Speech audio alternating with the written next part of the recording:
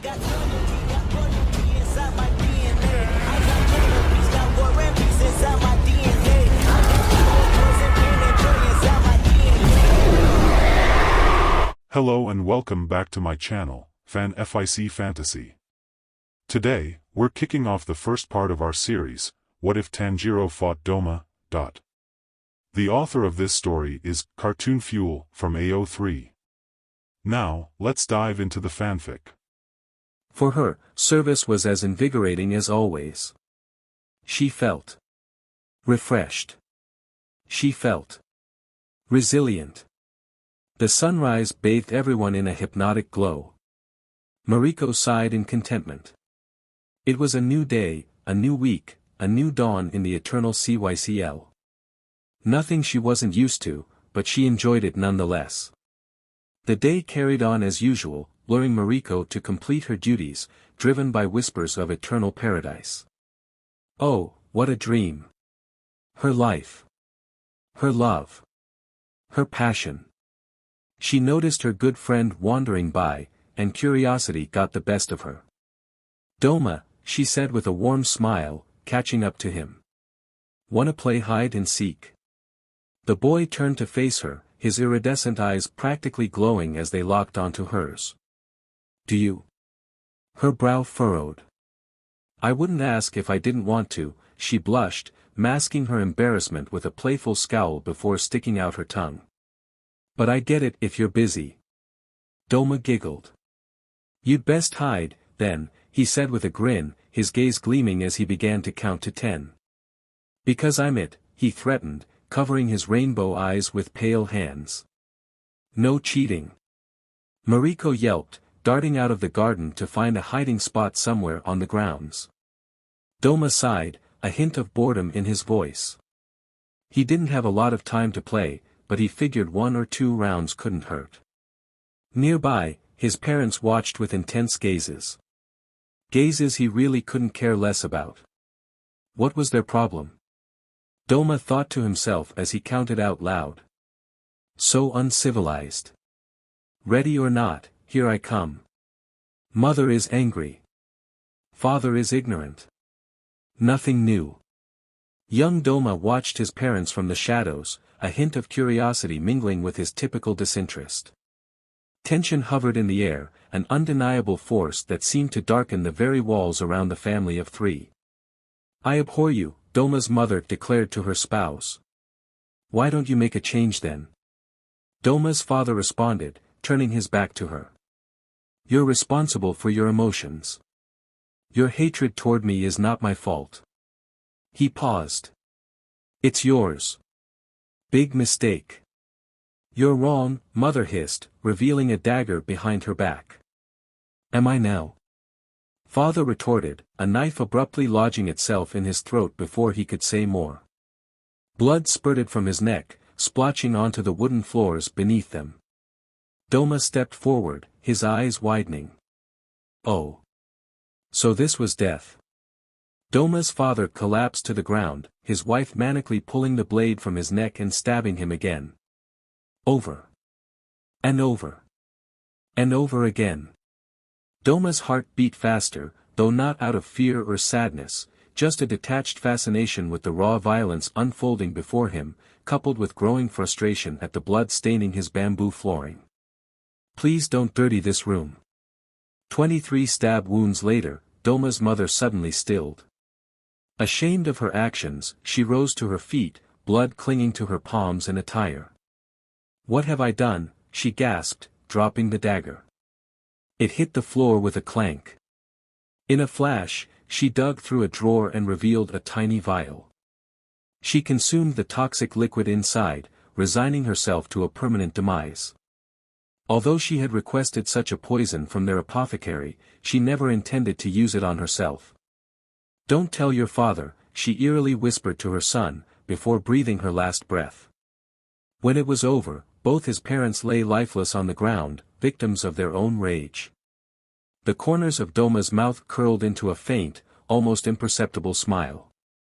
Just as suspected, the child murmured, turning away from the crime scene, his heart as untouched as ever. The floorboards are covered in blood. He dragged the tip of his index finger through the pool of crimson liquid. They were imported, too. What a mess. Douma wept. Several years had passed since the tragic end of Lord Douma's parents. Per his request, all members of the Eternal Paradise faith didn't bat an eye following the incident. Life carried on as usual. Late one afternoon, Douma sat with the lovely Mariko amidst the fragrant blooms of the temple gardens. Lanterns cast a mystical hue over the meticulously tended grounds, adding gravity to their already complicated conversation. Mariko, her fingers trembling around a delicate handkerchief, finally found her voice. Lord Douma, she began, her tone laced with reverence, our union would honor our families and uphold our ancestors' wishes. My parents were overjoyed. Douma's expression remained empty, his gaze penetrating yet distant as he weighed her words. Marriage, he intoned solemnly, is a concept that eludes me. I do not understand it, nor do I longing it. Tradition should not be immune to change. You really should be grateful I'm even lending you an ear. Lending an ear. He better. That was half his DMN job. Mariko's heart sank at his dispassionate response, but she continued. Do you not yearn for unity, Douma? A connection that transcends duty alone. He regarded her with cool detachment. Unity is found in service to our heritage. Emotions cloud the path of our sacred obligations, namely paradise. Marriage, to me, is unnecessary. Mariko struggled to maintain composure, a hint of dismay flickering across her features. And love? Does it hold no place in your heart? Douma's gaze sharpened, his words cutting through the air. Love is cute at first, and nothing more. What fascinates me is how love changes over time, so often morphing into something objectively heartless at its core. But I digress. It is not something I wish to understand or value at this time. I must focus on the mission. Mariko bowed her head, her voice barely above a whisper. Yes, Lord Founder. I understand. I will fulfill my role here with undying dedication, despite you going back on your word. I'll inform my family of the decision as soon as I am able. Douma smiled innocently, acknowledging her commitment. Wonderful. I'm so glad we could chat. This was weighing so heavy on my heart, and I'm certain the same goes for you.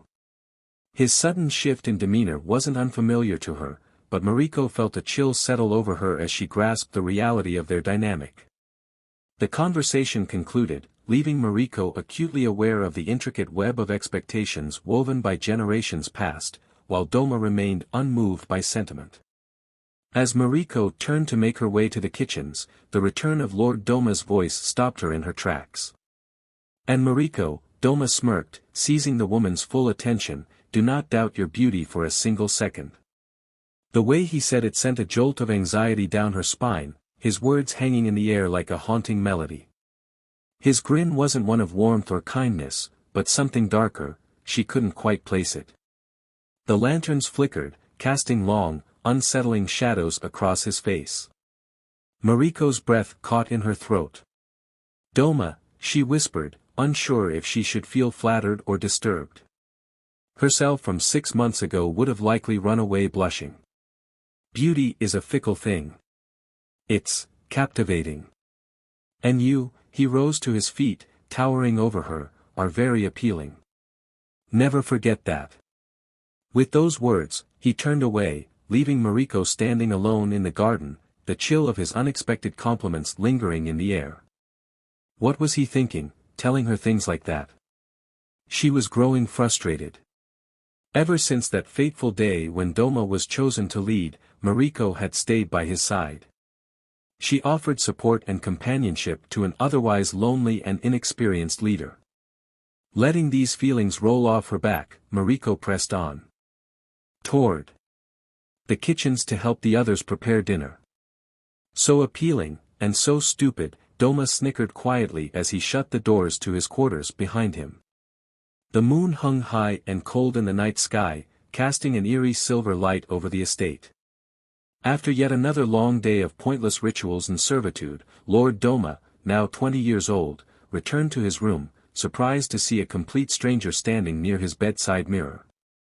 The man's presence alone was beyond unsettling, exuding an aura of immense power and authority. "Who are you?" Douma asked, his voice steady. "You can't possibly be one of us, I rarely forget a face. This boy. Is he completely unafraid? I cannot smell a single ounce of fear on him. I don't like it." The stranger stepped forward, his crimson eyes gleaming in the dim light. "I am Muzan Kibutsuji," he said, his voice smooth and commanding. "I have come to offer you and your followers a path to immortality." Muzan Kibutsuji. Douma raised an eyebrow, his curiosity piqued. "Cutting to the chase, I like it. So, what else brings you to my humble abode?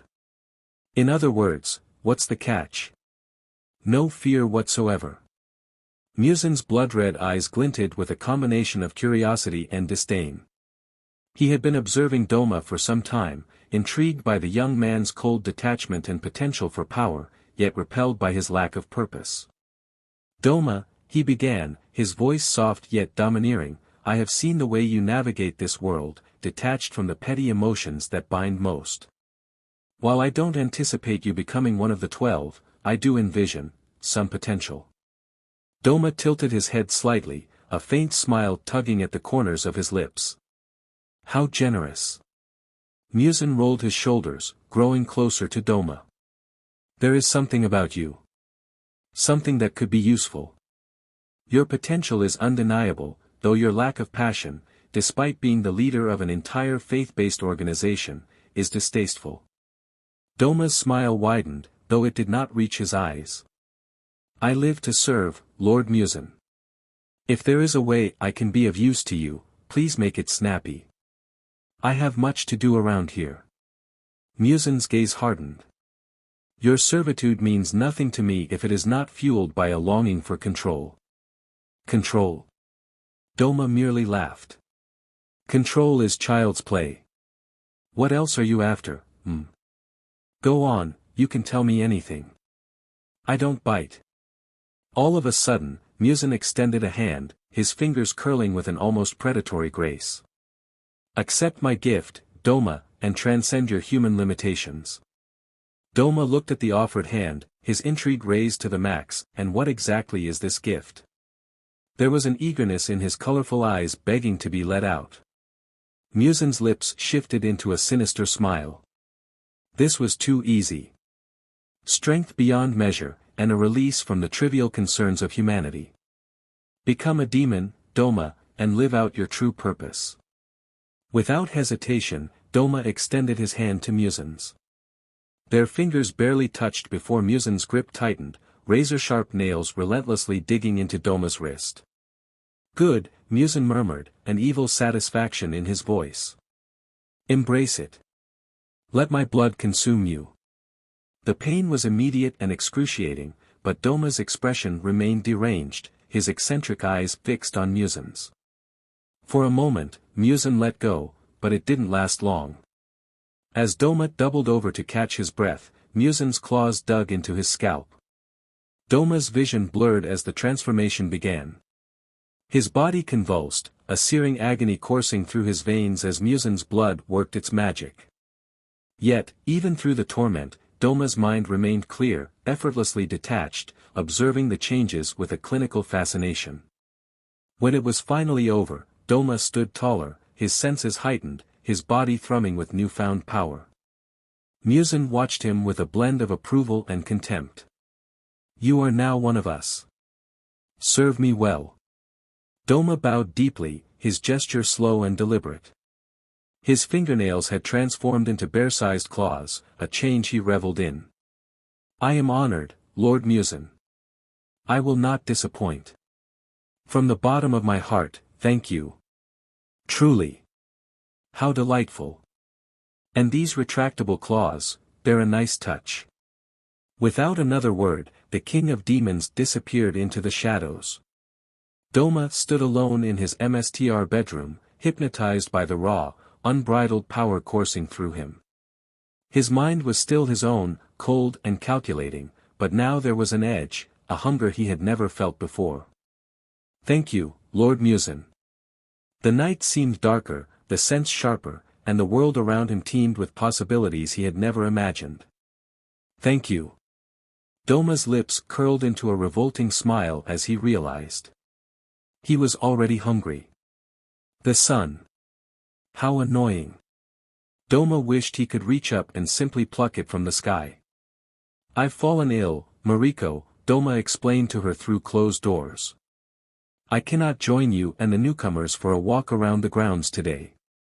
Mariko huffed, pressing her ear up to the door. "Do let me know when you feel better," she requested before turning to leave.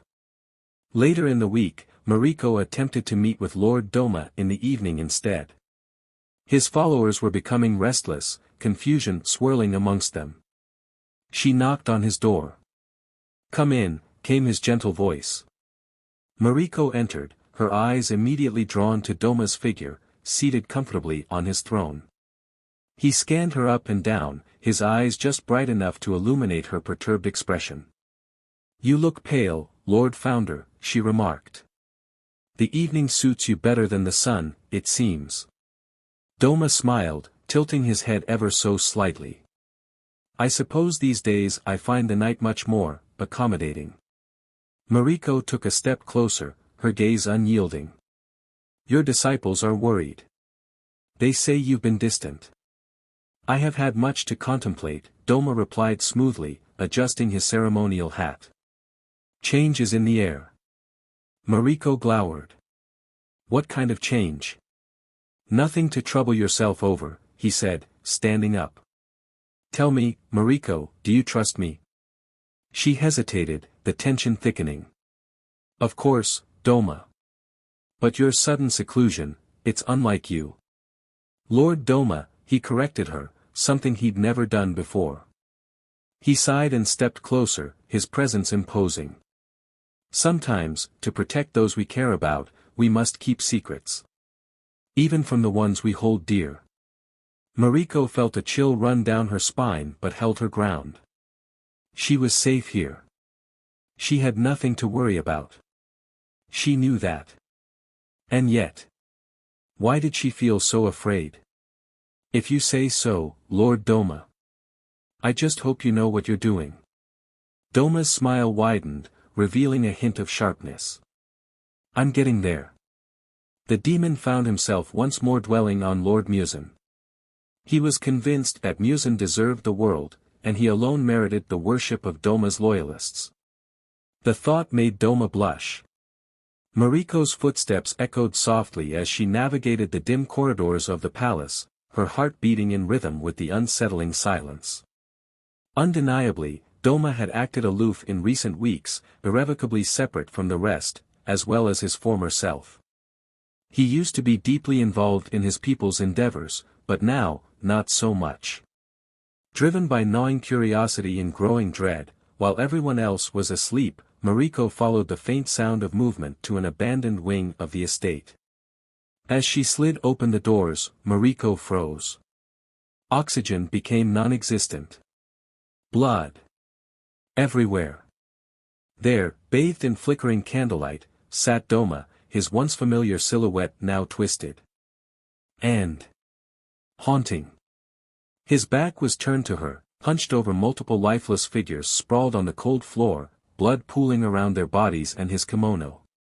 "Ah, Mariko," Douma's voice, tinged with eerie calmness, broke the overwhelming silence. He bit into a child's leg, chewing with delight. "How are you?" He swallowed. A strangled gasp escaped Mariko's lips, her hand instinctively covering her mouth to stifle the scream threatening to break free. She couldn't tear her eyes away from the scene unfolding before her, Douma, now some kind of monster, feeding on human flesh with a repugnant hunger. Realization dawned on her with sickening clarity. He'd been acting so strange lately. This was the truth she had feared, the secret Douma would quite possibly kill to protect. Douma then stood and faced her, smearing blood from his lips with one hand. "Something on your mind, dear?" He liked his lips and smiled. What's wrong? The room was ice cold. She had so many questions. What are you? When did this happen? For what reason? How? Speak up. But disbelief paralyzed her. Please, Mariko. Bloodied claws reached for a lock of her hair. The silence is killing me. His eyes narrowed. Does seeing paradise for yourself frighten you? There's no need to worry. They're with me forever now. She couldn't bear to look at her friend. You should be happy for them. Survival instincts kicked in, urging the woman to flee before Douma could act, her long hair slipping right through his fingers. Without a word, she turned to run, her footsteps echoing loudly in the empty corridor. Douma only smirked. Panic consumed Mariko as she sprinted through the halls, every shadow transforming into a lurking threat. Behind her, she heard the alarming sound of Douma's pursuit, his inhuman speed closing the gap with terrifying swiftness. Oh, Mariko! Douma's cheery voice echoed through the corridor, chilling her to the bone. Look how light on your feet you are. I'm impressed. Adrenaline surged through Mariko's veins, her breath coming in ragged gasps as she raced towards the facility's main entrance. Desperation lent her strength as she pushed herself to the limits of endurance, the chilling certainty of Douma's intent driving her forward. But just as she reached the threshold of escape, a vice-like grip closed around her arm, yanking her back with brutal force. Mariko cried out in pain and terror as she was spun around to face Douma, his eyes ablaze with an otherworldly hunger, devoid of any ounce of humanity she once knew. The blood from his fingertips leaking onto her clothing made her wince. Got you. In that moment, Mariko knew there was no escape. She had stumbled upon a truth too dangerous to leave alive, and now faced the horrifying consequence of uncovering her friend's secret. Funnily enough, it took her a second to realize the blood soaking through her sleeves was her own. His pointed nails were quickly tearing into her arms, his grip digging deep into her skin.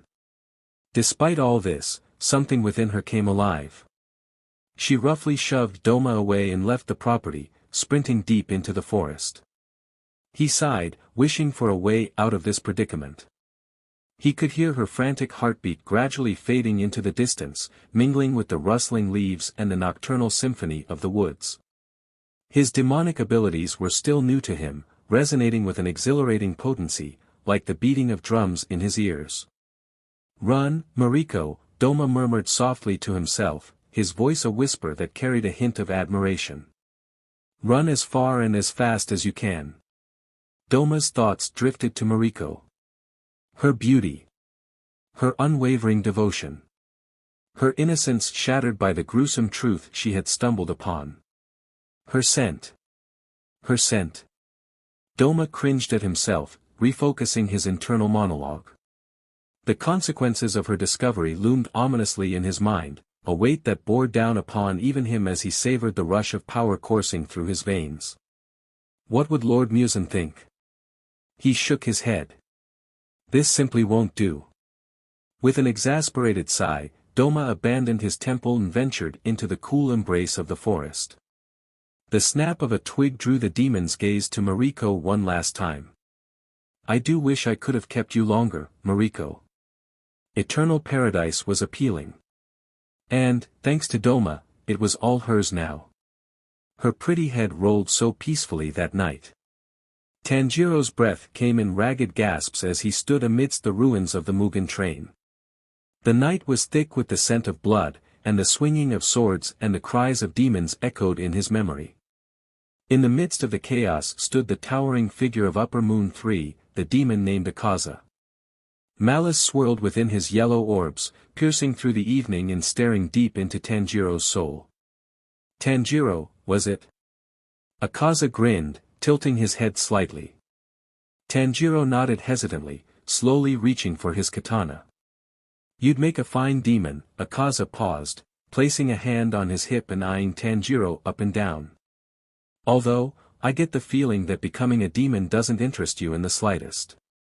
You're the one who killed Rengoku. You'll pay for what you've done. Bold words, Akaza chortled in response.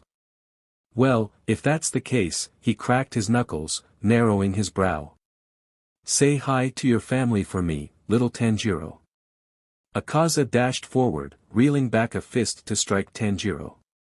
However, he was forced to retreat as Rengoku Kaijuro, the flame Hashira, inserted himself between Tanjiro and the upper moon, facing Akaza with steadfast determination.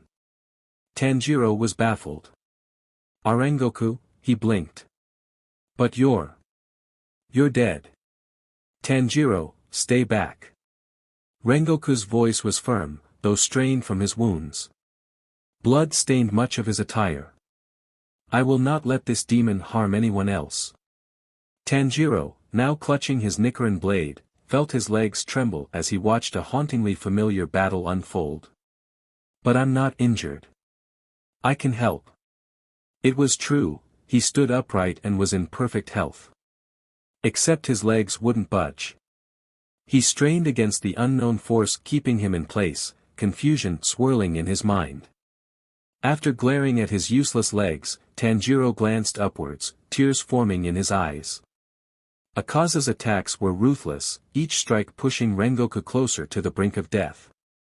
The flame Hashira fought valiantly, his tenacity a burning beacon in the night's shadows. Become a demon, Kaijuro. Akaza laughed, his movements a blur as he targeted Rengoku's vital points. You have so much potential. It's a waste for you to die as a human. I will never become a demon. Rengoku roared, his blade igniting with fiery resolve.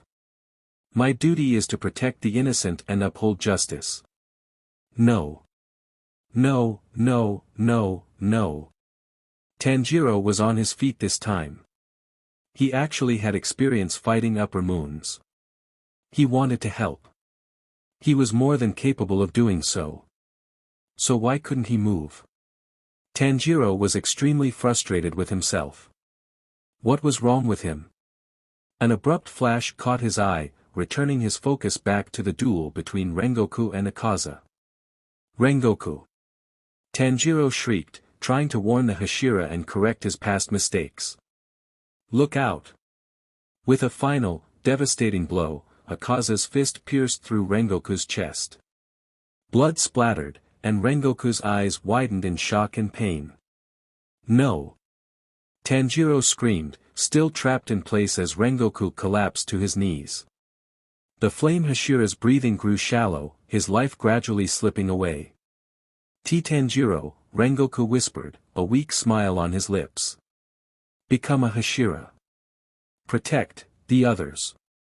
I believe in you. His eyes closed, and his body went still. Tanjiro's world shattered all over again, tears rolling down his face. This is all my fault. I could have helped. Why couldn't I move? A sinister laugh echoed through the night, chilling Tanjiro to the bone. He looked up to see Muzan Kibutsuji, the progenitor of all demons, standing where Akaza had been. His presence was a dark void, suffocating and absolute, and Rengoku's lifeless body was nowhere to be seen. That's right, Tanjiro, Muzan sneered, his violent, bloodshot eyes locking onto the young demon slayer. How does it feel? To be responsible for the death of your loved ones. CRP, Tanjiro hissed, his grip on his sword tightening. Stay away. I'm warning you. Muzan's gaze shifted, and Tanjiro's heart froze when he realized Nezuko, his beloved sister, was standing behind him. As the sun rose behind her, she looked at the opposing demon with wide, frightened eyes that quickly turned to anger. The girl bared her teeth and let out a low growl, untouched by the power of the sun. Nezuko! Tanjiro shouted, trying to move to protect her. But he was still frozen in place, able only to watch as Muzan briskly walked up to him until they were mere centimeters apart. Somehow, the sunlight wasn't affecting him either. A lone snowflake drifted between them, landing on Tanjiro's nose. In an instant, Muzan's form blurred, and he was upon Nezuko.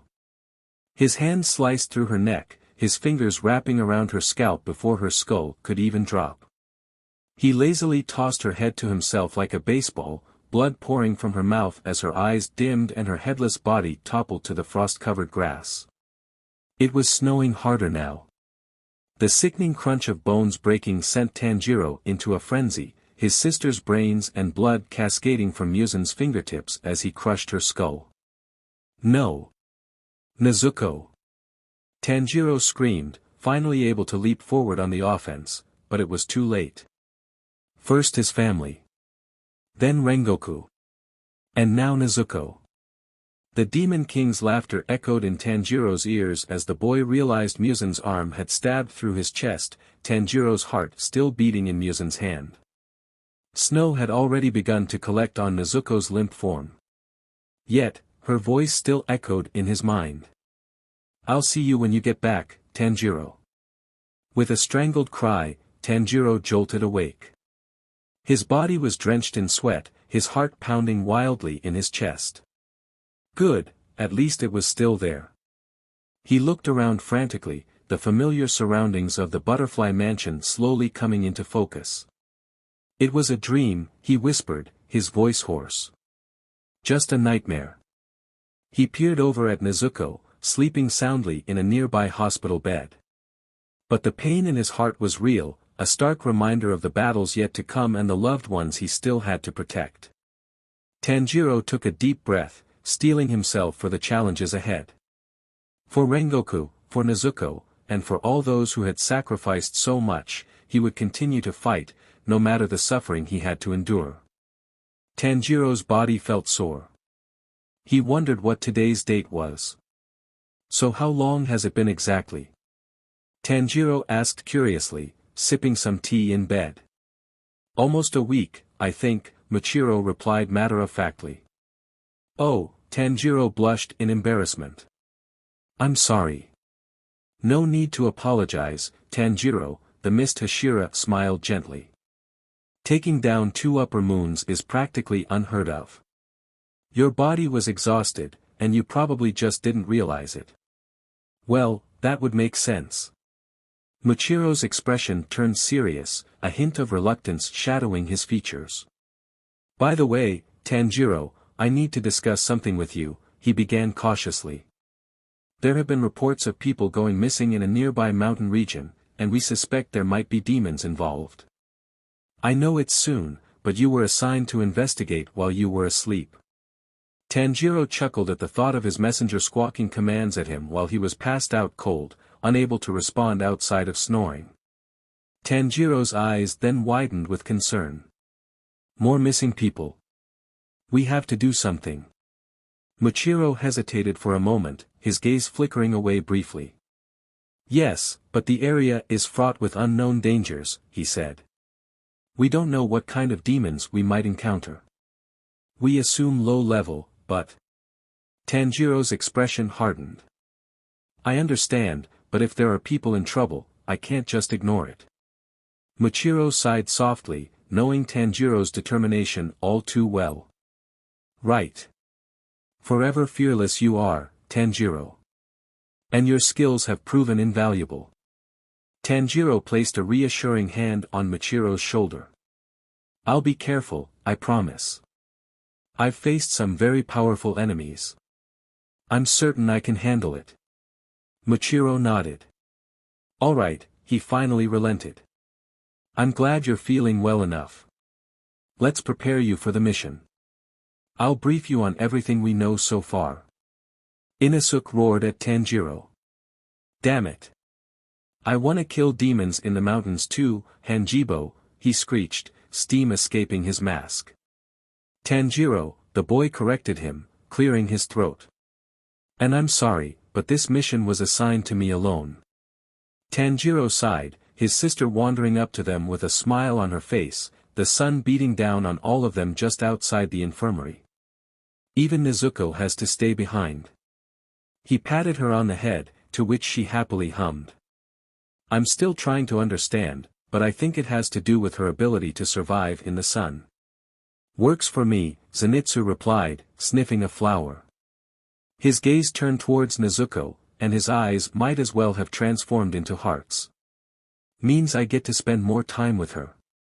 Tanjiro smiled awkwardly, but before he could respond, Inosuke bounded in front of him. We should be training, not flirting with Kanjibiro's sister. Tanjiro rolled his eyes and rose to his feet. You know what, Inosuke? I agree completely. Wait, Zenitsu shook his head.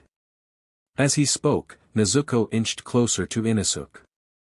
So you mean to say not even a Hashira was assigned to this mission with you? They're all busy getting ready for the Hashira Training Program, or at least that's what Takedo told me. Tanjiro stretched his calves, his focus solely on Zenitsu. Because of this, he didn't notice Nezuko stealing Inosuke's boar helmet and trying it on. Besides, it's not like I'll be pitted against another upper moon. The remaining few have gone into hiding. The commotion of Inosuke chasing Nezuko recaptured Tanjiro's attention, drawing laughter from his lips. Later that evening, he got ready to leave for the mountains. The faint moonlight guided his path as he trekked through the dense forest, his senses alert for any signs of demonic presence. The air grew colder as he ascended, the crisp scent of pine mingling with the lingering aroma of the possibility of snow. Suddenly, Tanjiro heard a soft rustling in the underbrush nearby. He tensed, hand gripping the hilt of his sword as he cautiously approached the sound. His breath formed puffs of mist in the night air as he listened intently, every nerve in his body ready for a potential attack. Just then, a small, fluffy creature emerged from the bushes, its bright eyes shining in the night. Tanjiro's eyes widened as he mistook the creature's glowing gaze for that of a demon's. He drew his sword, ready to strike, when the creature tilted its head curiously and let out a soft yip. Tanjiro blinked, lowering his sword slightly. Wait a minute, he muttered to himself, squinting to get a better look. The creature stepped closer, revealing itself fully in the moonlight. It was a small fox, its fur a vibrant mix of red and white, with a bushy tail that wagged gently. The fox sat back on its haunches and stared up at Tanjiro with a playful glint in its eyes. Realizing his mistake, Tanjiro let out a relieved sigh and sheathed his sword, a smile spreading across his face. You're not a demon, Tanjiro chuckled, crouching down to get closer to the animal's level. I suppose you're not the one responsible for the missing people in this region, are you? The fox yipped again, almost as if it was agreeing with him. It took a tentative step forward, its nose twitching as it sniffed the air around Tanjiro. He reached out a hand slowly, allowing the fox to approach at its own pace. The fox sniffed his fingers curiously before nuzzling its head against his hand. Tanjiro's smile widened, and he gently scratched behind the fox's ears. You're a friendly one, aren't you? He remarked. The fox closed its eyes in contentment, leaning into his touch. For a few moments, Tanjiro forgot about his mission and the dangers that lay ahead.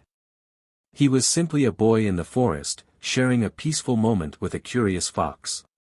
The warmth of the fox's fur and its gentle demeanor were a welcome comfort in the cold, dark woods. Eventually, the fox pulled away and looked up at Tanjiro with bright, intelligent eyes. It gave one final squeak before darting back into the underbrush, disappearing as quickly as it had appeared. Tanjiro watched it go, feeling a sense of calm wash over him.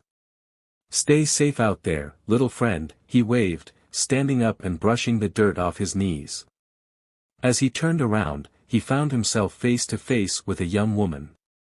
Her hair was a tangled mess of brown strands, matted and unwashed, framing her haggard face with streaks of dirt on her cheeks. Her clothes, once probably neat and ordinary, were now torn and tattered, bearing the signs of rough living and hurried flight. Tanjiro's heart sank as he took in her appearance. Her eyes, wide with fear and exhaustion, held a haunting vulnerability that struck him deeply. She looked like someone who had been running for her life, and the urgency in her gaze spoke volumes. Are you all right? Tanjiro asked softly, his voice gentle and concerned. He instinctively took a step closer, but not too abruptly, mindful of her potential fear of sudden movements. Are you in trouble? The woman hesitated, as if assessing him, before she finally spoke in a voice tinged with weariness and fear. I'm looking for somewhere, she murmured, her words almost lost in the rustling of the wind through the trees. I heard it's deep in these woods, they say it can fix all my problems. Could this be a lead? Tanjiro furrowed his brow, his concern deepening. He could sense the desperation in her voice, the hope mixed with uncertainty. Somewhere in these woods, he repeated gently. What kind of problems are you facing? Her gaze flickered with a soiree of emotions, fear, longing, and a glimmer of fragile hope.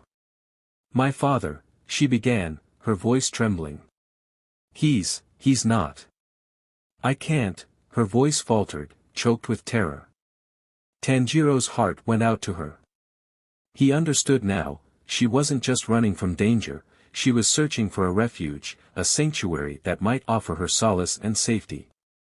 You're safe now, he assured her softly, reaching out a hand in a gesture of comfort. Let me help you find this sanctuary. You don't have to face this alone. Tears welled up in her eyes, grateful yet still wary. Okay, she whispered hoarsely, her voice cracking with emotion. I've been searching for so long. I just want to find peace. Tanjiro nodded understandingly. We'll find it together, he promised, his voice steady and reassuring. I'll do everything I can to help you. I promise. She hesitated only briefly before tentatively reaching out, her hand trembling as it met his. What's your name? Tanjiro asked gently, realizing they hadn't properly introduced themselves. She hesitated, then replied with a slight quiver in her voice, I'm Haruka. Tanjiro smiled kindly. Haruka, he stated, as if testing the sound of her name. It's nice to meet you, Haruka. My name's Tanjiro. Before their conversation could continue, the tranquility of the forest was shattered by a sudden commotion in the surrounding bushes. Could it be a demon? It sure didn't smell like one. Tanjiro instinctively tensed, his senses once again on high alert as a massive bear emerged from the foliage, its fur bristling with aggression. Saliva dripped from its jaws, indicating disease. Without hesitation, the demon slayer stepped in front of Haruka, shielding her from the bear's looming threat. A fox tail dangled from its mouth. The beast roared menacingly, its eyes fixed on them with primal intensity. Tanjiro, so accustomed to battling demons, found himself in unfamiliar territory fighting a wild animal. Perhaps he could imagine this as a duel with Inosuke. The bear lunged forward with sheer force, flinging Tanjiro and Haruka across the clearing. Tanjiro crashed against the back of a boulder, the impact jarring him. Darkness threatened to overtake him, his vision swimming as he struggled to stay conscious. What an embarrassing display. The last thing he heard was Haruka's voice, panicked and urgent, yelling at him to wake up before everything faded to black. Tanjiro's head throbbed with pain, a sharp reminder of the bear attack. Yet, the atmosphere around him was oddly peaceful. You're awake. A gentle voice cut through his discomfort. Turning his gaze, Tanjiro saw a young woman with long, flowing hair and a kind smile approaching him. She wore traditional white attire, and her eyes sparkled with a mix of intrigue and concern. A vibrant purple flower was tucked behind her left ear. How are you feeling? She asked, her voice soft yet steady. You and your girlfriend took quite a hit from that nasty bear. Girlfriend? Did she mean Haruka? Tanjiro blinked, trying to gather his thoughts. Where am I? He managed to ask. We're in paradise, she replied with a serene smile, sitting down beside him. You're in luck, it's the most appealing place. We found you injured in the woods and brought you here to recover. Paradise? Tanjiro echoed, puzzled. He struggled to sit up, his muscles sore and stiff. I don't remember. How did I get here? The woman nodded sympathetically. As I mentioned, you were attacked by a bear, she explained patiently. Tsuneshima saw it happen and rushed to help you. You've been unconscious for a bit, but you're safe now. But, the boy frowned, his mind racing. Why am I here? Who are you? He pressed, his tone gentle yet insistent. My, so many questions. She hesitated, her expression flickering with a blend of emotions, caution, wariness, and something else Tanjiro couldn't quite decipher. I'm Yumiko, she finally introduced herself, offering him a welcoming smile. I'm here to take care of you and make sure you fully recover. Tanjiro nodded slowly, studying her features. Despite the circumstances, he couldn't help but notice her beauty and the kindness in her eyes. Thank you, Yumiko, he said sincerely. That's very kind of you. Yumiko's cheeks flushed slightly, and she chuckled softly. Thank you, she replied, a hint of amusement in her voice. You're quite charming yourself. Might I ask your name? Initially, Tanjiro wanted to share it. He quickly changed his mind, deciding to play it safe. I can't recall, he responded. I think I have. A concussion. It wasn't like him to lie, but he couldn't trust Yumiko with his name yet. He wondered if Haruka had shared it with anyone. I'm sure it will return to you, Yumiko reassured him. As Tanjiro settled back against the pillow, he couldn't shake off the unease lingering in the back of his mind. This place seemed tranquil, but there was undoubtedly an underlying cesspool of mystery he couldn't ignore. Yumiko, he began tentatively, can you tell me more about paradise? Yumiko's smile faltered slightly, her gaze turning thoughtful. It's our home, she explained carefully. A place where we find peace and harmony, where we can freely practice our faith, far away from the troubles of the world. Faith? Tanjiro wanted to ask. Troubles, he probed instead, sensing the woman's hesitation. Yumiko glanced around the room briefly before meeting Tanjiro's gaze again. There are dangers out there, she murmured cryptically. But here, under Lord Douma's guidance, we are protected. Lord Douma. Tanjiro stared at the ceiling pensively, the name sounding vaguely familiar. He is our leader, Yumiko said with reverence. He saved many of us, including me. He's truly wonderful. You should meet him. Tanjiro frowned, his thoughts swirling with questions. And what does Lord Douma want? He asked cautiously. Yumiko's expression softened, but her eyes clouded with uncertainty. He wants us to find inner peace, she replied carefully. To let go of our past sorrows and embrace a new beginning, to embrace eternal paradise. Tanjiro nodded slowly, absorbing her words. I see, he muttered, though doubts gnawed at him. Thank you for taking care of me, Yumiko. Yumiko smiled happily. Of course. That reminded him. Where is Haruka? And who is Tsuneshima? Tsuneshima saved you. And Haruka? She kept smiling. Rest now. You need to regain your strength. He grimaced. Are you not going to answer my questions? Yumiko's charm was a slide of luck, her cuteness kept distracting Tanjiro. She reminded him of Mitsuri. Please rest. She patted him on the head. The MSTR will worry if you don't. Hey, Tanjiro tugged on her sleeve. I'd appreciate some answers. She sighed. It is customary for Lord Douma to answer these kinds of questions. I don't understand. He peered down at his own attire, noticing that he wore the same white uniform as her. Where are my things? More importantly, he couldn't afford to lose his sword again. I am not yet qualified to help you further with this. I'd hate to spread misinformation. After tomorrow's ceremony, I can arrange a meeting for you and the MSTR. Yumiko, Tanjiro snapped, I'm happy to discuss this with Lord Douma, but please know that I cannot stay long. More than anything, I ask because I want to ensure Haruka's safety. Yumiko acknowledged his words with a hum and turned to leave, saying nothing more. You wanted to see me, Lord Douma? It was dark in his temple, the only light coming from a chandelier hanging from the ceiling. Yumiko. Douma smiled from ear to ear, his fangs out for the world to see. The girl approached him, eyes wide with loyalty. Yes, I have another task for you. Douma's voice was soft, almost tender, as he extended his hand. In it, he held a gleaming knife, its blade catching the candlelight. The gods have spoken to me. They were hoping you could lend them an ear. How exciting, she would be the one to get to speak with them. Yes, of course. Anything at all. Literally. He flipped the knife around so that he was holding the blade, offering for her to take it from him.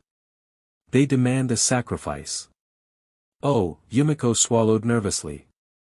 I see. Shaking, she reached for the weapon and glanced at Douma. Right away. As a left-handed person, she held the knife up to her right ear. Douma let his head rest in the palm of his hand as he leaned forward, watching with intent. Good girl. I'm sure they'll be pleased. Like the others, Yumiko had devoted herself to Douma, believing in his divine visions and promises of enlightenment.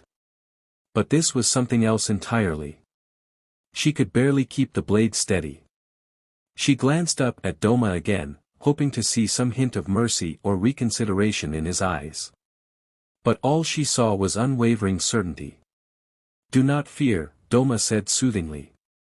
The pain will be fleeting, and the reward eternal. No, I want to. She hesitated, finally cutting her ear upward starting between the lobe and her skull.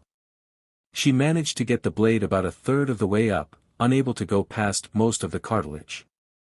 Blood leaked down her neck, warm and slick, staining her hands and dripping onto the wooden floor. Can you please help? My hand won't move any further. Douma stood. You're lucky I like you so much, he chuckled, kneeling before her and reaching for the knife trapped in her fingertips. Tsunoshima had to do the same with his tongue, and he turned out okay.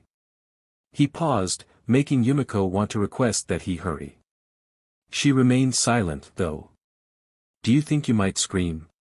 Tears were already streaming down her face, so she imagined screaming wasn't out of the question. I might. Douma frowned, his hand replacing hers around the knife. We can't have that now. Someone might hear. I'll try not to, she stammered. The constant stinging quickly blossomed into searing pain as Douma sawed through Yumiko's cartilage and flesh. Her ear fell to the floor, landing in a pool of blood. Douma's hand flew over her mouth, silencing her agonizing cry. You did so good, he sang, his words falling on deaf ears.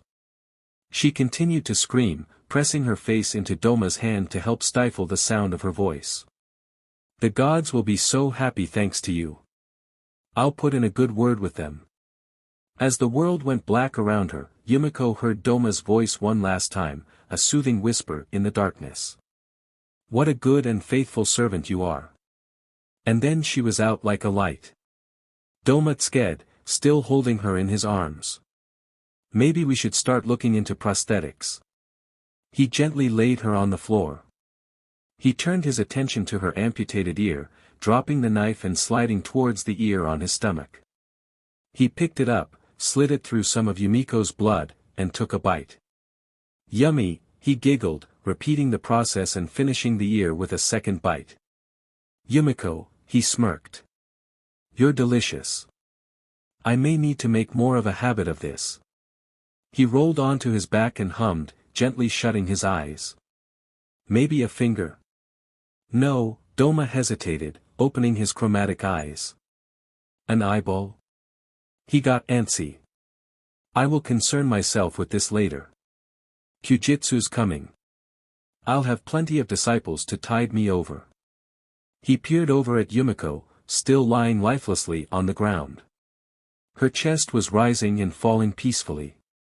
Time to get you bandaged up, Yumiko. We have a big day tomorrow. The next day, Yumiko entered Tanjiro's room, her eyes sparkling with anticipation. Today is Kyujitsu, she exclaimed, hurrying over to his side. We need to get ready. But I should mention that Lord Douma has allowed me to give you a tour of the grounds. Would you be interested? Tanjiro rubbed his tired eyes before looking out the window. It was raining. I'd like that, yes, the demon slayer smiled, removing his covers and managing to stand. He immediately noticed the fresh bandages wrapped around Yumiko's head. Wait, the boy stepped closer to her. Whoa! What happened to you? He had planned to ask her about his stolen gear again, but her change in appearance disrupted his thoughts. She still wore her purple flower on the other side of her head, opposite the white bandages. Her smile faltered for a moment as she touched the bandage self-consciously. Oh, this, she said lightly, trying to brush it off. It's nothing, just a little injury from a few days ago. It will heal soon. Tanjiro frowned, sensing there was more to the story than Yumiko was letting on. What do you mean? He asked, his concern evident in his voice. You were fine just yesterday. Yumiko hesitated, then nodded with a small smile. Yes, and I'm still fine, she assured him. You must have not noticed before. Let's focus on our tour now. In confusion, Tanjiro's upper lip curled skyward, his eyebrows contorting slightly. Was he losing his mind? He decided to let the matter drop. Perhaps she was just embarrassed. As they ventured outside, raindrops pattered softly against the ground, filling the air with a refreshing scent.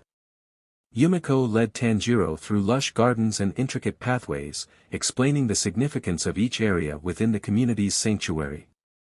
They passed serene meditation spots and elegantly adorned shrines, mostly dedicated to Lord Douma, according to Yumiko, all under the watchful gaze of the MSTR's temple.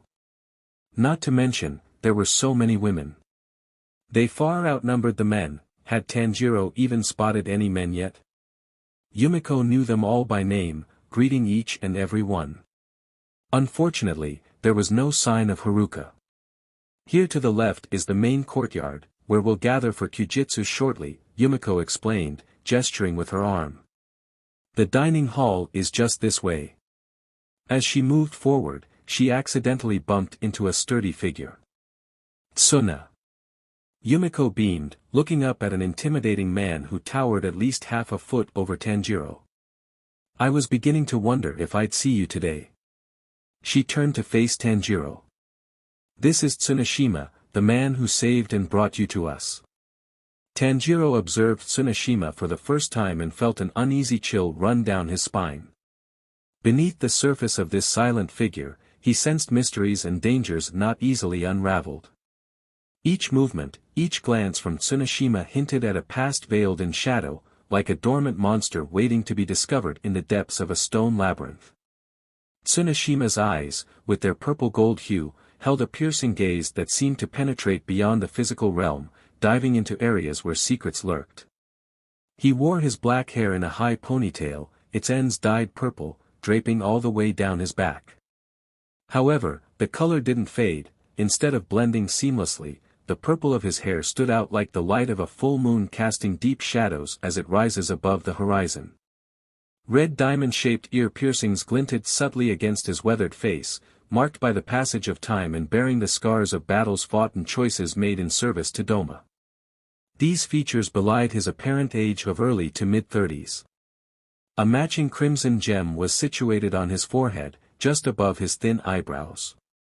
Yet, underneath his stoic facade simmered a quiet intensity, an undercurrent of unspoken loyalty that set him apart from other followers of Lord Douma. His robes were white like Yumiko's, but the fabric smelled more expensive to Tanjiro. The demon slayer quickly noticed the faint outline of a belt adorned with kunai hidden within the attire. It's nice to meet you, Tanjiro extended his hand. The man's gaze fixed on it. Yumiko reached forward, clasping their hands together. Tsunashima serves as an advisor to Lord Douma.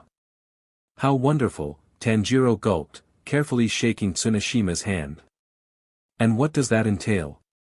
He advises, Yumiko chimed in again, giggling at Tanjiro's reaction to her vague explanation. He ensures Lord Douma's safety, as well as ours. Without a single word spoken, Tsunashima released Tanjiro's hand and brushed past them, continuing with his duties. Very few in paradise have ever carried weapons, Yumiko continued, her gaze zoning out on Tsuneshima as he turned a corner. Tsuneshima is one of them, armed with deadly kunai. Even Lord Douma doesn't carry such devices, as he considers them unrighteous. He doesn't talk much, Tanjiro observed. That's because he can't. Tanjiro blinked in surprise. An advisor who couldn't speak. How peculiar. It's true, the woman said, breaking the silence as rain drummed on the cover above the walkway. I've never heard him utter a word. Why can't he? He has no tongue, she said gloomily. He's also blind in both eyes. Tanjiro gasped, his hands flying to his head. What? Yumiko held in a laugh, using her palm to hide her sheepish smile. I'm kidding, she revealed. He can see just fine. Oh.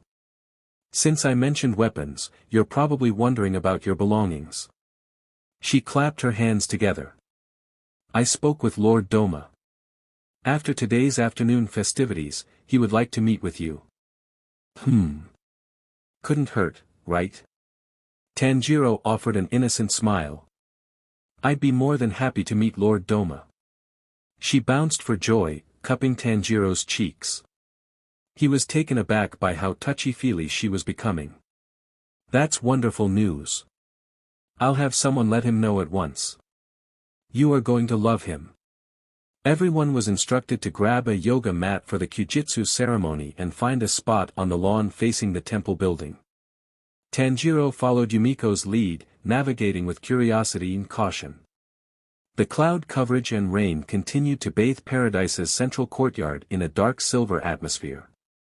So how do these typically go? Tanjiro asked. Yumiko placed her mat on the ground.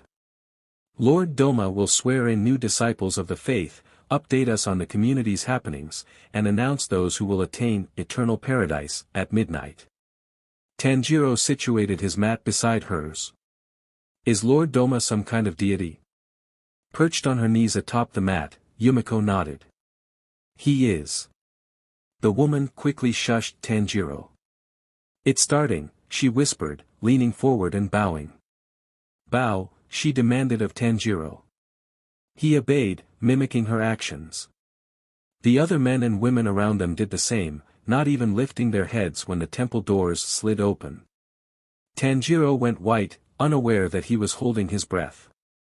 The immediate stench of demon was unmistakable. The drops of rain turned into snowflakes while Lord Douma's voice reverberated throughout the courtyard. Beloved disciples, Douma began, I stand before you today with a heart overflowing with gratitude and pride. Each of you has chosen the path of purity and righteousness, forsaking the chaos of the outside world for the serenity we have cultivated here. Tanjiro almost lifted his head to peek at the demon, only to be shunned by Yumiko. She narrowed her eyebrows at him, silently urging him to keep his gaze fixed on the texture of the mat beneath him. He could only listen as Douma vomited meaningless words. In this sacred place, we find solace and purpose. Here, under the protection of the hills, we are free from the burdens that plague the souls of those who wander aimlessly beyond our sanctuary. Together, we are building paradise, a refuge where pain and suffering hold no power over us. How could these people not see it? The contradiction between Douma's words and his true nature was glaring to Tanjiro. The believers looked so peaceful, so devoted, yet they were all blind to the hideous creature before them. Today, we gather to reaffirm our commitment to this divine mission. The path we walk is not always easy, but it is true. We have witnessed the transformation that devotion brings.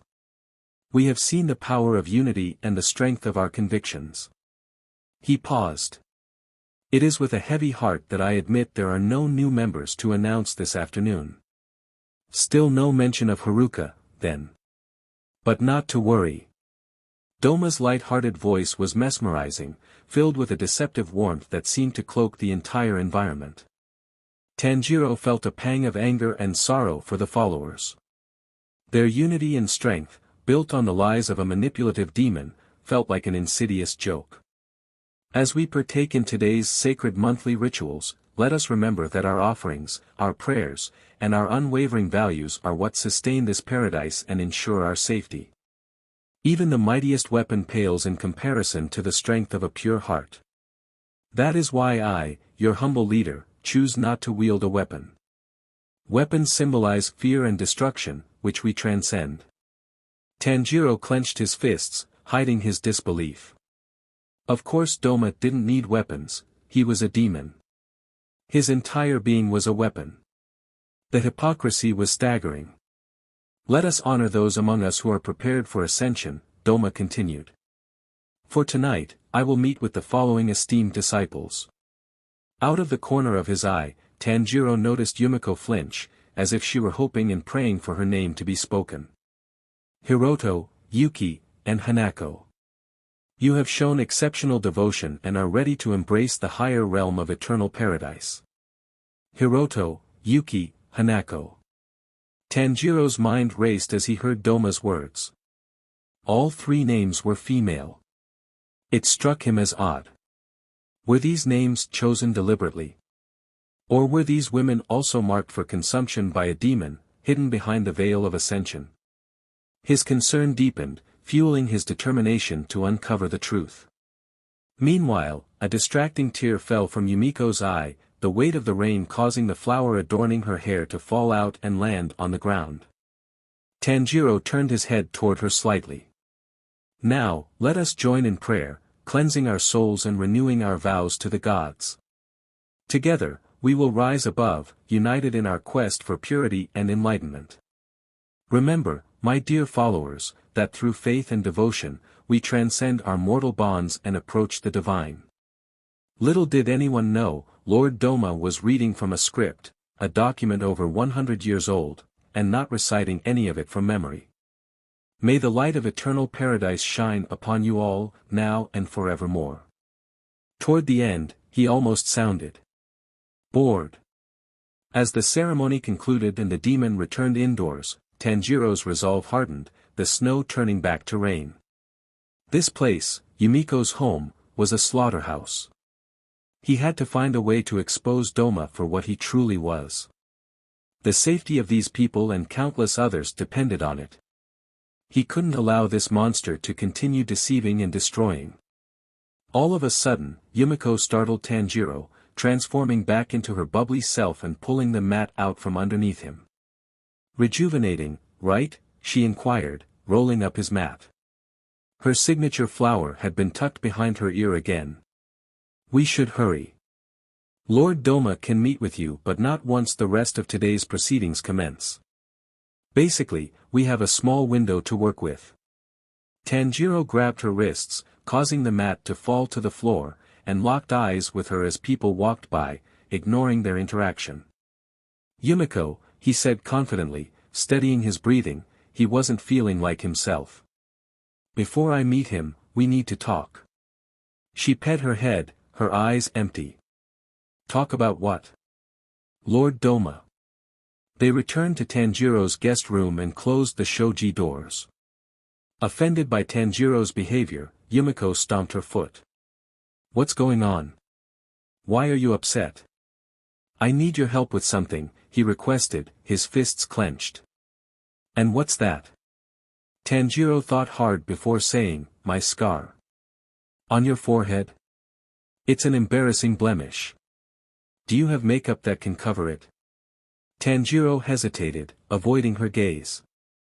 I'd hate for Lord Douma to disapprove of me. I can assure you, he won't mind it.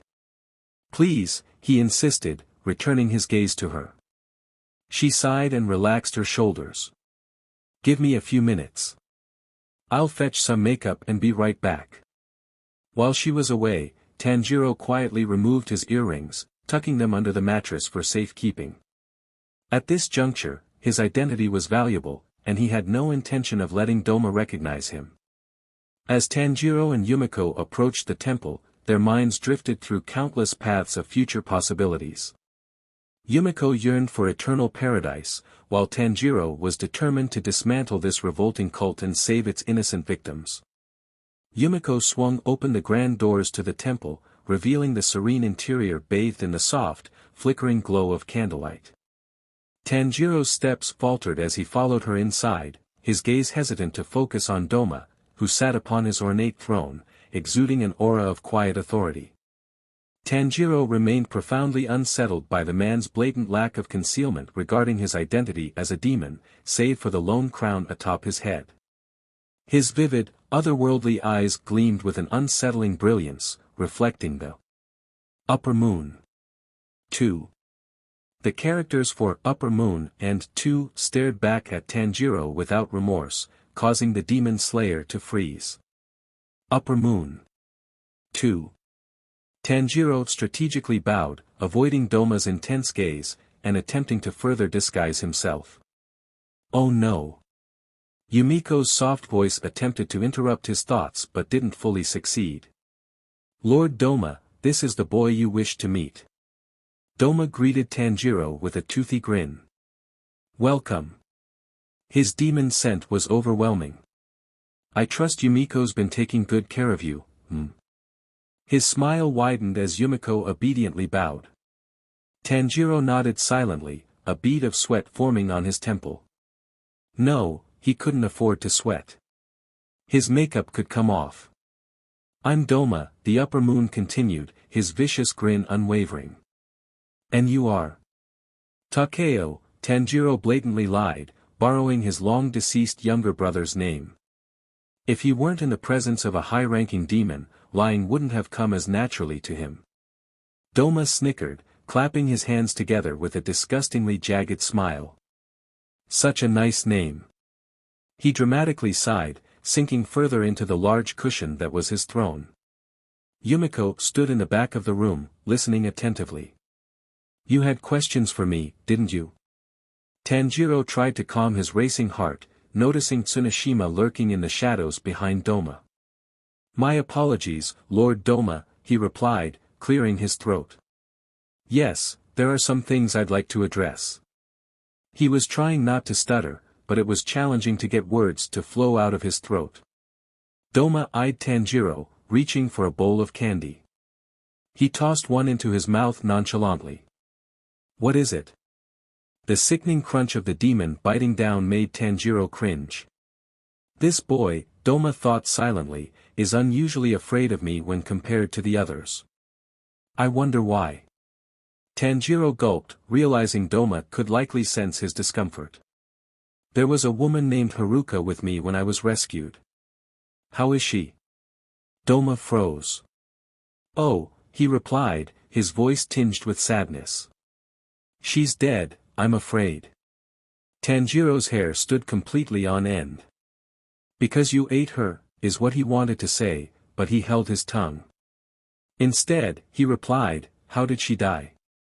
Douma popped another candy into his mouth. While chewing, he explained, well, if I can recall correctly, it was you who failed to protect her. Tsuneshima found her body torn in half, and her skull completely bashed in. Tanjiro's wide eyes locked with Douma's, his nostrils flaring. Where is she? Pardon? What did you do with the body? Douma snapped his fingers, summoning Tsuneshima to his side and whispering something in his ear.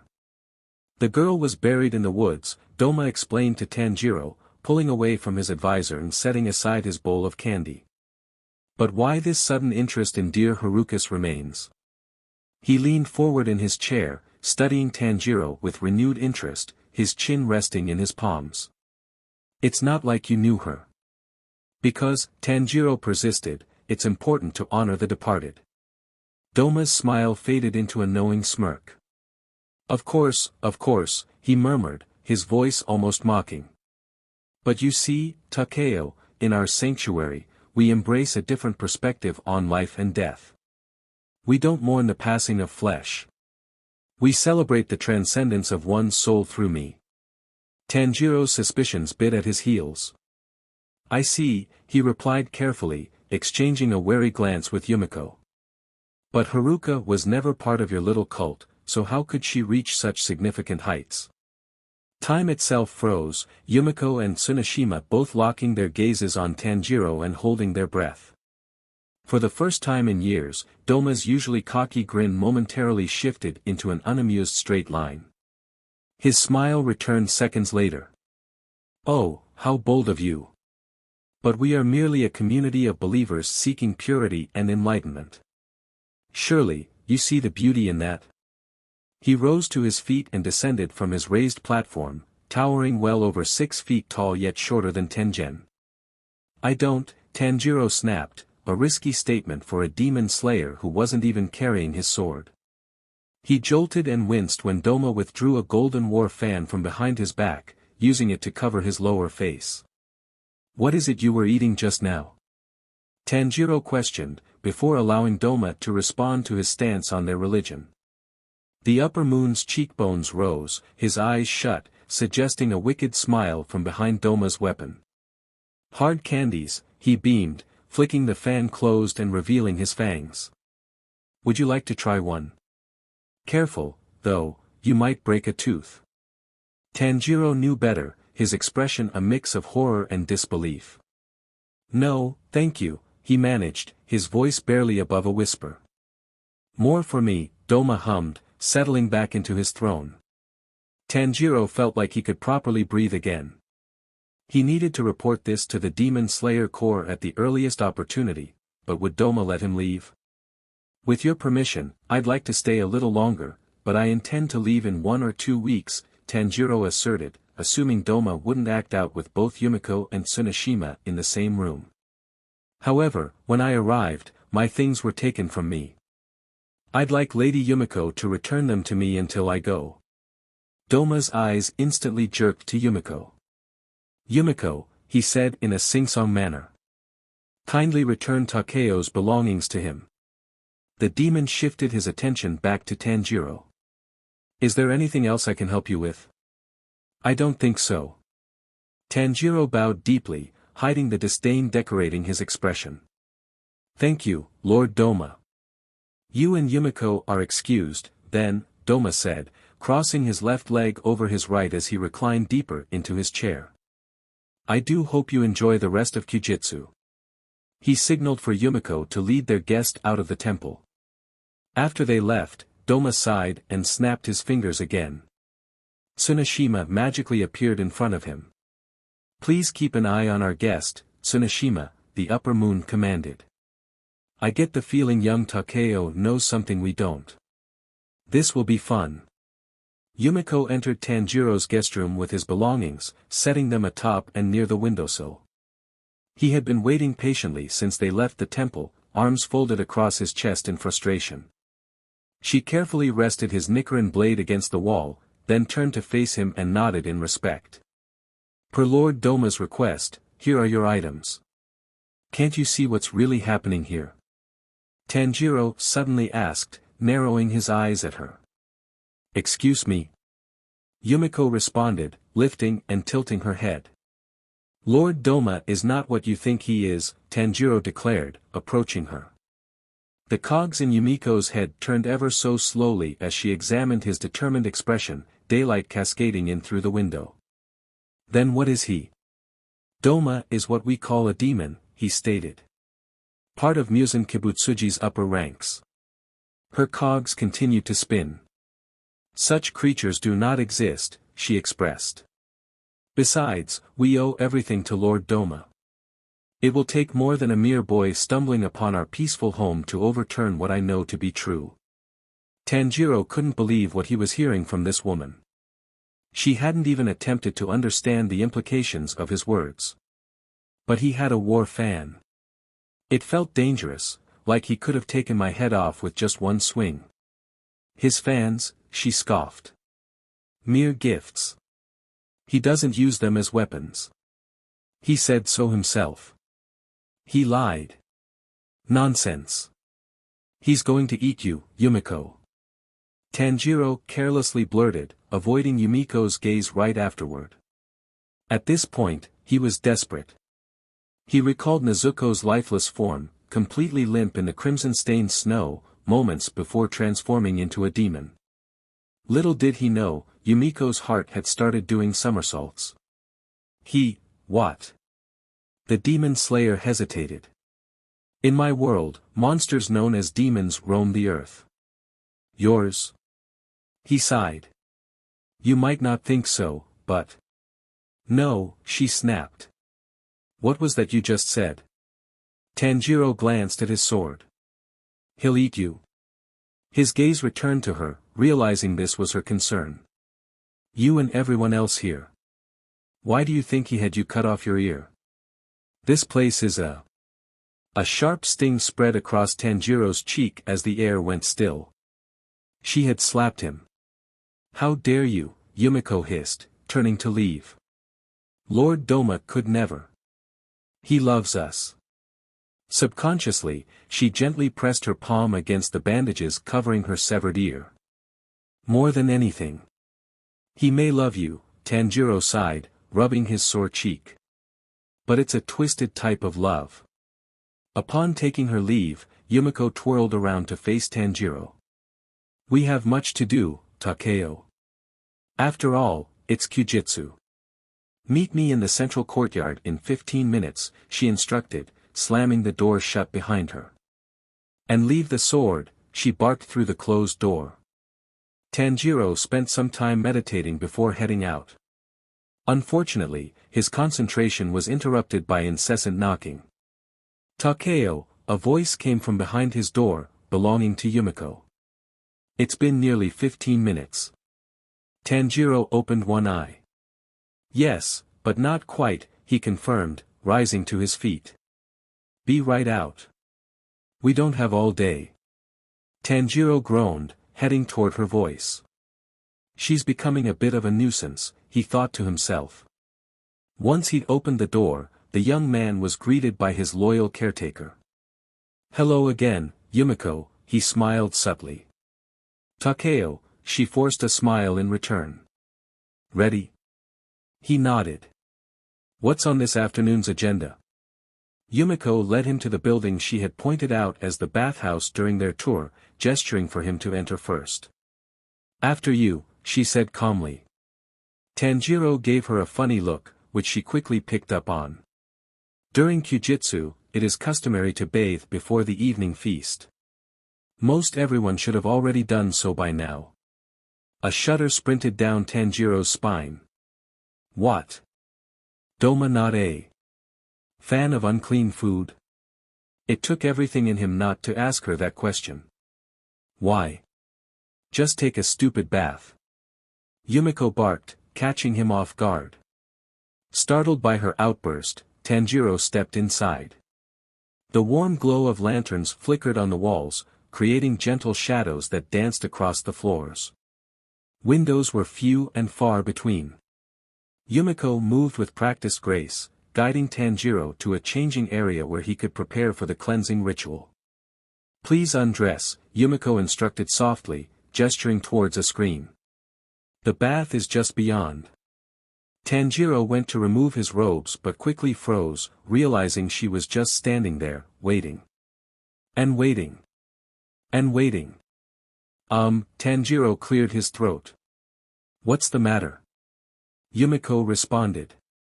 You need to undress. She reached towards his garments. Would you like some assistance? He quickly batted her hand away, a blush blooming across his entire face. Thank you, but that will not be necessary. What is? Yumiko held her tongue, knitting her eyebrows. I'm sorry. I should be more considerate since you're new around here. She turned to leave. I must inform you that both male and female share the same hot springs here and regularly bathe together.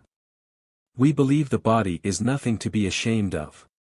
Of course you do. Tanjiro bowed his head in appreciation. Thank you for understanding. I will see if they need help in the kitchen, she assured him. I will return for you. Do not leave the bathhouse by yourself.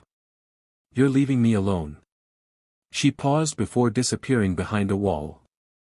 Paradise is not a prison, Takeo. Despite her departure, Tanjiro couldn't help but feel like he was being watched. Yumiko made her way toward the kitchen, the sun briefly peeking through the clouds to warm her face. She inhaled the warmth, but within seconds, the sun disappeared again, leaving her in shadow. She stepped into the bustling kitchen, greeted by multiple women whose eyes held admiration. She appreciated the fact that none of them asked about the bandages adorning the side of her head. "How's the food coming along?" Yumiko inquired, scanning the assortment of ingredients and dishes scattered throughout the room. Spotting a task she could assist with, she immediately set to work, her hands moving deftly as she prepared ingredients for a house sauce. Despite the familiar routine, her mind kept drifting back to Takeo's warnings about Douma and the strange title he'd given him, Demon. She'd overseen the care of many who had stumbled upon paradise, but none had affected her like Takeo. She kept wondering what he meant when he said Douma would eat them. She wasn't even sure if humans eating other humans was necessarily wrong. The area around where her ear had been severed began to ache suddenly, causing her to set her tools down and gently press on it. A sudden change in the air caught Yumiko's attention, and she twisted around to see Douma entering the kitchen to inspect the meal preparation. For one of the first times in her life, Yumiko swallowed the genuinely fearful lump in her throat in the presence of Lord Douma. She hadn't felt this exact way before, not even when asked to sacrifice her ear. What was this? She was fine. Takeo had no proof of Douma being untrustworthy. It also shouldn't be an issue if Yumiko had questions for Douma, right? Although it would probably be best to wait for Kyujitsu to end. Lost in thought, she didn't notice Douma drawing near until his presence cast a long shadow over her workspace. "I thought I might find you here," he called out, causing her to jump and drop the wooden spoon she was holding. "Lord Douma," she greeted with a slight bow, the pain from her ear continuing to throb. "I was just assisting with the meal prep for tonight." "Where is Takeo?" "Bathing. You were supposed to watch him. He requested privacy, and I wanted to help with the preparations here, as I usually do." Douma leaned against a countertop, examining his long, sharp nails, while most of the other women in the room watched their interaction. "I suggest you leave the cooking to the others for this month. I would hate for dear Takeo to stir up trouble." "I will," she nodded, intrigued by his fascination with Takeo. "I apologize." He bounced off the counter and stepped closer, his confident grin changing into a worried frown. "Is everything all right, Yumiko? You seem distressed." The memory of Takeo's words and her own act of removing her ear flashed through Yumiko's mind, sending a wave of panic over her. Her hands trembled, and in her haste, she knocked over the bowl of sauce she'd been preparing, spilling its contents onto Douma's clothes. Time seemed to freeze as she stood there, completely wide-eyed. Douma's expression remained unreadable for a moment before he surprised her by laughing softly. "There's no need to be so anxious," he said blissfully, pulling her into a reassuring hug and, in turn, getting her own white robes messy from the spill. "Accidents happen." Her heart pounded in her chest, yet she eventually found a way to relax in his embrace. I am sorry," she stammered. "It won't happen again." He pulled back slightly, looking into her eyes with a knowing smile. "Why so serious?" "It's Kyujitsu. You should be getting ready," he suggested. "This must be your 200th by now." 214th, I believe." Douma scratched his head. "Has it really been that long? My bad." "Wow, time really does fly." "It does. Lord Douma. While you're here, I do have something to ask you." He smiled at her, giving her the go-ahead to continue. "Is it wrong for humans to consume each other?" He blinked at her. "Perhaps you should stop by later, so we can chat." Yumiko's thoughts swirled with confusion, inwardly disapproving of his evasion to her question. "I should really find Takeo," she stated. Douma nodded. "Of course." He moved towards the exit, bidding farewell to the women. As Douma left, the room seemed to exhale, but the knot in Yumiko's stomach tightened. What was Takeo doing to her? She couldn't allow it. Right? Yumiko darted into the bathhouse in a panic, quickly spotting Tanjiro sitting just outside the hot spring water. Naturally, he wasn't dressed. Startled, he screeched and hurriedly dove back into the water upon seeing her. It appeared that most residents had finished bathing and were probably preparing for the reception in their rooms, as she and Tanjiro were the only ones in sight. His head popped out from beneath the water, his mouth still submerged just below the surface. Takeo, Yumiko exhaled, catching her breath. We must hurry and finish getting ready for dinner. He allowed his shoulders to rise above the water and shook his head to dry his hair. That's fine, but can you let me get dressed in peace this time? She noticed the scar stretching down from Tanjiro's collarbone. How'd you get that scar? She blurted out. Come to think of it, you have a lot of them. Like the one on your forehead. Tanjiro's eyebrows twisted in thought before he admitted, I got it from a demon. Still think they don't exist? Yumiko didn't react. After a moment, she threw him a towel, which he swiftly caught, before turning to leave. I'll be waiting outside. A few minutes later, Yumiko and Tanjiro were making their way back to his room. Along the way, they passed a group of 3 women. Tanjiro stopped to greet them, causing Yumiko's discomfort to spike. She didn't want to be late to dinner. Hi there, Tanjiro waved at them. Hello, the woman in the middle replied. And who might you be? I'm Takeo. It's nice to meet you. Tanjiro ignored Yumiko's subtle glare. I'm new around here. My name is Hiroto, she said, gesturing to the women beside her. This is Yuki, she explained, and Yuki gave a shy nod. And this is Hanako. Hanako waved at him, her rounded belly indicating PRGNNCY. These were the women Douma had selected for eternal paradise. On their way, inevitably, to what he could only assume was death at the hands of a monster. Tanjiro was repulsed. Not by the women, obviously, but by the idea of Douma grooming them for slaughter. The realization gnawed at him, his stomach churning with unease. Each of their faces, so serene and trusting, made his skin crawl. As they continued their path, Tanjiro couldn't shake the feeling of dread that settled overhead. He glanced at Yumiko, who quickly looked away.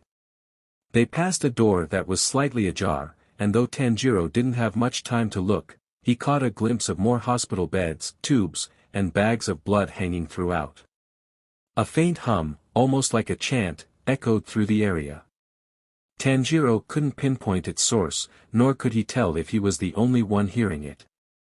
Once inside Tanjiro's room, Yumiko scrambled to gather more makeup to reapply over his forehead. After helping with the makeup, she disappeared for a few minutes and returned with red robes. When she held them up to Tanjiro, his heart sank. Red? For the feast, she replied. Unless you'd rather not wear red. But you'd likely draw attention to yourself. His eyes flashed to his checkered Haori in the corner of the room, then back to Yumiko. I like red.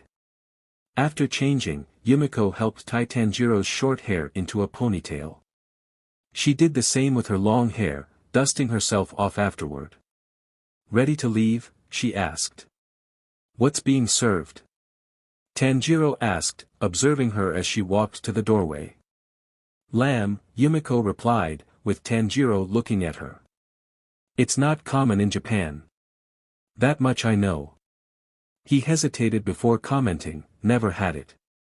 Sometimes we have boar, sometimes we have beef, typically accompanied by rice, vegetables, and various sauces and seasonings. She turned to face him, once again standing in the doorway. Do you eat meat? I do. She clapped her hands together. Wonderful. It's very nutritious. Does Lord Douma? He usually eats after the ceremony. Tanjiro coughed, lost his balance and nearly puked. Yumiko rushed to his side. What's wrong? I couldn't even save Haruka from a wild animal, he reflected, stuttering. How am I supposed to save all of you from Douma? This again? Yumiko sighed. Lord Douma has saved so many lives, Takeo. So many. Taken. Huh. I think you mean he's taken so many lives. She gave him a downright crooked look, making her way to the door again. Tanjiro straightened himself out. I just want to help. You don't understand. Yumiko's eyes narrowed, confusion and anger battling within her. You're the liar, Takeo. Not him. Liar? Tanjiro gawked at her. He rarely ever lied about anything, his fake name being one of a few exceptions. Before he could say more, she exited the room. Full of frustration, he chased after her. The food hall was adorned with lavish Japanese decorations, setting the stage for what Tanjiro assumed would be a grand dinner reception. Several tables were connected in a large U-shape, with Douma's followers seated on either side, patiently awaiting permission to eat. Hiroto, Yuki, and Hanako were being celebrated, seated separately from the rest of the guests near the open-ended section of the U, basking in the attention and admiration directed their way. They continued to wear white, while the others wore red. Tsunashima also wore white, standing guard in the corner of the room instead of eating. Yumiko gestured for a place for Tanjiro to sit. They quickly sat down together, side by side. The room became silent when Douma strode in, seating himself comfortably between Yuki and Hanako. Please, eat, he announced, resting one elbow atop a raised knee. The crowd silently bowed their heads and said a word of prayer before consuming the meal. Douma, manipulative as ever, was clearly in his element. With a mischievous glint in his eye, Tanjiro watched as he picked up a piece of fruit and playfully offered it to Hiroto, the woman across from him. A taste of paradise, just for you, he said smoothly, holding a juicy grape to her lips. Tanjiro's upper lip curled skyward in disgust. Hiroto giggled, blushing as she took a bite from his fingers, her glazed-over eyes never leaving his vibrant ones. Thank you, Lord Douma, she murmured, her voice dripping with adoration. He moved on to Hanako, holding a delicate morsel to her lips. And for you, he purred, his smile growing as she leaned in to accept his offering. As well as your little one on the way. Across the room, Tanjiro watched the scene unfold, his stomach spasming with contempt. The exaggerated fawning, the way Douma reveled in the attention, it all made his blood boil. He clenched his fists, struggling to keep his composure. How can they celebrate this? Tanjiro muttered under his breath, his eyes narrowing. It's sickening. Yumiko swallowed a bite of food before replying. Please explain. Those women look like they're under some kind of spell, he added, his voice filled with contempt. Douma's enjoying this too much. As Douma continued his flirtatious feeding, oblivious to the seething young demon slayer watching from afar, the room sizzled with tension. You should eat, Yumiko suggested, noticing Tanjiro hadn't touched his food. I'm not hungry, he replied. When Douma's eyes abruptly snapped to him, Tanjiro flinched. In an instant, he grabbed a pair of chopsticks and practically launched food into his mouth. It seems you are. Tanjiro just wanted to avoid standing out too much. He knew Douma had to be suspicious of him already. There was no avoiding the ageless dynamic between demon and demon slayer. Hungry or not, I'd hate for the food to go to waste. Tanjiro persisted. He quickly realized Douma's eyes were still locked onto him. Eventually, Yuki distracted the demon. To say Tanjiro felt unsafe would be a severe understatement. And that was before he witnessed Douma resting his palm on Hanako's baby bump, as if saying hi to her child. Tanjiro couldn't bear to watch. He had to help them. But how? After eating, Lord Douma bid everyone good night and left with Hiroto, Yuki, and Hanako. Shortly following the unsettling sight, Yumiko led Tanjiro to his room. What's next? Tanjiro asked her innocently, continuing to mask his anger. Well, the chosen pass on to eternal paradise, she explained, while the rest of us returned to our rooms to pray and rest. Damn it. Those women were going to die tonight. Tanjiro felt his heart rate increase. Yumiko, I can't stand by and do nothing. Her brow furrowed. I'm sorry. He took a deep breath.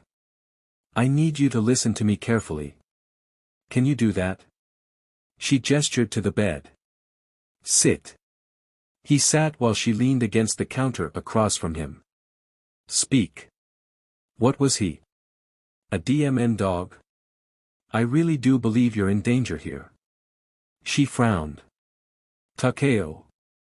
I know it might be hard to hear, but whether you like it or not, this is a cult, Tanjiro said, choosing his words carefully. Douma's manipulating everyone, including you. Yumiko's expression hardened.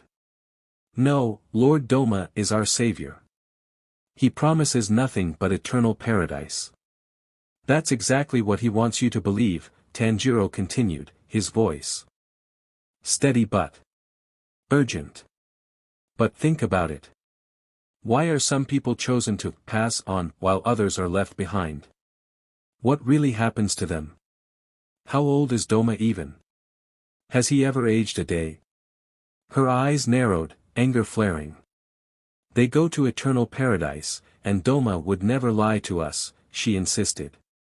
Tanjiro noticed her defensiveness but pushed forward. Have you ever seen this paradise? Have you seen anyone come back to tell about it? He pressed gently. Or do they just disappear? They disappear, but that's not a bad thing, Yumiko's face flushed with frustration. You clearly don't understand. Lord Douma is our ambassador. You're the one who doesn't belong here.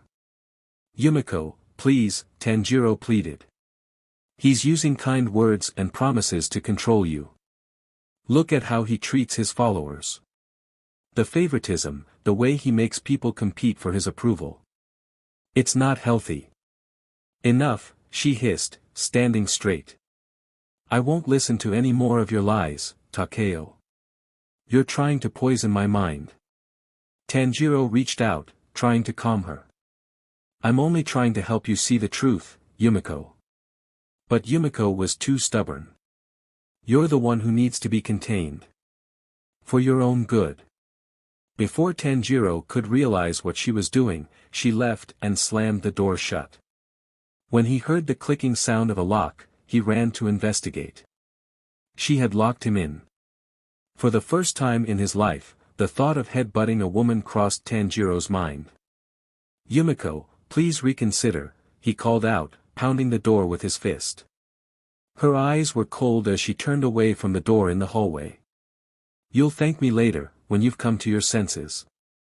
Yuki, Hiroto, Hanako, Tanjiro hesitated, Hanako's child, they're all going to die.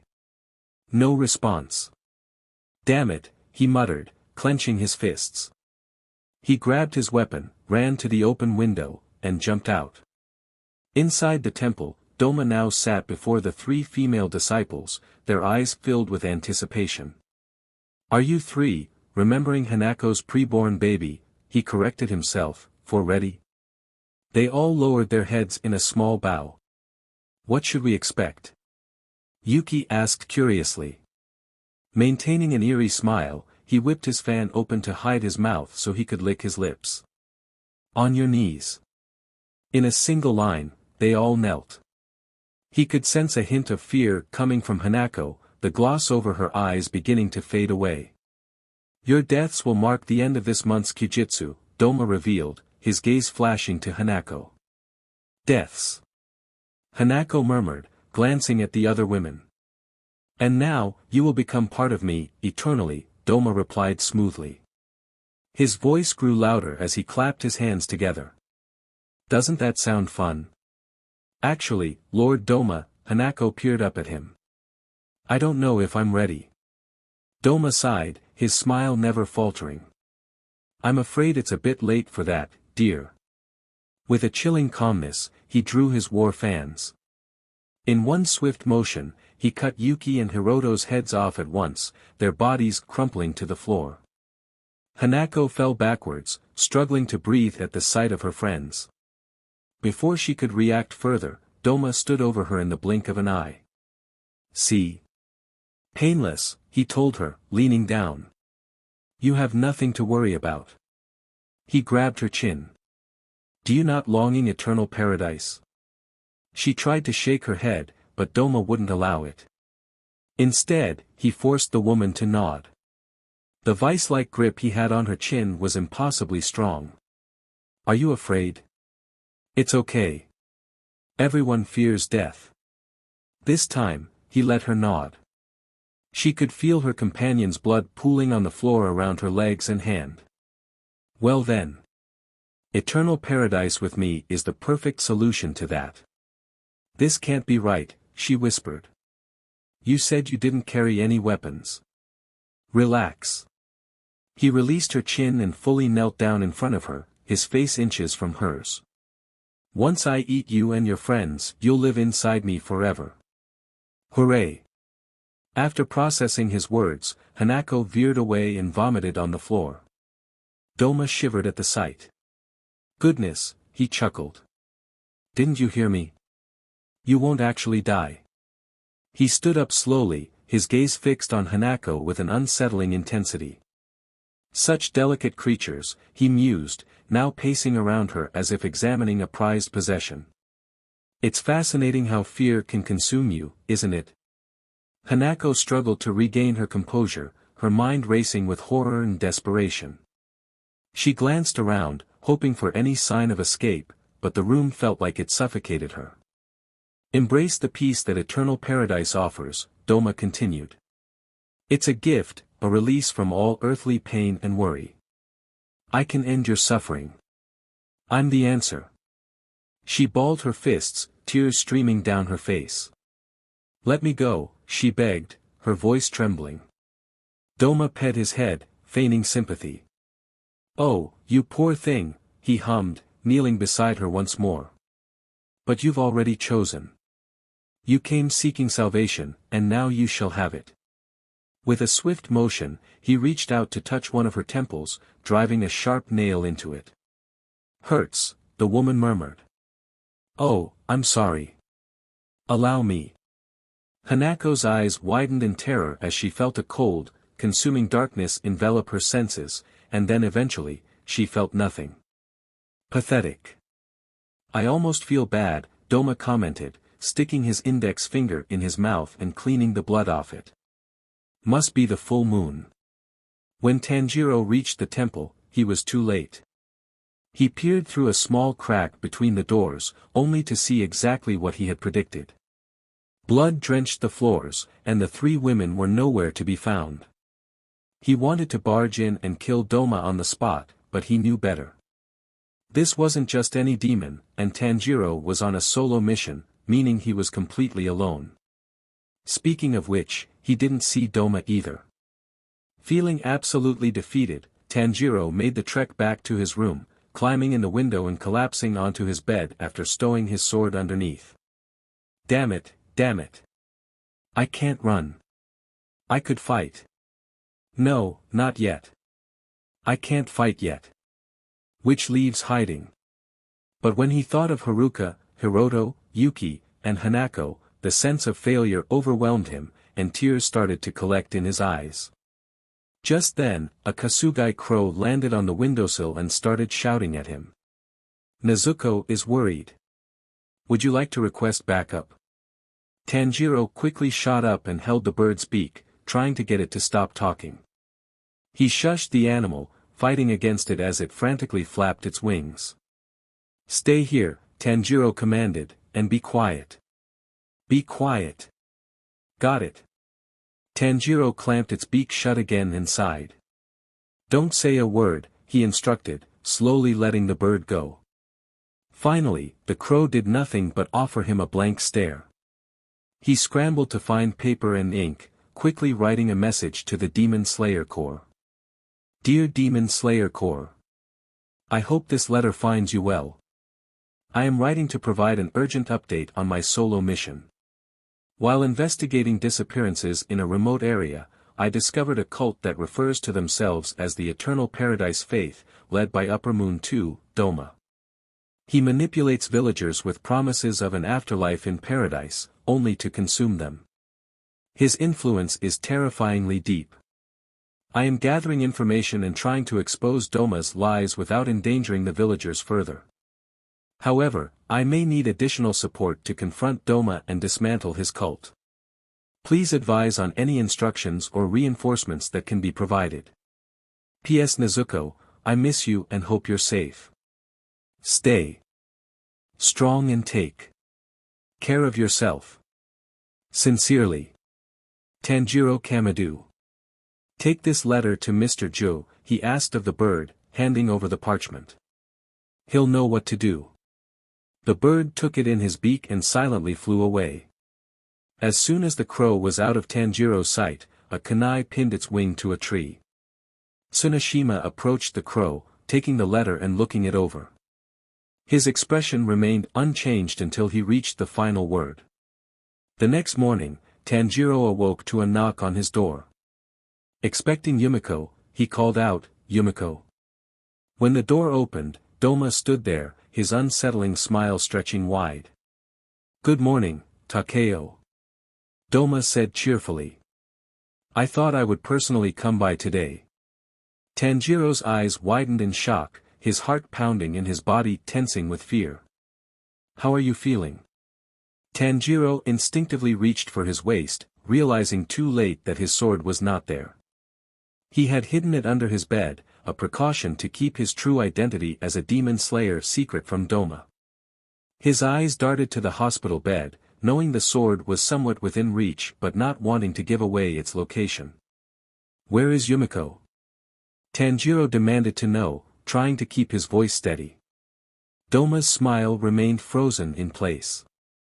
"No need to be so tense, Takeo. I just wanted to check in on you.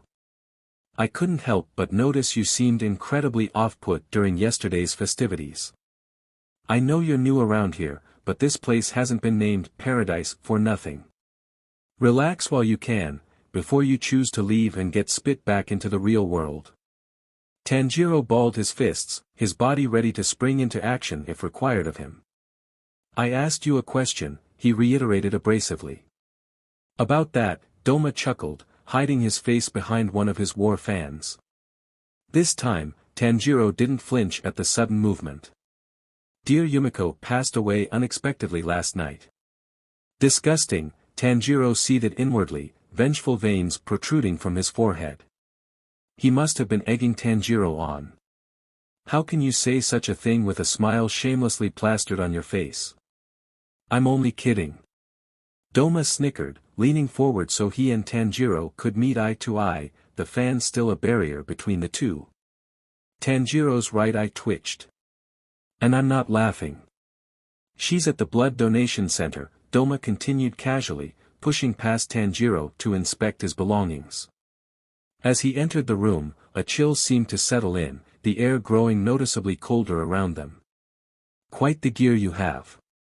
"Blood donation center?" Tanjiro repeated. He watched as Douma began to move towards the bed, where his Nichiren sword and earrings were hidden, prompting him to speak louder. "Can you take me there?"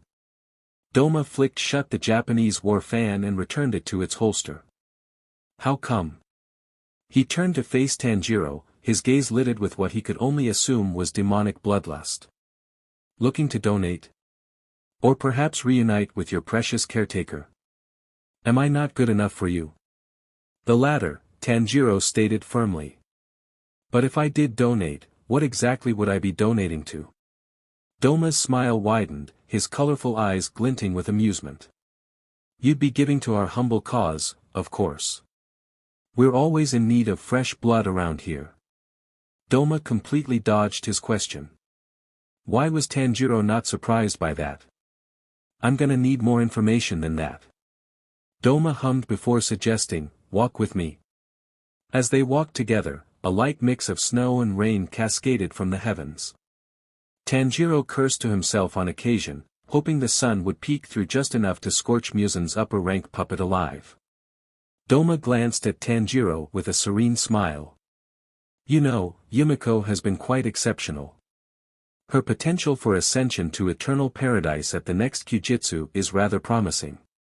Tanjiro's jaw clenched at the mention of Yumiko's so-called potential. I noticed she was crying during yesterday's service. Oh. Douma replied curiously. When was this? Upon mention of Hiroto, Yuki, and Hanako. Do you think she was worried about them? Quite the contrary, the demon responded. I think she was jealous. And what if you're wrong about her? Tanjiro pressed, his voice tinged with disbelief. What if she doesn't want that? Douma's smile faltered for a moment before returning. Yumiko was given to us by her mother, who couldn't care for her. Her mother worked in the entertainment district, where bearing children has always been highly unacceptable. We offered them both a chance at a better life. And where is she? Tanjiro queried, earning a side glance from Douma. Where is Yumiko's mother? The upper moon yawned, leisurely extending his arms in a stretch. She lives contentedly with the others in eternal paradise. She ascended back when Yumiko was still a toddler. Tanjiro's anger and curiosity continued to grow. How do I know you're telling me the truth?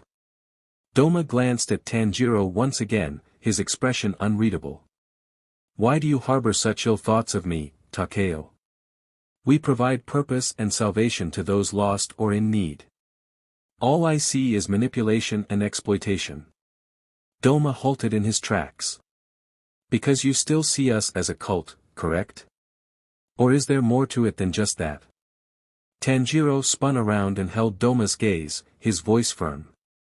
Don't flatter yourself. Douma sighed, a hint of condescension in his tone. You know, Yumiko started spouting nonsense yesterday, asking about topics as vile as cannibalism. I'm starting to wonder if your delusions are poisoning her thoughts. Tanjiro focused his breathing. That reminds me, he began, what happened to Yumiko's ear? Why the bandages? Douma's usual smile twisted into something beyond menacing. It was delectable. Shocked that Douma would reveal such a compromising detail, Tanjiro took a small step back. What was that? It was infected, Douma declared again, annoyance evident in his tone at having to repeat himself. It had to go. No, you said something else. You poor boy. You must be hearing things. So confused and helpless. He placed his hand on Tanjiro's shoulder and squeezed hard. But not to worry. You have me, and I will always be here for you. Tanjiro was instantly distracted by the sensation of Douma's cold skin practically burning through the fabric of his white kimono, as if frostbite was corroding his flesh downward from his shoulder throughout the rest of his body. However, that was nothing compared to the razor-sharp claws that started to dig into his shoulder shortly after. What was Douma doing? Was the jig up? Was he trying to scare Tanjiro into SBMSN? If you ever need anything at all, just say the word. What are you trying to do right now? Tanjiro asked the demon, his eyes glazed over with murderous intent. Release me. Fascinating. There's more to you, isn't there? Lord Douma's next question left Tanjiro dumbfounded. Who really are you? Before Tanjiro could react further, Yumiko's gentle voice interjected. Lord Douma. They both turned their heads toward the young woman. Takeo. What's going on? Tanjiro quickly batted Douma's ice-cold hand away from his shoulder. Takeo has volunteered to donate some of himself to the gods. Douma suddenly announced, appearing behind Tanjiro and shoving him into Yumiko. Please take him to the blood donation center. Yumiko helped steady Tanjiro and then distanced herself from him. But I just left from. I said, Douma interrupted cheerily, please take him to the blood donation center. He readjusted his crown before wagging his index finger, summoning her to him. She approached cautiously, her attire grabbed at the front as he whispered into her only remaining ear, that isn't a request, dear. Next thing Tanjiro knew, he found himself coerced onto another hospital bed by Yumiko, this time within the mysterious blood donation center. She hooked up a few tubes and devices before revealing a needle to him. "You'll feel a slight pinch," she said gently. "But nothing more." Tanjiro nodded subtly, trying to steady his nerves as Yumiko prepared to draw his blood. As the needle pricked his skin, a cold sensation spread through his arm, making him wince involuntarily. Yumiko worked efficiently, her expression troubled yet determined. The soft murmurs of other donors and the clinical surroundings added to his unease. Once the bag connected to the needle in his arm was full of his blood, Yumiko gently removed the needle and carefully bandaged his arm. She helped him sit up, her face etched with concern. "Are you doing all right, Takeo?" she asked sweetly. Tanjiro nodded his head, though he felt drained and unsettled. "I feel fine," he murmured, forcing a weak smile. Yumiko's gaze held his for a moment longer, her eyes reflecting worry and a hint of fear. "We should go," she said quietly, helping him off the bed. Together, they left the blood donation center, walking back through the gardens in silence. Tanjiro's mind raced with questions, but he knew he needed time to process everything he had seen and felt. As they approached their respective quarters, Yumiko turned to him, her voice barely above a whisper. "Takeo, please be careful. Douma is very powerful. I would hate for something between you to go wrong." Tanjiro lifted his chin slightly, acknowledging her solemnly. "I'm fully aware of that." With a nod of understanding, Yumiko disappeared into her own room, leaving Tanjiro alone with his thoughts. At the temple entrance, a doctor bowed low, offering Lord Douma the day's blood donations. The cult leader acknowledged him with a nod of his head and graciously accepted the cart filled with vials and packages.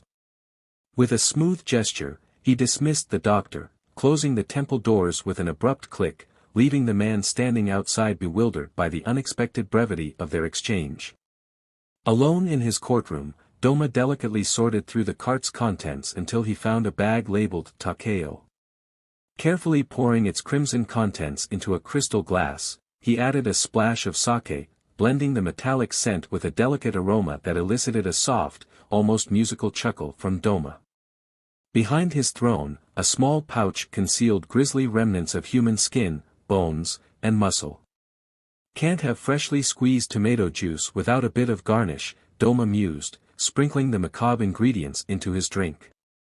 Satisfied with the concoction, he raised the glass to his lips, savoring the mixture with deliberate relish. His eyes gleamed with thoughtful intensity as he contemplated the peculiar taste. "What an interesting flavor," Douma declared to the silence of his throne room. He eagerly downed the rest of the beverage, continuing his analysis of its contents. "Takeo's lineage is either worthless to me or invaluable. There is no middle ground." He returned to the cart, locating Yumiko's blood. "Oh, Yumiko," he murmured, opening the bag containing her blood and inhaling deeply. "I've waited nearly 20 years for this." As time passed, Douma tested Tanjiro's patience just as Tanjiro tested his. Days melted into a routine infused with the mystique of Douma's makeshift paradise. Every few mornings, Tanjiro found himself alongside Yumiko and the other devotees, encircling the sacred tree in serene reverence. Guided by Yumiko's patient instructions, he learned the intricate chants and gestures that invoked blessings from their deity. Communal meals brought moments of camaraderie and shared laughter as Tanjiro sat among the cult members, partaking in simple yet nourishing dishes.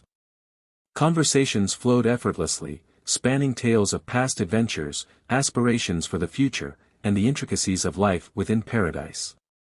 Yumiko's presence, her laughter like a gentle melody, naturally eased any lingering uncertainties Tanjiro harbored about this new world. Children ran around, blissfully unaware of the dangers lurking within their own home. Evenings were spent in quiet contemplation in a garden overlooking shimmering ponds and spiritual monuments. Yumiko and Tanjiro sat together, their thoughts drifting like petals on a gentle breeze.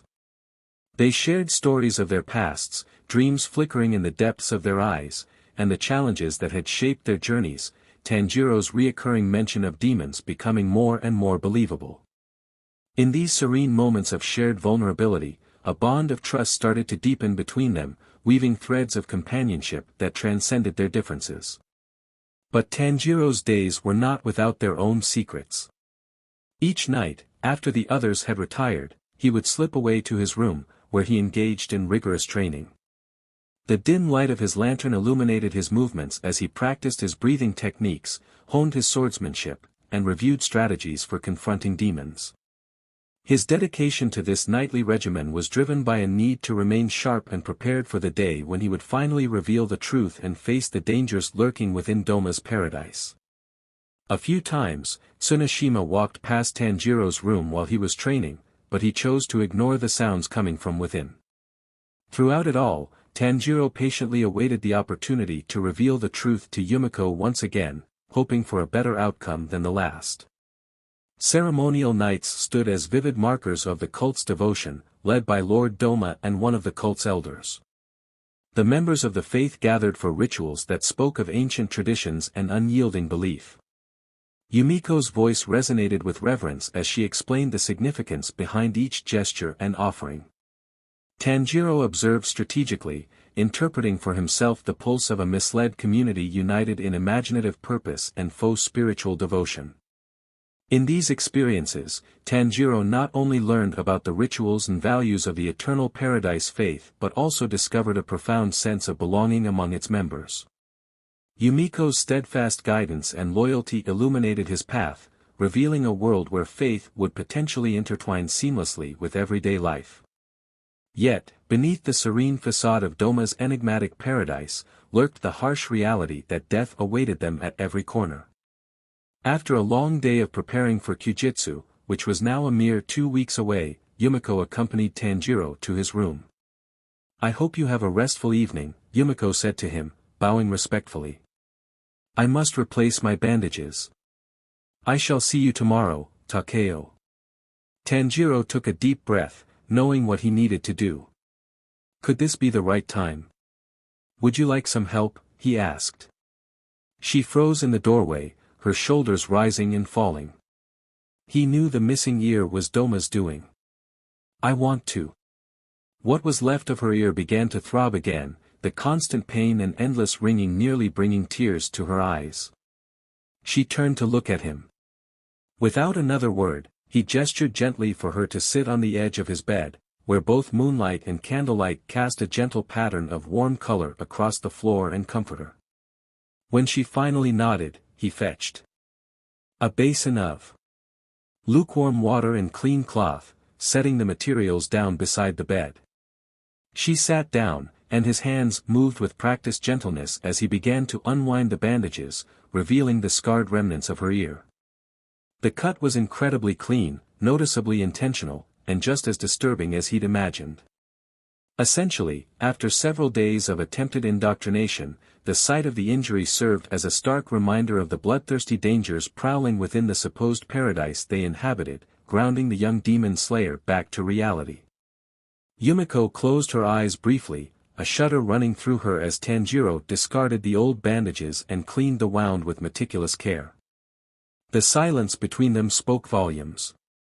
As he rewrapped the fresh bandages, Tanjiro glanced up to find Yumiko watching him intently, her expression a mix of vulnerability and internal conflict.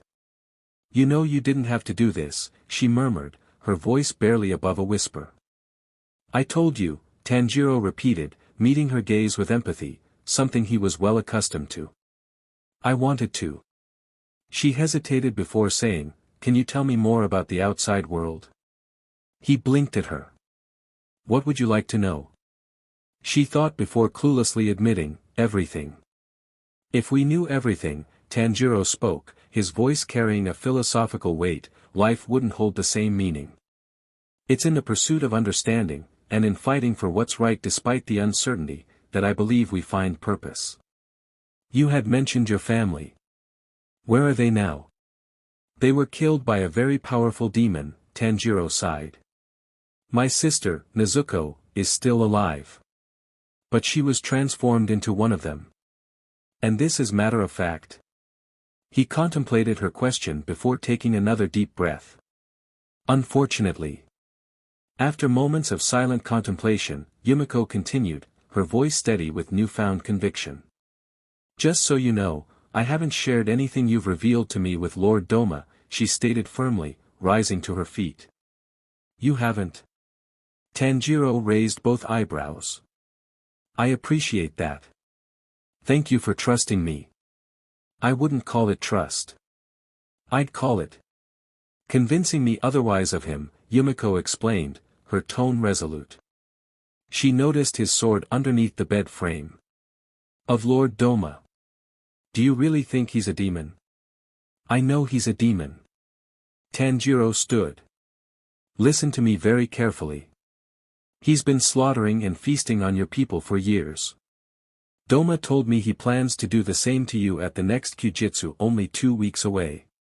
She nearly lost her balance, but Tanjiro's ready arms caught her. Do you understand what I'm saying? Yumiko nodded nervously, her chest heaving. Yes, Takeo. Tanjiro. She furrowed her brow. What? Please, Tanjiro helped her stand on her own. Call me Tanjiro. The night was unusually quiet, save for the faint rustle of tree branches outside Tanjiro's room. The demon slayer had been sleeping fitfully, his mind burdened with the weight of his extremely complicated mission, which hadn't started that way.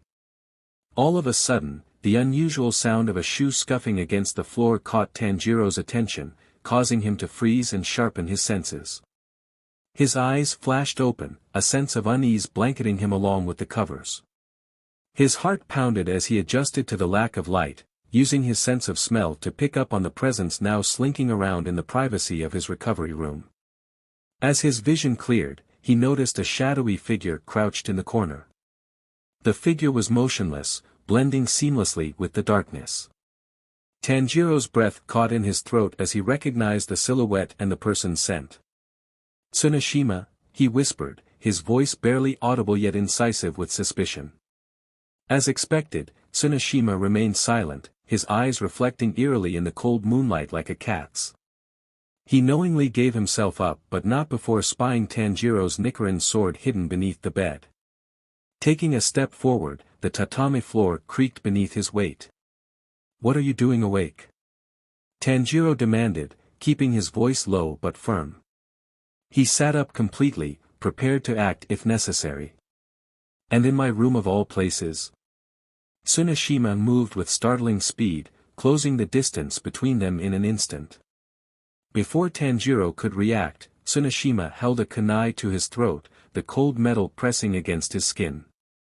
Tanjiro's breath hitched, his heart racing as he stared into Tsunoshima's intense, unreadable indigo and golden eyes. Tanjiro's mind whirred with indecision as he tried to decipher the man's intentions. The sharp edge of the kunai pressed against his skin, an unmistakable threat. Tsunoshima's eyes bore into his, filled with what Tanjiro could only assume was fearful uncertainty. Did Douma send you? Tanjiro managed to ask, his voice stable despite the imminent danger. Did I do something wrong? Tsunoshima remained frozen in time, his grip on the kunai firm. The intensity of his gaze spoke volumes. Tanjiro speculated on what might have driven Tsunoshima to act so violently. Perhaps, in this moment, Tsunoshima was deciding whether or not to kill him. After a tense, somewhat awkward silence, Tsunoshima slowly withdrew the kunai, the threat lingering in the air.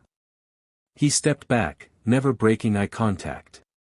His eyes flickered with something both sinister and downcast before he turned and slipped out of the window as silently as he had entered.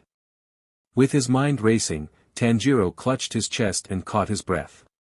He knew he couldn't afford to trust anyone in this supposed paradise, not even Yumiko. He needed to be cautious about sharing any information from now on. As he settled back down, sleep eluded him. It was going to be a long night. Yumiko jolted at the sight of Tanjiro when she went to fetch him for breakfast. His eyes were heavy with dark circles, and his usual vibrant demeanor was dimmed. You look like you haven't slept at all, she remarked with a concerned tone, leaning toward him. And you're pale as a ghost. Are you sick? Do you need more medicine? Tanjiro sighed heavily, burying his face in his hands and pulling the skin underneath his eyes downward, stretching his tired expression like putty. It was a rough night, he admitted, releasing his face and yawning deeply. I find it funny you mention ghosts, but don't believe in demons. Well, as long as you're ready, it's time for breakfast, Yumiko reminded him, lifting her index finger into the air between them. The most important meal of the day. As soon as he and Yumiko sat down with their breakfast in the food hall, Tanjiro urgently scanned the room. His eyes landed on the enigmatic Tsuneshima, who was staring at him from across the clamorous space. Even after several minutes, the man never let his eyes leave Tanjiro. The intensity of Tsuneshima's gaze made Tanjiro's skin tingle, filling him with frustration.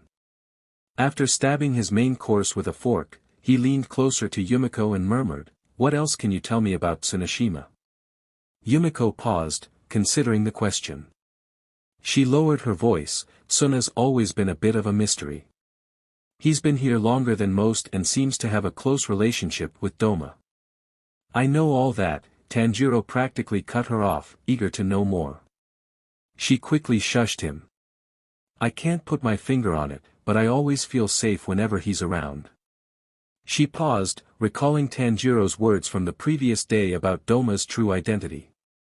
"Well, safer." With a speculative look, Tanjiro persisted with his questions. Where did he come from? Who was he before he came here? Yumiko drew closer to him, shielding her mouth with her hand to ensure no one else could hear.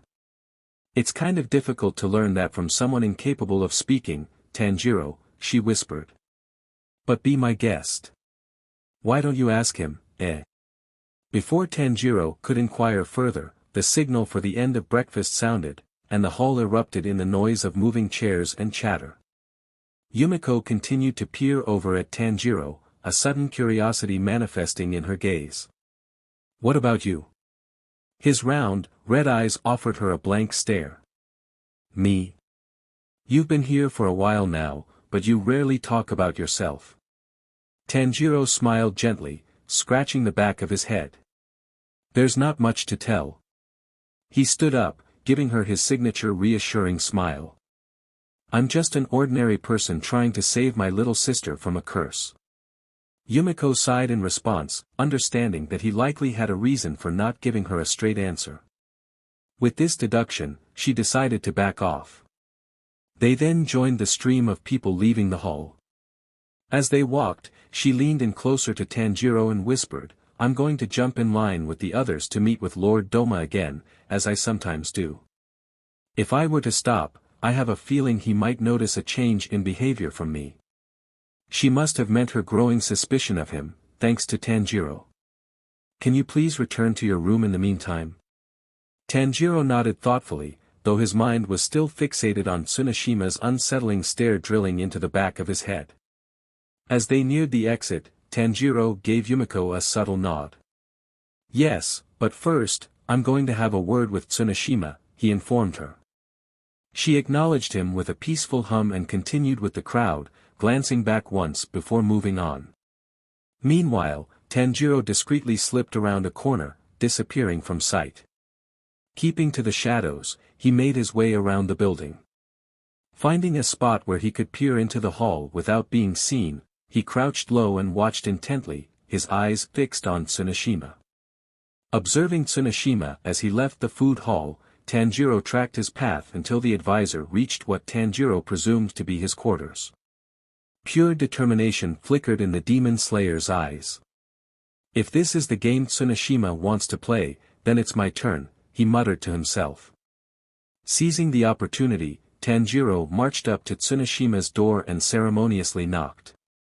The foreboding man opened it, looking down at Tanjiro with a furrowed brow. "Excuse me, Mr. Tsuneshima," Tanjiro said politely, complete with a quick bow of respect. "I have a couple of questions for you." His answer. Slamming the door shut in Tanjiro's face. Later that afternoon, Tanjiro tried again, shadowing Tsuneshima closely, but the man continued walking, seemingly oblivious to Tanjiro's presence. Frustration tinged Tanjiro's voice. "Hey, I'm talking to you," he stated firmly.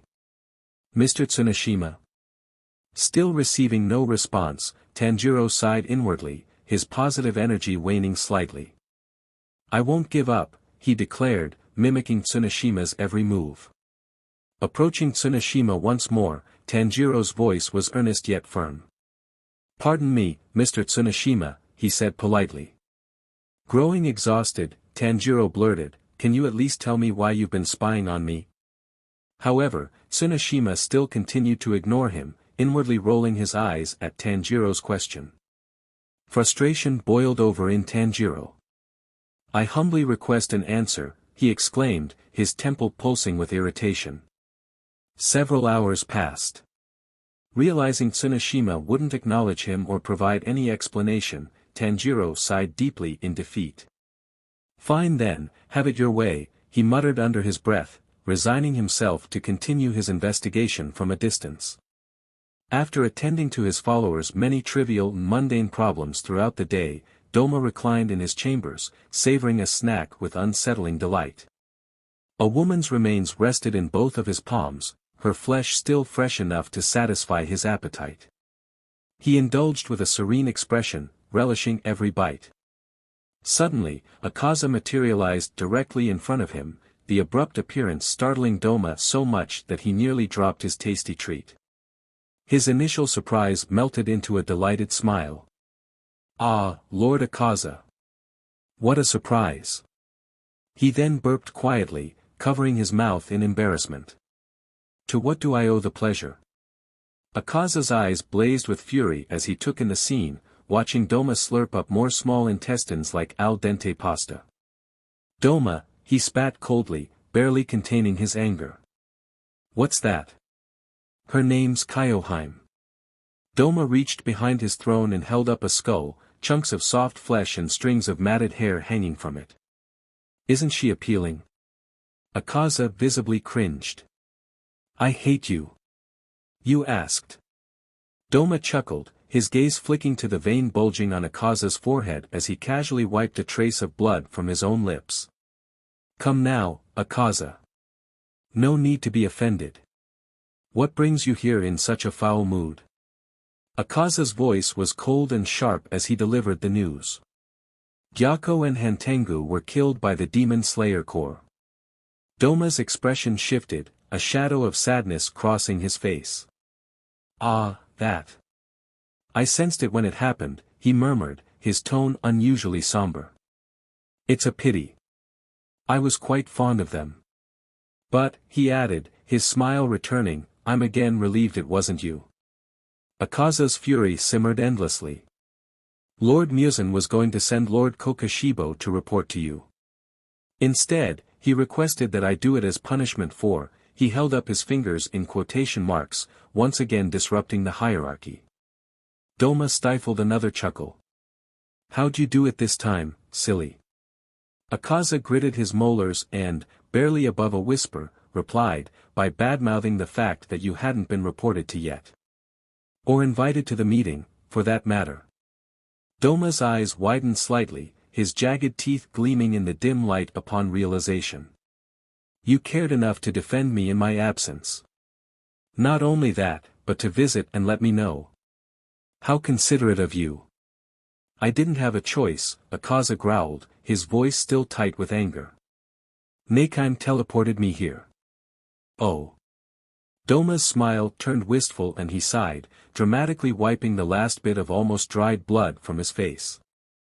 "I feel so neglected sometimes," he said softly, standing and slowly advancing towards his comrade. "But thank you for saying hi." Just as Douma reached out to give Akaza a hug, Neikime's powers whisked Upper Moon 3 away. Douma stood there, arms outstretched, a look of mixed amusement and disappointment on his face. "JRKS," he murmured to the empty space before returning to his macabre meal. After following Yumiko to the roof above their living quarters, Tanjiro plopped himself beside her. The two let their legs dangle off the rooftop, overlooking the dense forest surrounding the estate. "All right, Tanjiro, Yumiko said first, leaning back on her hands. Show me. He pointed off in the distance. Well, there's a small town just south of here, and a bit beyond that is a large entertainment district. The town isn't known for much, but it does have a weekly farmers market where you can find all sorts of traditional foods and crafts. Before I'd ended up here, I'd passed through and gathered intel from a few of the villagers. The entertainment district, on the other hand, is lively at night with all kinds of performances and restaurants. Yumiko's eyes sparkled with interest. That sounds amazing. What else? Tanjiro smiled, eager to share more. If you head east, you'll find a appealing rainforest that stretches for miles. A serene river runs through it, with the clearest water you've ever seen. There's all kinds of wildlife there. It's a great place for a peaceful walk or to just sit and enjoy nature. What about the mountains? Oh, the mountains. Tanjiro said, his excitement growing. To the north, there are majestic mountain ranges with some peaks covered in snow year-round. There are natural hot springs hidden up there, perfect for relaxing. People believe the mountains are home to many spirits and legends. It's a place of great beauty and mystery. Paradise is actually part of the foothills leading there. Yumiko nodded, her curiosity still piqued. What about the cities? There are several big cities scattered across the country, Tanjiro explained. Each city has its own unique charm and history. They're places where the old meets the new in a lot of ways, always bustling with people, technology, and culture. Yumiko leaned forward, clearly captivated by the vivid picture Tanjiro was painting. The world sounds huge. It is, Tanjiro nodded. Every part of it has its own story to tell. Speaking of which, any luck with Tsunoshima? Tanjiro sighed. I was hoping you wouldn't ask. I'll take that as a no then. He cleared his throat and reverted back to their previous topic of discussion. I'm surprised you don't know much about your homeland aside from a bit of history. Aren't members of the faith allowed to travel? Or at least come and go? I think so. Do you not know? No one really leaves, she clarified. There's no need to go anywhere. We have everything we need right here. So, no, I suppose I don't. They'd find out soon enough anyway. There was a moment of silence, punctuated only by the gentle chirping of birds flying from tree to tree. Tanjiro. What? Panicked, he turned his head toward her and pointed to his forehead. Did I forget to cover my scar? No, your scar is fine. It's concealed. Yumiko's expression shifted from carefree to uncertain. Yesterday, you mentioned something to me about Kyujitsu, she said, her voice revealing a hint of discomfort. Tanjiro noticed her body tense up, becoming as stiff as a board, as she continued. What gave it away? He blinked, tilting his head in confusion. Huh. Sorry. A butterfly fluttered by, and she instinctively reached out to it. The insect landed on her index finger, capturing hers and Tanjiro's attention. Does Lord Douma really intend to kill me at the end of the month? His eyes widened further before he recalled, Douma said your potential for ascension to eternal paradise at the next Kyujitsu is rather promising. Part of Yumiko loved the idea. And the other part of her felt suffocated by it. With that, the butterfly flew away and vanished. You didn't answer my question, she stated absent-mindedly. Tanjiro pursed his lips at her riddles. I asked if I will die by Lord Douma's hand come Kyujitsu.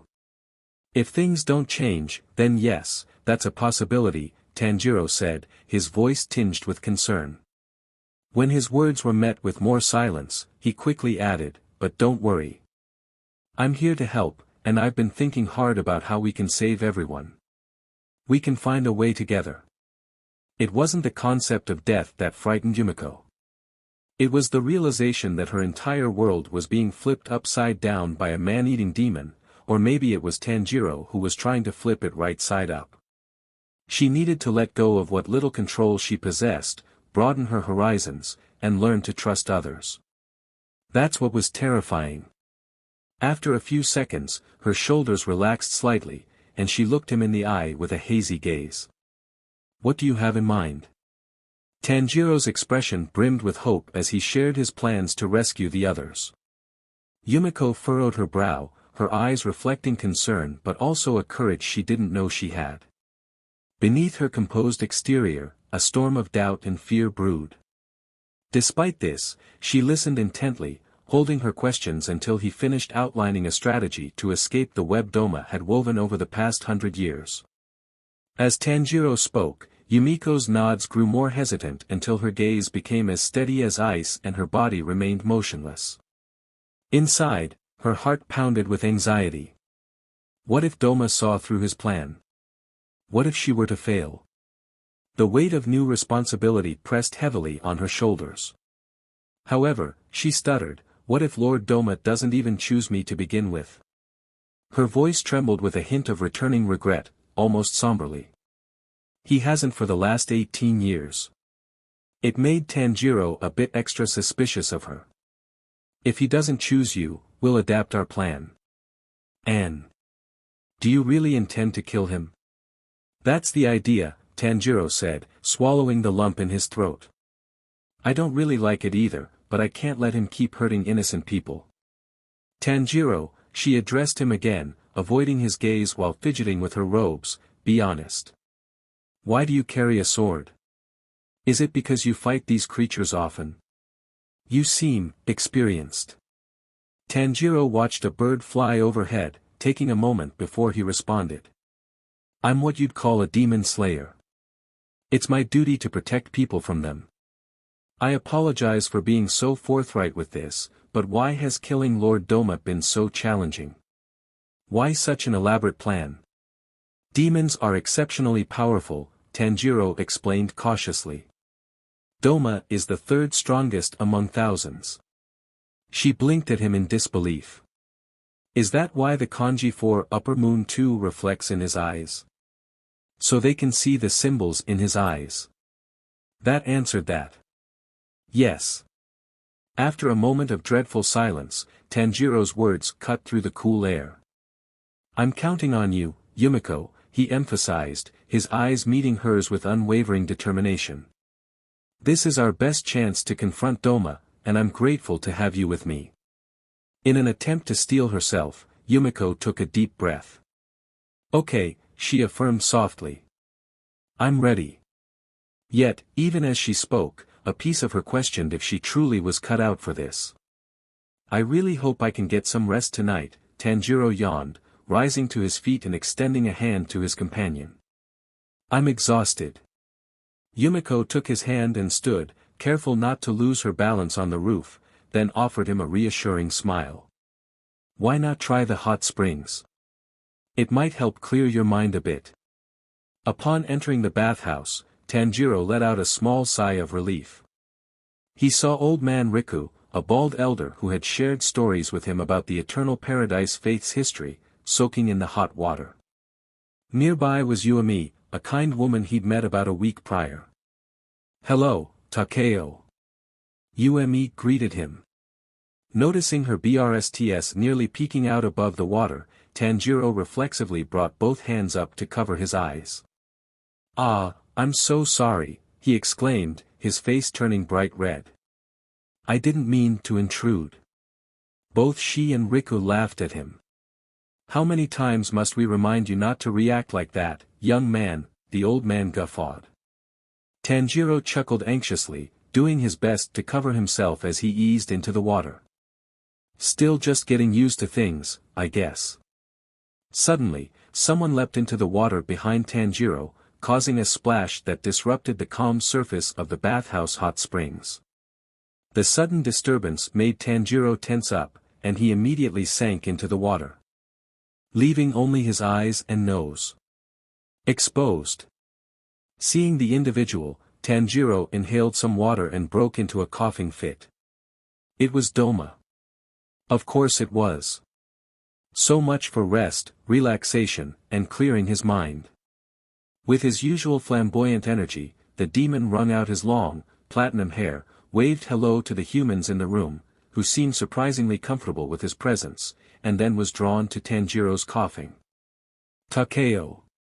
Douma gasped, his upper torso still above water as he leaned forward with a concerned expression.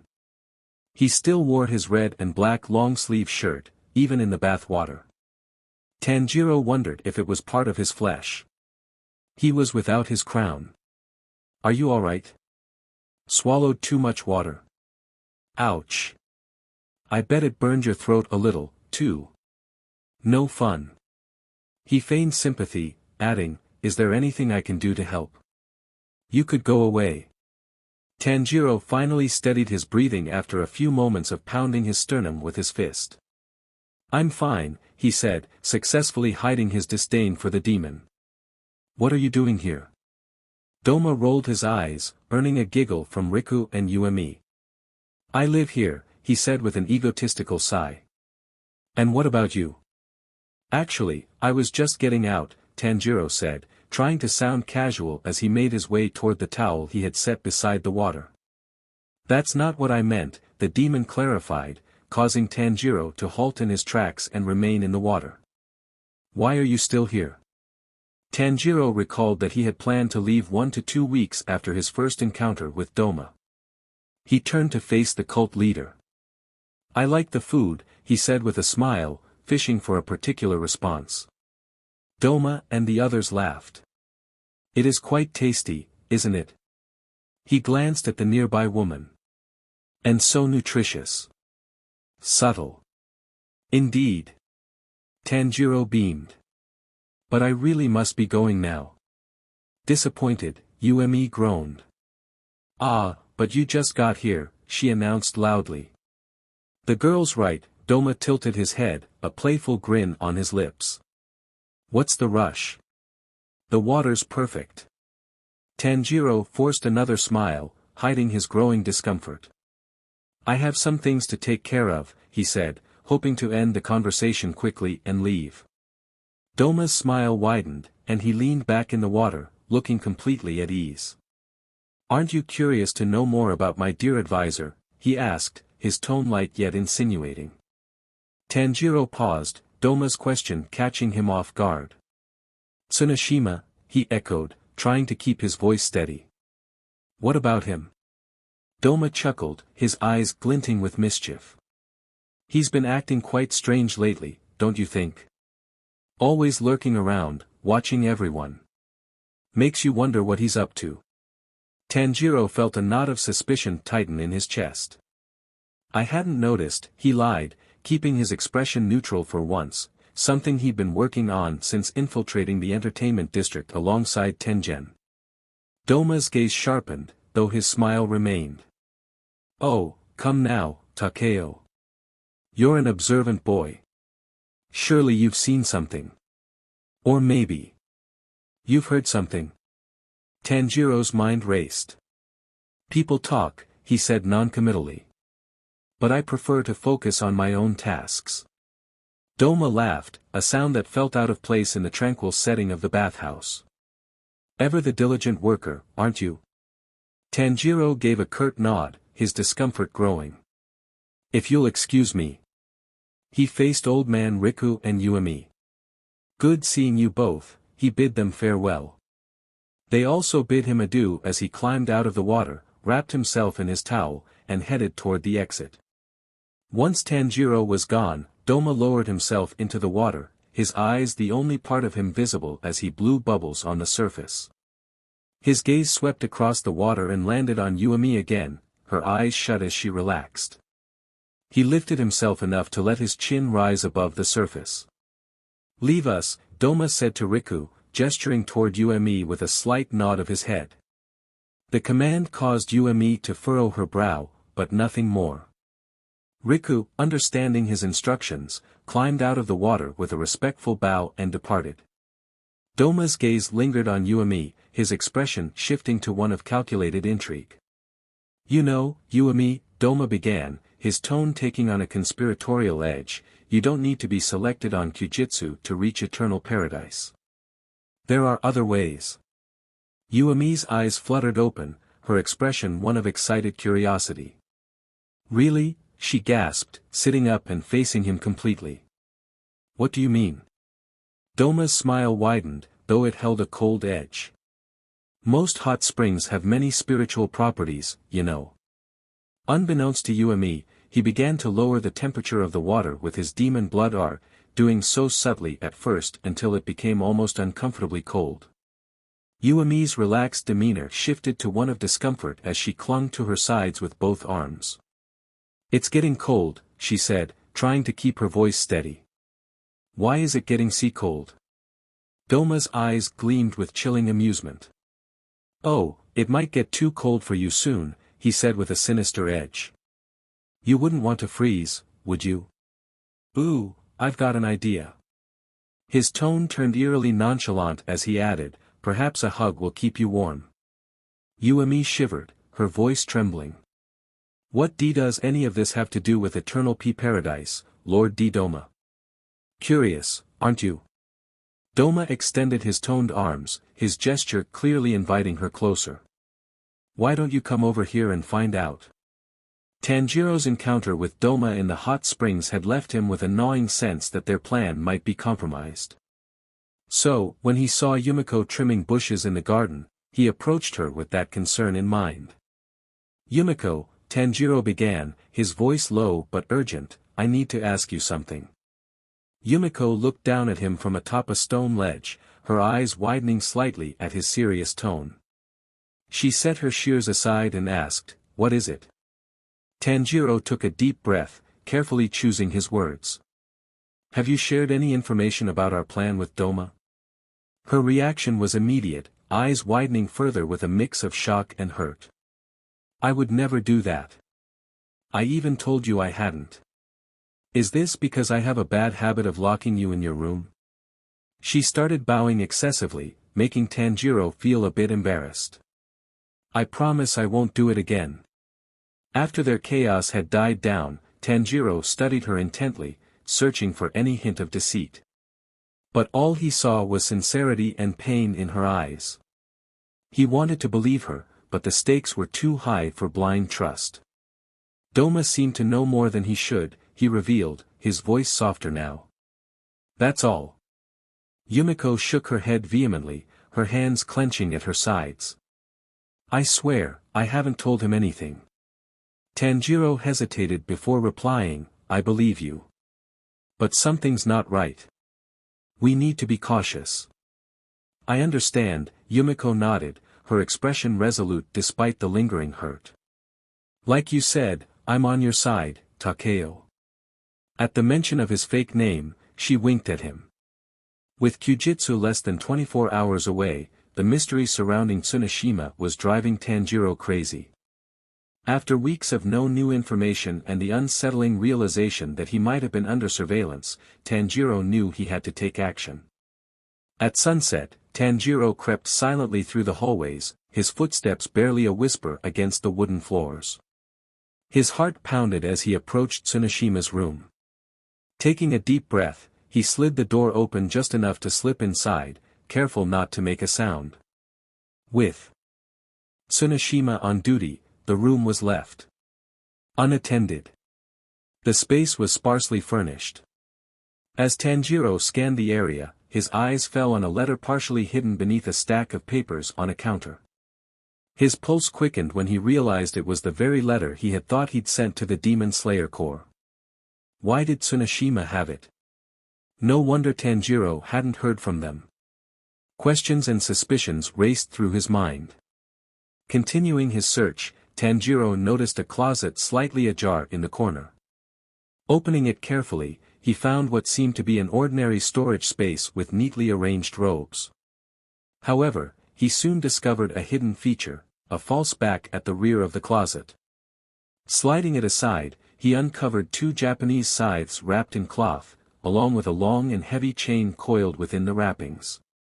The scythes were meticulously concealed, their sharp edges and intricate designs hidden beneath layers of fabric. Tanjiro hesitated, feeling a twinge of guilt. I really shouldn't, he thought.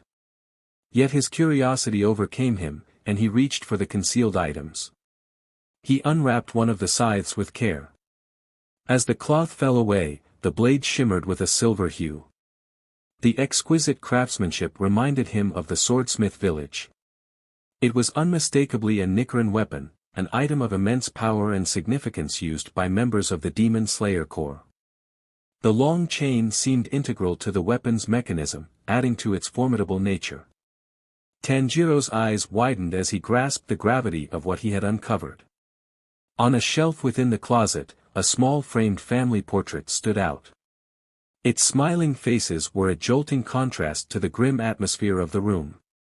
The image included a much younger Tsuneshima, a appealing woman, 2 small children, and a baby. It had stains of blood spattered on one side, but it was still neatly placed inside the frame. Before Tanjiro could investigate further, the door slid open, and Tsuneshima stood in the doorway, his eyes blazing with anger at the sight of someone else in his room. Tanjiro barely had a moment to react before Tsuneshima hurled a handful of kunai at him. Instinctively, Tanjiro grabbed one of the Nichiren scythes and deflected the attack, the clash of blades ringing through the room. Despite his efforts, one of the kunai grazed his cheek, leaving a gash near his cheekbone. They stood there, weapons at the ready, locked in a tense standoff. The air was thick with hostility. Tanjiro, his breath coming in sharp gasps, finally broke the silence. "Why do you have these?" he asked, lifting the scythe and glancing at its counterpart. "Were you a demon slayer?" He was looking for a nod, a head shake, a visible acknowledgement, anything to confirm his suspicions. Tanjiro then gestured to the family portrait, hoping it would trigger a response. "Is that your family?" Tsuneshima's eyes only narrowed, and the room was filled with a heavy, charged silence. Tanjiro took a deep breath, trying to keep his voice steady despite the climbing tension. "Tsuneshima," he persisted, "I don't mean to overwhelm you, but please, you have to listen to me. Can't you see Douma's a demon? We have to expose him before it's too late." Tsuneshima's reply was immediate and hostile. With a swift motion, he launched another volley of kunai at Tanjiro. The projectiles flew through the air, and Tanjiro, lacking his own Nichiren sword, struggled to block them with the scythe. His movements were frantic and unsteady, barely managing to deflect the deadly rain. "Please, we can talk this out." Tanjiro's voice was filled with earnest concern, but Tsuneshima remained unmoved, his silence as piercing as his anger. "I'm sorry I invaded your privacy." Tanjiro's frustration grew as he realized his words were having no effect. The danger became all too real to Tanjiro as Tsuneshima revealed a single kunai in his hand and suddenly lunged at him. The two clashed in a chaotic struggle with mismatched weaponry, both careful not to step on the blade scattered on the floor. Tanjiro's inexperience with the scythes quickly became apparent, and he was soon disarmed. Tsuneshima seized Tanjiro's wrists, pushing to subdue him. With options rapidly dwindling, Tanjiro racked his brain for a way to survive. In a desperate move, he headbutted Tsuneshima with all his remaining strength. The impact was jarring. Tsuneshima immediately staggered back and collapsed to the floor, unconscious. Tanjiro quickly grabbed the long chain meant for the scythes and used it to bind Tsuneshima tightly. He then dragged the lifeless form and hid him in a closet, ensuring he was completely out of sight. As he finished securing the closet, Tanjiro glanced at the Nichiren scythes. "That should hold you until Kyujitsu," Tanjiro muttered, dusting his hands off. "Abandoning the core to protect Douma? I never thought I'd see a slayer fall so far." The situation left him wondering, not with anger, but with a heavy heart. He thought of his own struggles, the promise he'd made to protect Nezuko despite her being a demon. He couldn't help but question what had led Tsuneshima down this path. Tanjiro knew all too well that things weren't always black and white, and he could only hope that there was more to Tsuneshima's story than met the eye. Yumiko sat quietly in her room, her heart pounding in her chest. The instructions Tanjiro had given her ran through her mind. Subtle signals, nothing overt. A glance, a nod, a small gesture, each would convey a specific meaning. She practiced them repeatedly, ensuring she could execute them flawlessly when the time came. There was a knock at her door, causing Yumiko to jolt. When she acknowledged her visitor, knowing full well who it was, the door creaked open, and Tanjiro entered, his face a mask of determination. "Hey," he whispered, "the service is starting soon. Are you ready?" Yumiko nodded, her eyes meeting his. "I think so." Tanjiro smiled reassuringly before inching forward and sitting at the edge of her bed. "You missed breakfast," he commented. She sighed. "I wasn't hungry." They then began speaking at the same time, stopping abruptly in response. "You first," Tanjiro suggested politely. Yumiko hesitated, bringing her hands to her face in embarrassment. "We could just leave." Tanjiro was surprised by this, not by the idea, but by the thought of them running off together. He blushed slightly but shook it away, returning to his usual mindset. "You know I can't do that," he replied, his shoulders sagging. "But I won't stop you from leaving. More than anything, I want you to be safe." Did she not hear him? Regardless, Tanjiro admired Yumiko's strength in the face of her background and the circumstances. "What if, instead, I lure Lord Douma away from here, and then you attack him?" Tanjiro chuckled nervously. "It's a brave plan, but I think he's quicker than you realize, and he hesitated, searching for the right words to convey his concern for her well-being. "I can't risk that. If something goes wrong, we need to be where we can expose Douma's lies in front of everyone, not isolated in the middle of nowhere." "Right," she said, shifting uncomfortably as he placed his hand over hers. "But wouldn't that pose more danger?" Tanjiro considered her question. Before he could respond, she spoke again. "I mean, there are over 200 of us. Do you really think Douma would kill us all on the spot? If you ask me, he's difficult to read." Tanjiro envisioned Douma's cold, calculated eyes in his mind. "There's something very off about him compared to other demons. He doesn't kill just for pleasure. It's like he enjoys the methodical approach behind it, like it cures boredom or something. Either way, I don't see him initiating an all-out bloodbath." "I hope not." There was a moment of silence before Tanjiro intercepted it. "We'll get through this," he assured her. "Follow the signals and trust me. I'm hoping everything will go as planned and swiftly. If things go awry, I'll do everything I can to lead Douma away from those who are innocent." Side by side, they grabbed their mats. Side by side, they laid them out. Side by side, they fell to their knees and bowed. As the other followers gathered, the long-awaited scent of demon filled Tanjiro's nostrils, grabbing his attention. Not long after, Douma's voice echoed through the area. "Beloved disciples, I stand before you today with a heart overflowing with gratitude and pride," Douma announced, reciting his familiar spiel. "Each of you has chosen the path of purity and righteousness, forsaking the chaos of the outside world for the serenity we have cultivated here." Wow! Word for word, too. In this sacred place, we find solace and purpose. Here, under the protection of the hills, we are free from the burdens that plague the souls of those who wander aimlessly beyond our sanctuary. And so on and so forth. Once again, Tanjiro glanced over at Yumiko. He noticed her fingers trembling as she clutched her mat tightly, her knuckles white from the pressure. Her breathing grew shallow and uneven, with rapid, jagged gasps that seemed to struggle against the icy air. Her face had turned a ghostly pallor, and she looked as though she were on the brink of losing control. Tanjiro's concern deepened as he saw her visibly shaking. She seemed to be trying to fight off the panic, but her attempts only heightened her distress. It looked as if she were battling to stay grounded amidst the vast, chaotic scene around her. Moving a tad bit closer, Tanjiro gently touched her shoulder and spoke in a soothing, steady voice. "Yumiko, focus on my voice," he whispered. "You're all right. Breathe with me, in and out, slowly. You're not alone. We have each other."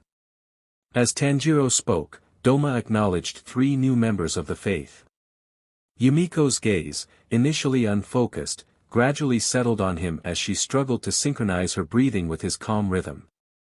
As she followed his lead, the tightness in her chest began to ease, and she slowly regained her composure, though the fear still lingered like a wasp buzzing around a piece of meat. Yumiko, Douma's influential voice interrupted their thoughts. Just as Tanjiro suspected. Yumiko was selected for ascension. This was going perfectly. And Takeo. Oh. These two have shown exceptional devotion and readiness to embrace the higher realm of eternal paradise. They were both chosen to ascend to eternal paradise. Both of them.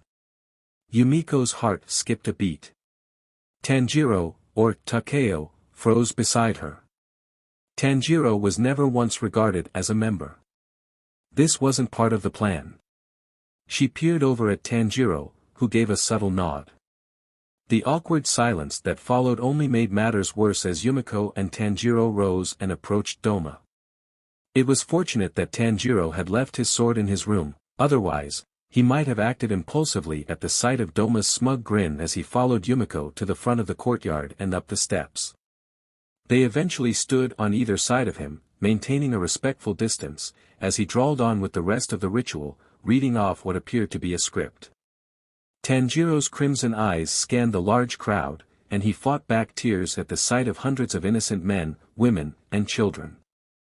They were blissfully unaware of the danger they were in and had likely come from tragic circumstances, each carrying their own stories of hardship and loss.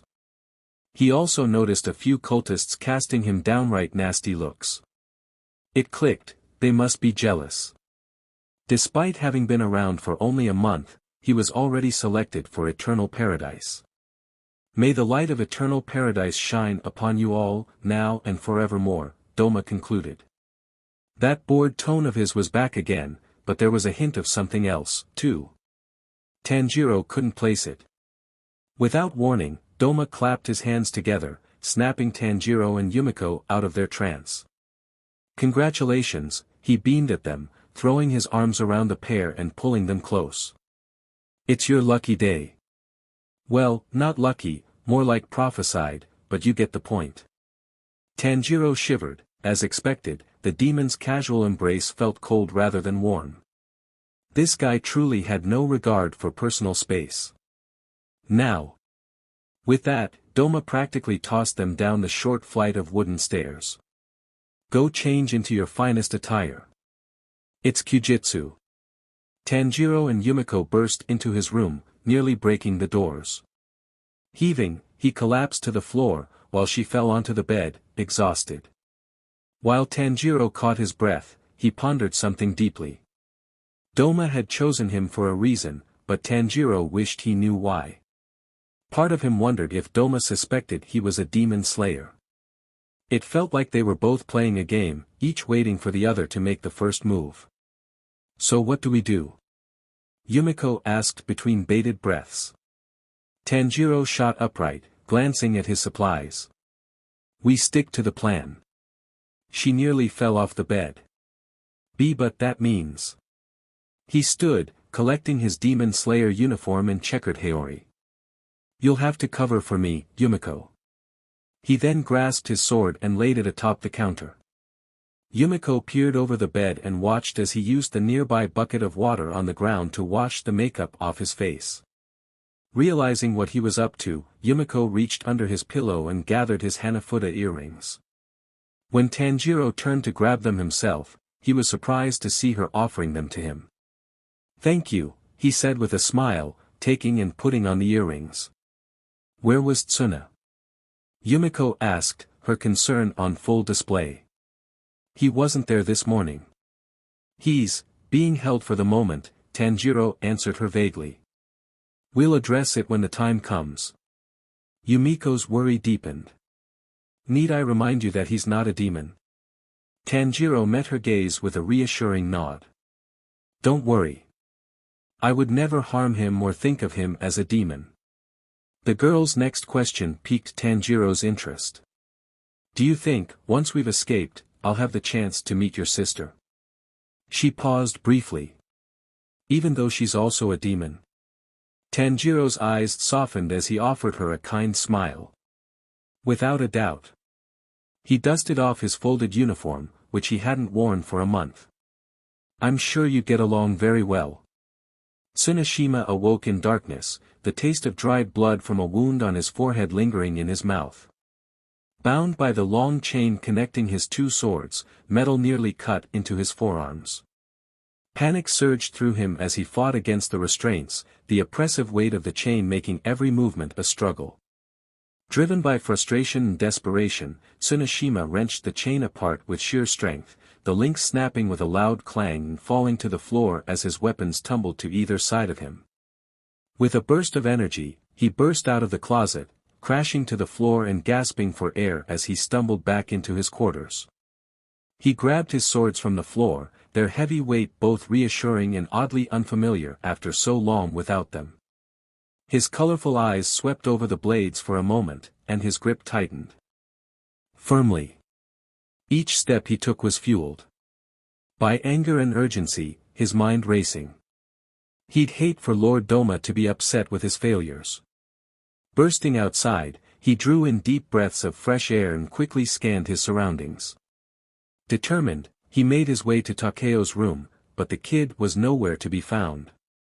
Agitated and running out of time, Tsuneshima prepared to leave a note for Douma, hoping to explain the situation. But just as he was about to begin, his sharp eyes caught sight of Takeo, clad in a demon slayer uniform and green haori, slipping away toward the temple. He also noticed the slayer not so discreetly concealing a sword beneath his new outfit. A surge of realization and dread hit Tsuneshima as he watched Takeo's figure retreating into the distance.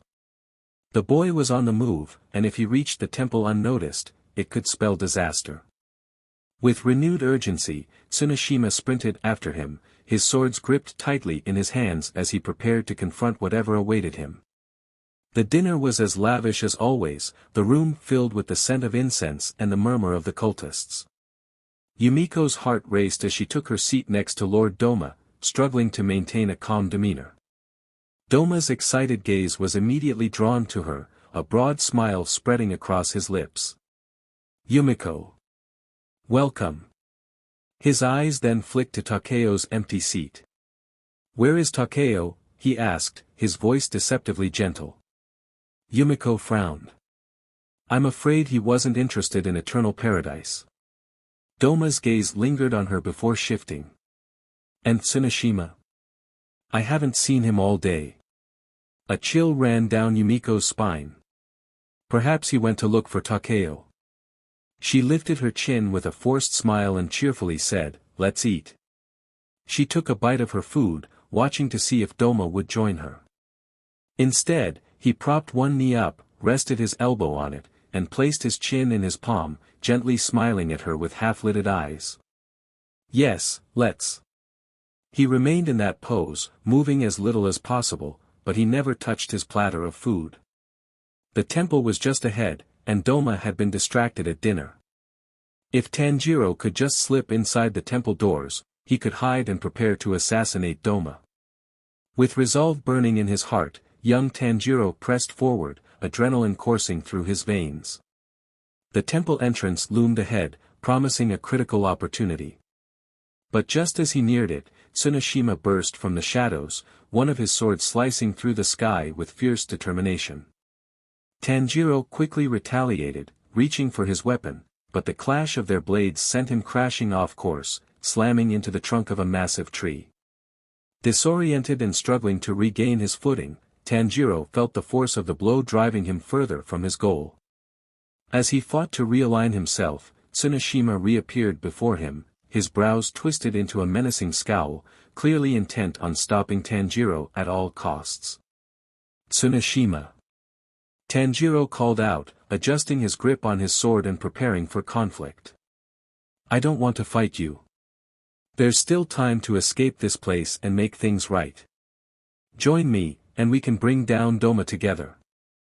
Tsuneshima's gaze glided over his adversary's new appearance, his eyes narrowing as he readied his next attack. Shadow breathing, third form, guided penumbra.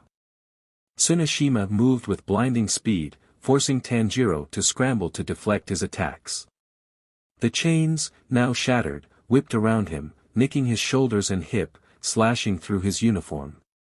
Tanjiro quickly rolled away, a somewhat unfamiliar sensation manifesting within him. He was angry. No, this was beyond anger. Everything kept building. Yumiko's pain, Tsuneshima's fate, Douma's revolting utopia and sense of salvation.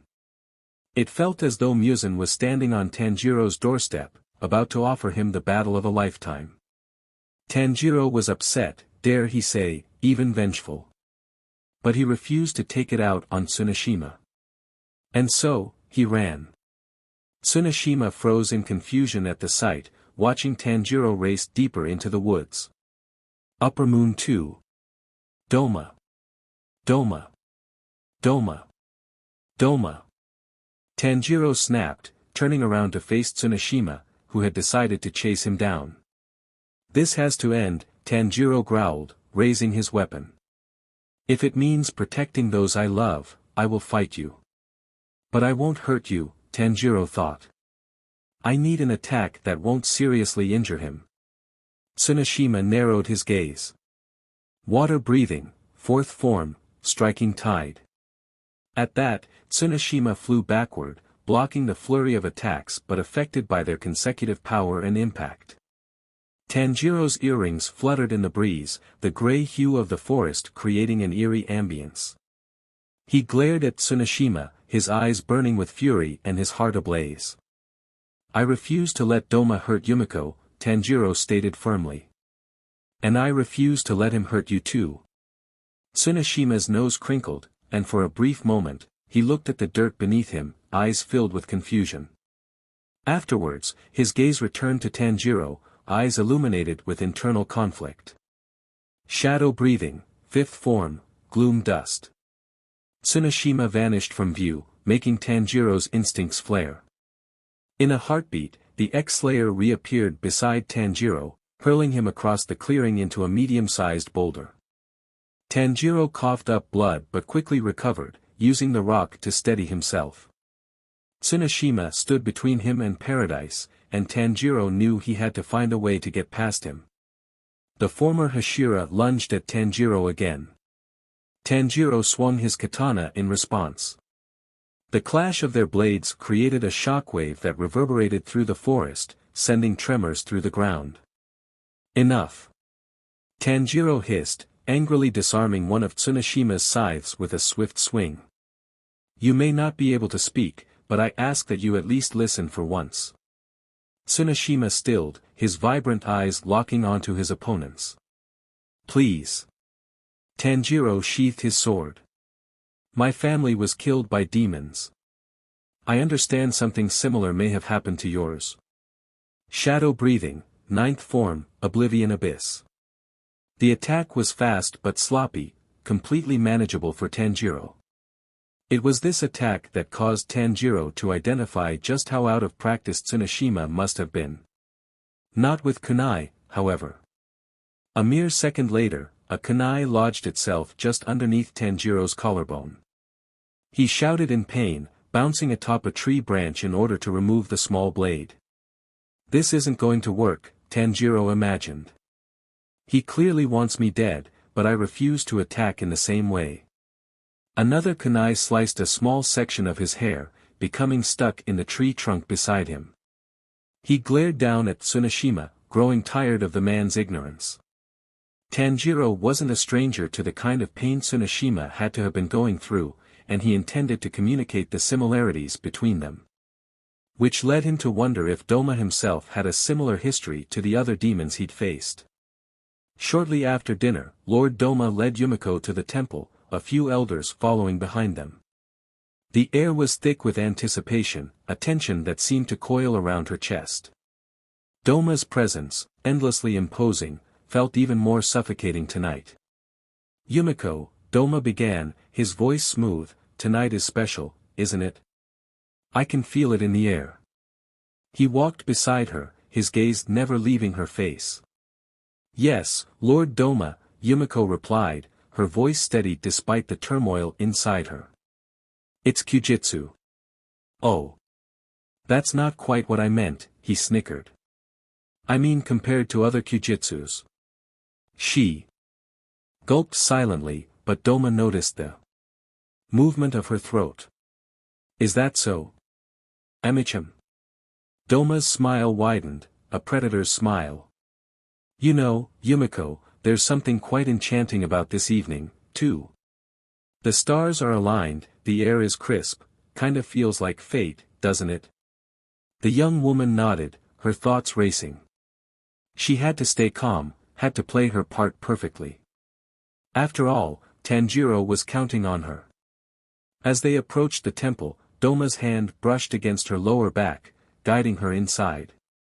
This entire time, she had been looking forward to the comfort of seeing Tanjiro nearby, of reuniting with him. But he wasn't there. Yumiko's eyes darted around the room, desperately searching for him where he had said he'd be hiding. Had Douma seen him earlier? Did he have to find a better spot? She glanced toward the shoji doors beside the throne. Could he be behind them? How was she supposed to signal without knowing where he was? Realizing she was alone, a wave of dread and failure washed over her. She quickly began racking her brain for ways to distract Douma until Tanjiro arrived. Eventually, she tuned out the rest of the world, one pesky question invading her mind as she felt Douma looming over her from behind.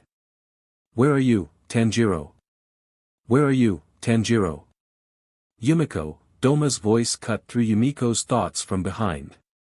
What's the matter? His hand settled on her shoulders. He was always so cold. How had she not noticed before?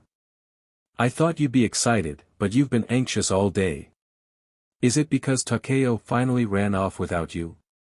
Did Tanjiro run off? No, he wouldn't. She shook her head, looking over her shoulder at Douma. I'm quite all right, she reassured him.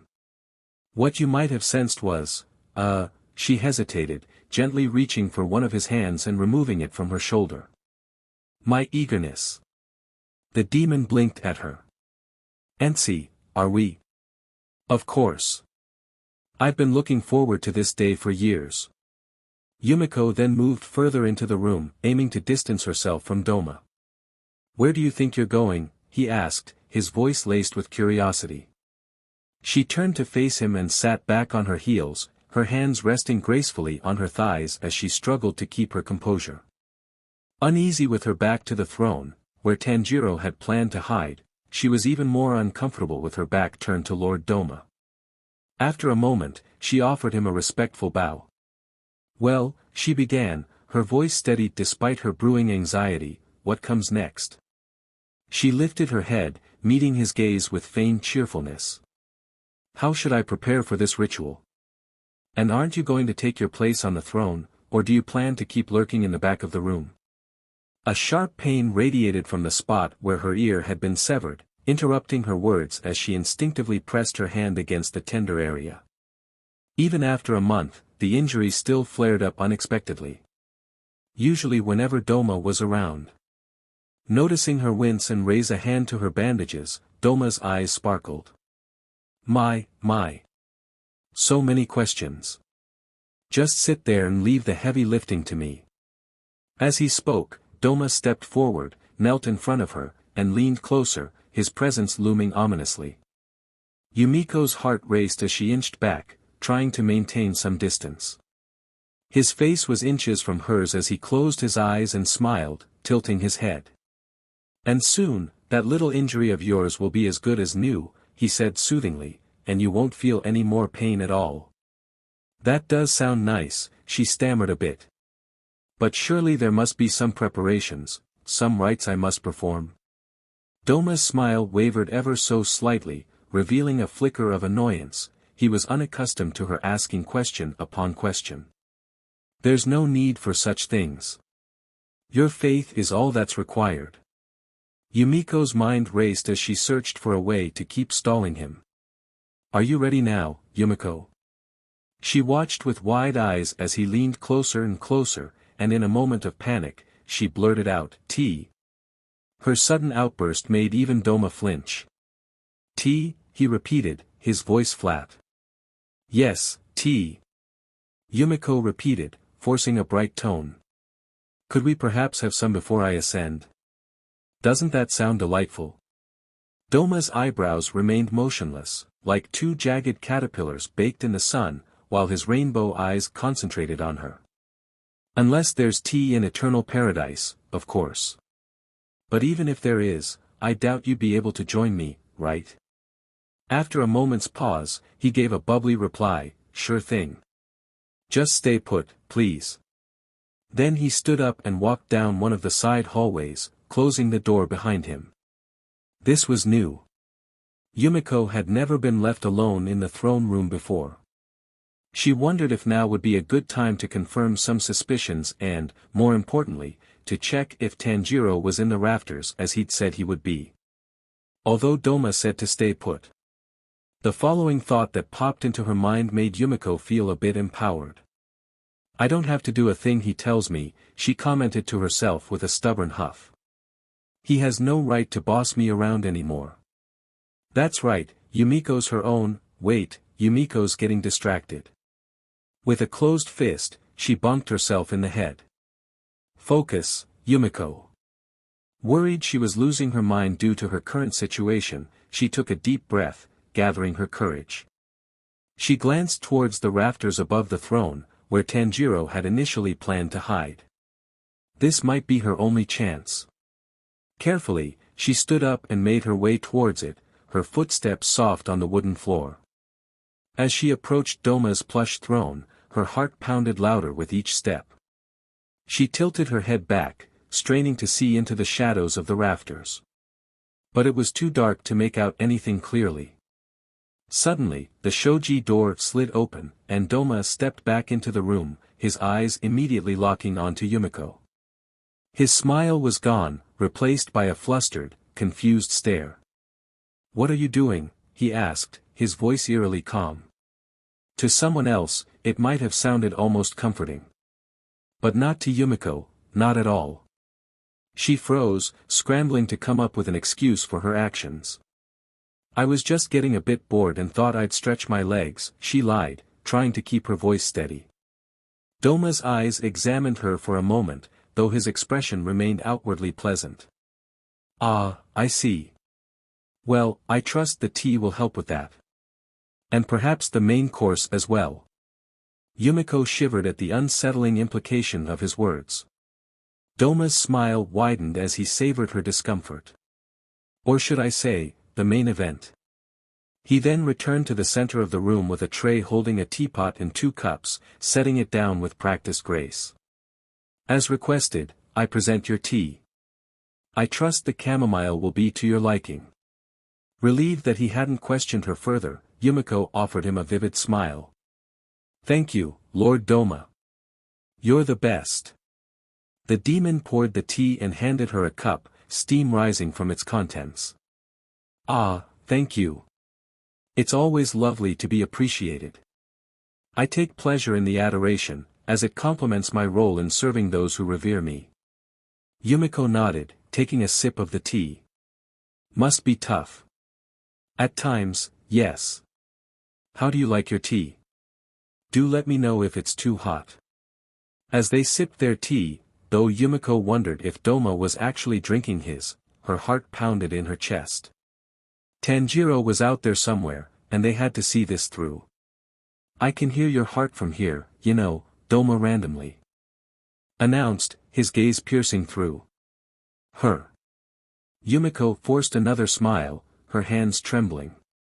"Can you really?" she replied, her voice wavering slightly. Douma set his tea down and leaned in, placing a hand gently on her neck just below her jawline. She stilled as his fingers traced lightly over her pulse. He closed his eyes, a serene expression on his face. "Oh, it's quite easy to sense," he murmured, his voice carrying a subtle, unnerving edge. "Your heartbeat tells me more than you might realize. It makes me curious about what's truly going on in that pretty little skull of yours."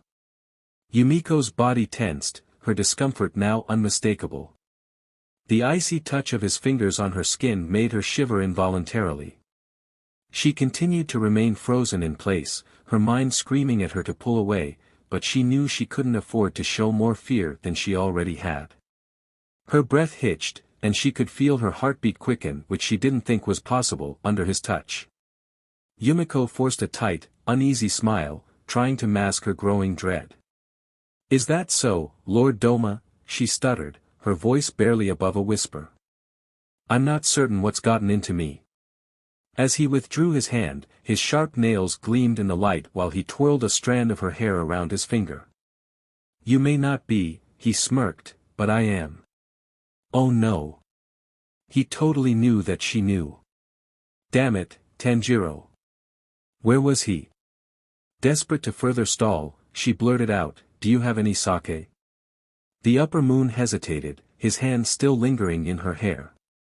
"Sake? He pursed his lips. "And why, might I ask, are you interested in sake at a time like this?" Yumiko swallowed hard. "I thought it might help calm my nerves." "You're right about my heartbeat." Douma studied her for a moment, his expression unreadable. "Sake, you say? It's unusual, but if it helps ease your anxiety, I suppose I can indulge you." He fully pulled away, his eyes still locked on hers as they sat on the floor. "But tell me," he flicked one of his war fans open, the weapon appearing from nowhere, the sharp end placed delicately under her chin, lifting it. "Why so nervous? What could you possibly be afraid of?" He practically sang the words, and Yumiko wanted nothing more than to bolt. "I truly think it's the anticipation. I've been looking forward to this for so long, and I want everything to be perfect." Douma's gaze lingered on her. "She thinks she's so clever." He then flicked the fan shut and nodded. "Sake. Got it." Tanjiro dodged another wild swing from Tsunoshima's side, his mind focused on a singular goal, to immobilize Tsunoshima so he could rush to help Yumiko before Douma could harm her. As Tsunoshima advanced again, Tanjiro saw his chance. He parried the scythe with a sharp twist of his wrist, deflecting the blade and using Tsunoshima's momentum against him. Tanjiro deftly kicked Tsunoshima's legs out from under him, sending him sprawling toward a nearby tree. Tsunoshima attempted to recover, but Tanjiro was already moving. With precision born of countless fights with demons and training sessions with Hashira, he struck a vital pressure point on Tsunoshima's neck using the hilt of his blade. The effect was immediate, Tsunoshima's muscles locked up, his body freezing in place. At first, Tsunoshima's eyes darted around, searching for an escape, but his body refused to respond. Repressed memories of past trauma began to overwhelm him, but Tanjiro had no time to address them. With that, Tsunoshima fell to the ground. Tanjiro silently thanked Jo for that technique. Breathing heavily, Tanjiro kept his sword at the ready but lowered it slightly to show he wasn't an immediate threat.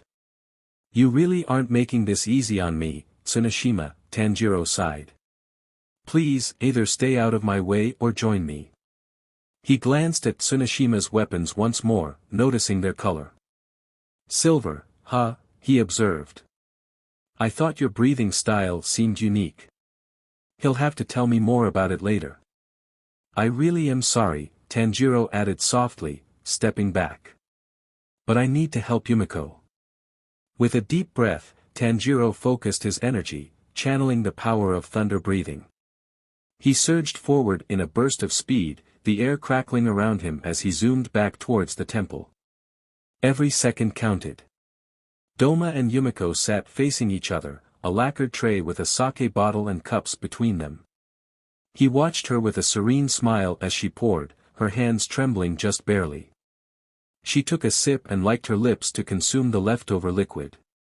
"Better," the demon hummed, his voice clawing through Yumiko's eardrums and into her brain.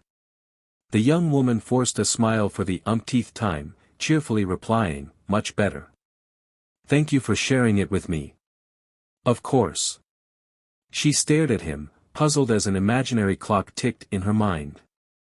"Aren't you going to have some?" Have you ever heard of demons, Yumiko? She choked on her next sip, which is never pleasant when alcohol is the beverage in question. Douma quickly moved to her side, patting her back as she coughed. Well, I suppose that answers that, he murmured softly, his breath ghosting against her healthy ear. Once she managed to catch her breath, a new sense of urgency settled alongside the air in her lungs. Demons? Yumiko asked, trying to ignore his hand on her back. Demons. Douma reiterated as if he didn't have a care in the world, lightly tracing his fingers down her arm. Fearsome creatures who feast on human flesh and can't go out in sunlight. Some even consider them godlike.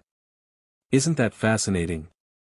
Yumiko swallowed hard, her mind flashing to Tanjiro. She glanced at the temple entrance, memories of Douma telling her to cut off her ear and imagining him eating it making her feel queasy. Her bandaged ear began to hurt again, a sharp reminder of his twisted intentions. You're lucky I'm not like the other demons, Douma continued, leaning even closer, though it seemed physically impossible given how suffocated Yumiko already felt in his presence. When I eat my followers, I ensure they never have to fear death. They live peacefully, eternally, within me. Tanjiro had been right all along. For the first time, Yumiko felt a raw, desperate hatred for Douma, wishing nothing but death upon him. Noticing her distracted demeanor, Douma grabbed Yumiko's head and yanked it toward him, forcing her to look directly at him. His eyes glowed in the dark. Cat got your tongue. Unable to move her head, she met his gaze. No, Lord Douma. I'm just. Come on, spit it out. Have you even been listening to a word I've said? The sake had definitely started to take effect. She felt a mix of calm and mortification, of anger and acceptance. She suppressed the urge to punch him, knowing it would only make matters worse and be ineffective. He would probably just laugh at her anyway. I guess. I feel sorry for you, he said abruptly, pulling her into a tight hug. It must be difficult hearing it straight from the horse's mouth, isn't that right? Yumiko's next words surprised even her. I hope you rot, she hissed through gritted teeth. Douma chuckled inwardly at her bravery and foolishness. That's a bit harsh, but also remarkable. He released his embrace and sat cross-legged beside Yumiko, his hands still clamped firmly around her arms to keep her restrained. Realistically speaking, though, you should be thanking me. Demon or not, I'm still saving you. And you'll help satisfy my hunger. It's a win-win. Just as Douma finished speaking, the doors to the temple burst open. With a loud bang. The sudden noise made Yumiko jump, causing the cup of sake she'd been gripping tightly to clatter to the floor. Tanjiro zipped into the throne room like a bolt of lightning, targeting the back of Douma's neck with his sword while carefully avoiding Yumiko. Don't touch her, he screamed fearlessly. However, time seemed to stretch unnaturally as Tanjiro gasped mid-attack. The unsettling sound of Douma's neck snapping echoed through the room. Douma's head twisted around with grotesque, unnatural fluidity, his otherworldly eyes locking onto Tanjiro's. It was as though his head was on a swivel, moving with an eerie, mechanical precision, like that of an owl. Takeo, the upper moon greeted him with mocking laughter. So glad you could join us, friend. Care for some sake. Without warning, Douma's war fan struck Tanjiro, sending him crashing into a wall. Tanjiro struggled to push himself off the ground, dazed from the impact. As he looked up, Douma's sinister smile widened, and his eyes tracked Tanjiro's every movement. Meanwhile, Yumiko slowly stood, her legs feeling wobbly. Douma approached Tanjiro, his eyes immediately drawn to the boy's signature earrings. Whoa, whoa, whoa. Douma said, feigning awe. Why do I feel like I've seen those before? Holding his war fans, he stared a moment longer, trying to piece it together. No matter. Detective work isn't really my thing. And that sword? You simply must be a demon slayer. Why would you hide this from me, Takeo. How rude. The symbols in Douma's eyes continued to bombard Tanjiro, instilling a unique kind of fear in him. He had defeated Upper Moons 4, 5, and 6, how hard could 2 be? But he had always had allies in the past, and he knew very little about Douma's blood demon art. Then again. The room was becoming increasingly colder. Hinakami Kagura, burning bones, summer sun. Armed with what he knew to be a very powerful technique, Tanjiro lunged forward again. However, something about the battlefield inside the temple felt off, like a vacuum was draining the energy from his body. Douma laughed, sidestepping effortlessly as Tanjiro's katana sliced off his hand. With the other hand, he grabbed Tanjiro's throat and lifted him off the ground, completely disrupting his attack. Douma's severed hand regenerated instantly, and he tightened his grip with the other. Tanjiro clung to Douma's forearm with one hand and held onto his blade with the other. Quite the technique you've got there, little slayer, the demon snickered, raising a sharp fan to Tanjiro's cheek. What to do, what to do? Should I eat you both now, or have a little fun first? Tanjiro still couldn't understand why the air felt so unbearably dry. It was painful to breathe. Leave him alone. Yumiko suddenly shouted from behind them. Douma and Tanjiro looked at her in surprise, though Tanjiro was more focused on gasping for air. Impressed, Douma dropped Tanjiro to the floor. The pressure on his neck had felt so intense that it seemed his spine was misaligned. As he tried to stand, he found he couldn't. Why Yumiko, don't. Tanjiro spat blood. Why was he already spitting up blood? I apologize, Yumiko. You must be feeling left out, Douma said, his voice dripping with mock sympathy. Let's discuss your loyalty. I really can't have you meddling in my plans, especially after you showed so much potential. Choices, choices.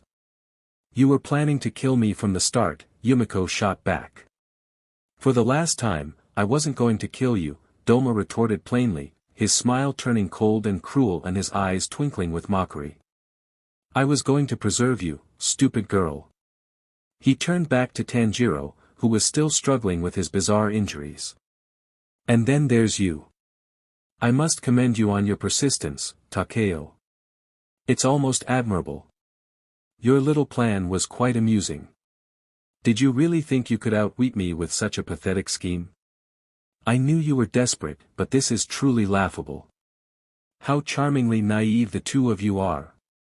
If it hadn't been, Tanjiro growled, for your little puppet Tsuneshima, you'd be headless right now. Oh, how scary. I love your confidence, Douma visibly blushed. And really? He protected me. I knew he was a good egg.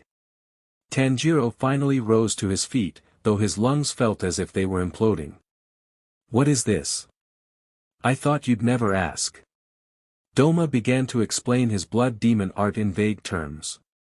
Meanwhile, Tanjiro tried to signal Yumiko to run. As she tiptoed toward the temple entrance, the doors swung shut and froze over, trapping them inside. You're not going anywhere. With a flick of his wrist, the air grew even colder, a chilling frost spreading from Douma to Yumiko. As soon as she inhaled the deadly particles, her body went rigid, and Tanjiro prepared another attack. Hinakami Kagura, clear blue sky. This time, he was extremely mindful of his breathing, even holding his breath between slashes.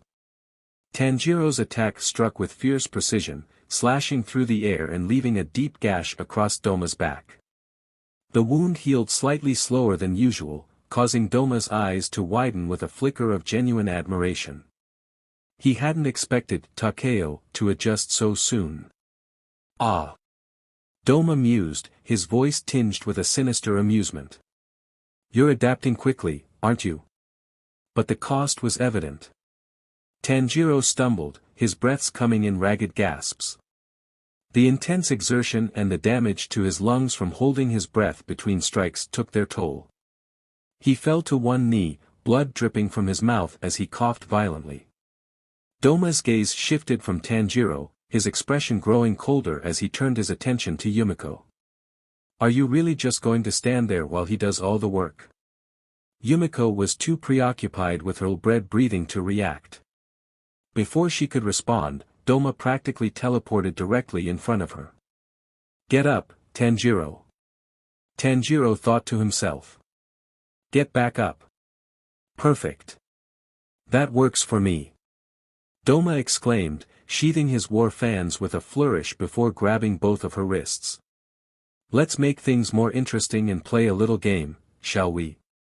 Doma's grip tightened on Yumiko's wrists, his cold touch sending shivers down her spine. His claws, like icy vices, dug into her flesh, eliciting a wince as she felt the numbing chill spread through her veins. The rules will be simple.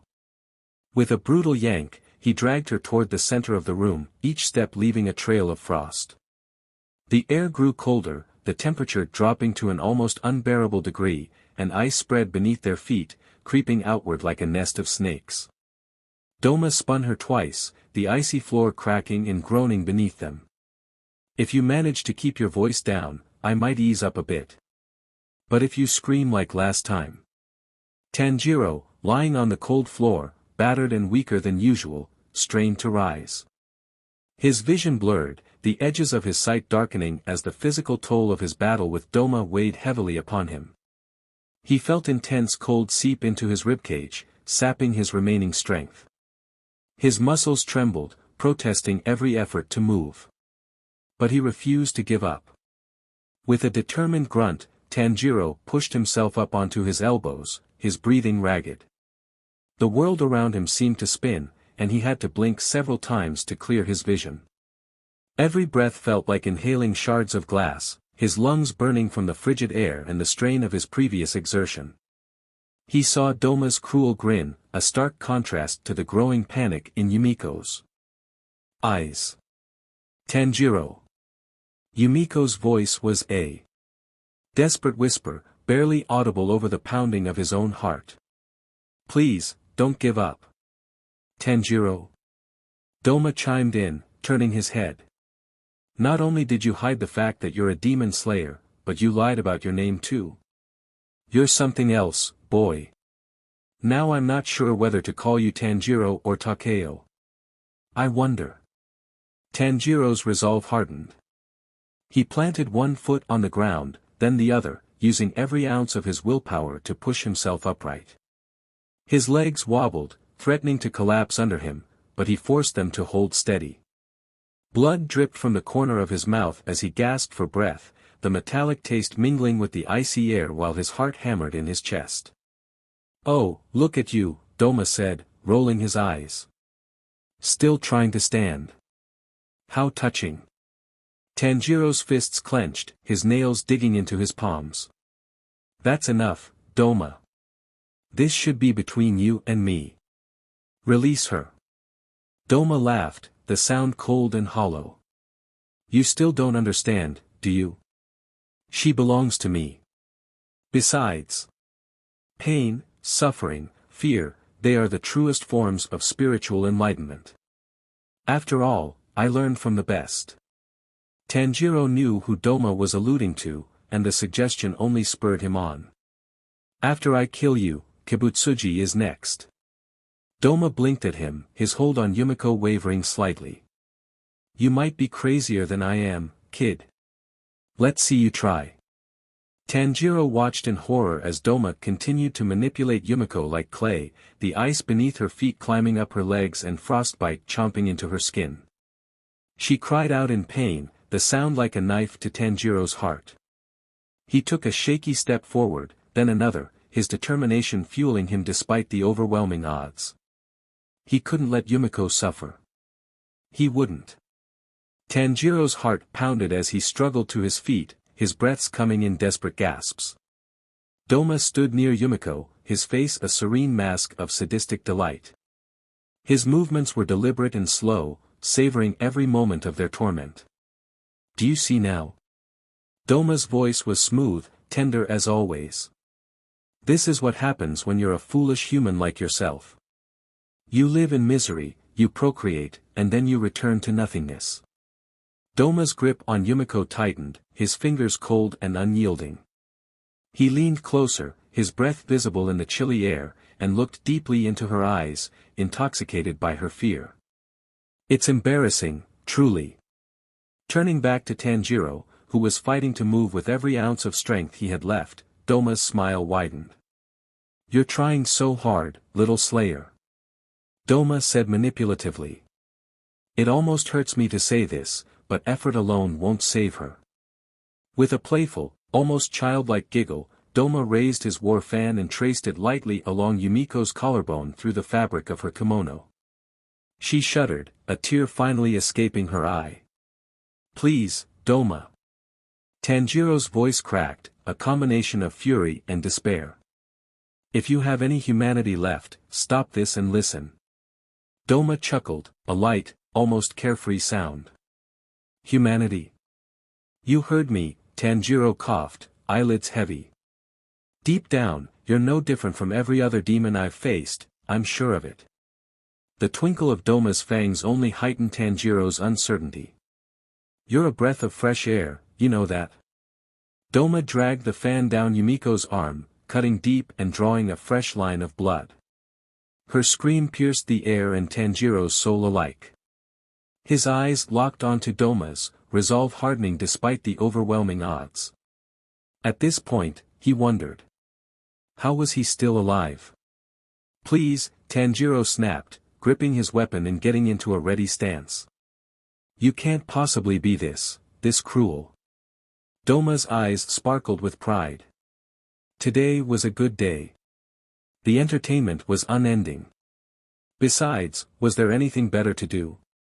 Such bravado, the demon cheered, releasing Yumiko momentarily before grabbing hold of her again. But words are just words.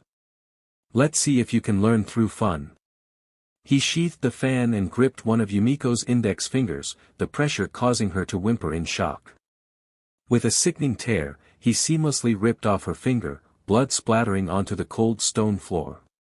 Yumiko's cry was primal, a sound that seemed to echo endlessly in Tanjiro's mind. Yumiko. Tanjiro's voice was a choked whisper, his heart breaking with every passing second. Hinakami Kagura, clear blue sky. Effortlessly, Douma dodged Tanjiro's sudden attack, causing Tanjiro to cut into the temple wall instead. The upper moon's smile grew as he abruptly tossed the finger into his mouth and swallowed it, then moved on to the next. Pain is such a wonderful teacher, he pontificated. It strips away all pretense and reveals the truth beneath. Another one of Yumiko's screams pierced the air, cutting Tanjiro's heart in half. Blood began to trickle down the side of her face, pooling at her jaw before dripping onto her shoulder. Douma's weapon had sliced off her remaining ear, sending the purple flower tucked behind it fluttering to the ground, where it froze the instant it touched the floor. Furious, Yumiko tried to run again, but her captor wouldn't allow it. Douma twisted her arm until her wrist snapped with a sickening crack, drawing another agonized scream from her and exposing the shattered bone. Without hesitation, he brought her hand to his mouth and, with a wink, savagely bit off another finger. Fueled by raw anger, Tanjiro leapt toward them, abandoning his disciplined forms and attacks. Douma, with a swift motion, simply stuck out his leg and sent Tanjiro crashing to the ground. Tanjiro, right? Believe it or not, that name rings a bell. Douma mused, casually chomping off another one of Yumiko's fingers. The blood sprayed, a cruel contrast to his light tone, as the sound of crunching bones imprinted itself into Tanjiro's mind. And there's something about you, a familiar aura. Do I know you from somewhere? Distant cousin, perhaps. Yumiko pulled and pulled, only earning another brutal bite on her hand as a fourth finger was severed. She collapsed to her knees, her eyes wide with terror. Tanjiro's voice cut through the violence, shouting her name with a tone of sheer abhorrence. Tanjiro struggled to his feet again and again, each time met with a ruthless kick to the jaw from Douma. But with a mocking laugh, Douma delivered a final, bone-shattering kick to Tanjiro's face, sending him sprawling to the floor. As a result, his sword slipped from his grasp, skidding across the tatami. Tanjiro's breath came in terrified gasps, his vision swimming, but even then, he reached out desperately for his sword, refusing to give in. Yumiko couldn't focus fully, but she saw Tanjiro fighting through the pain repeatedly to attack Douma. She could only assume his efforts weren't succeeding, and soon after, she lost another finger. And another. And another. And another. Until all she had left were her ring finger and a single pinky. But why not finish them off?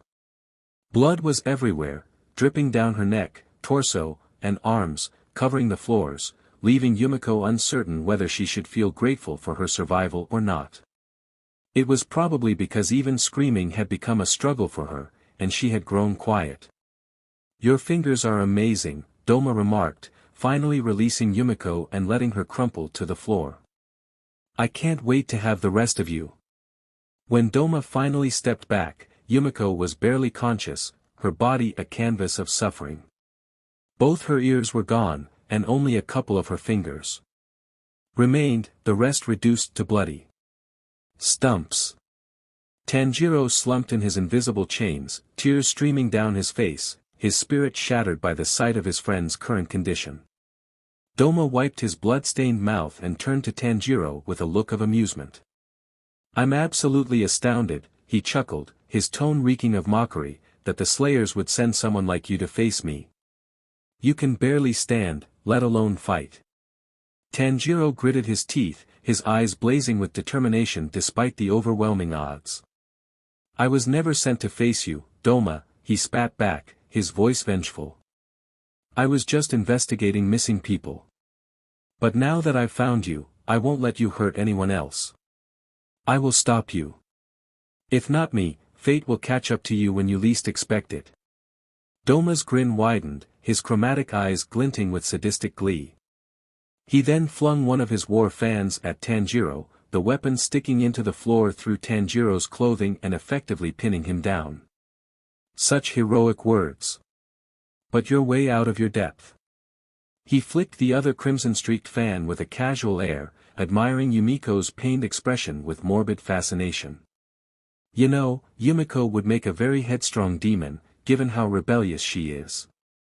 Maybe I'll lend her some of my blood, and she'll be as good as new. Lord Muzan would be so pleased with me." Seeing Douma smile at the thought, Tanjiro suppressed the pain in his lungs, shouting, "She would never." "No." Douma's eyes flicked to the bottle of sake on the ground. With a playful snicker, he picked it up and returned to Yumiko. "But Yumiko, look at you. You're a mess."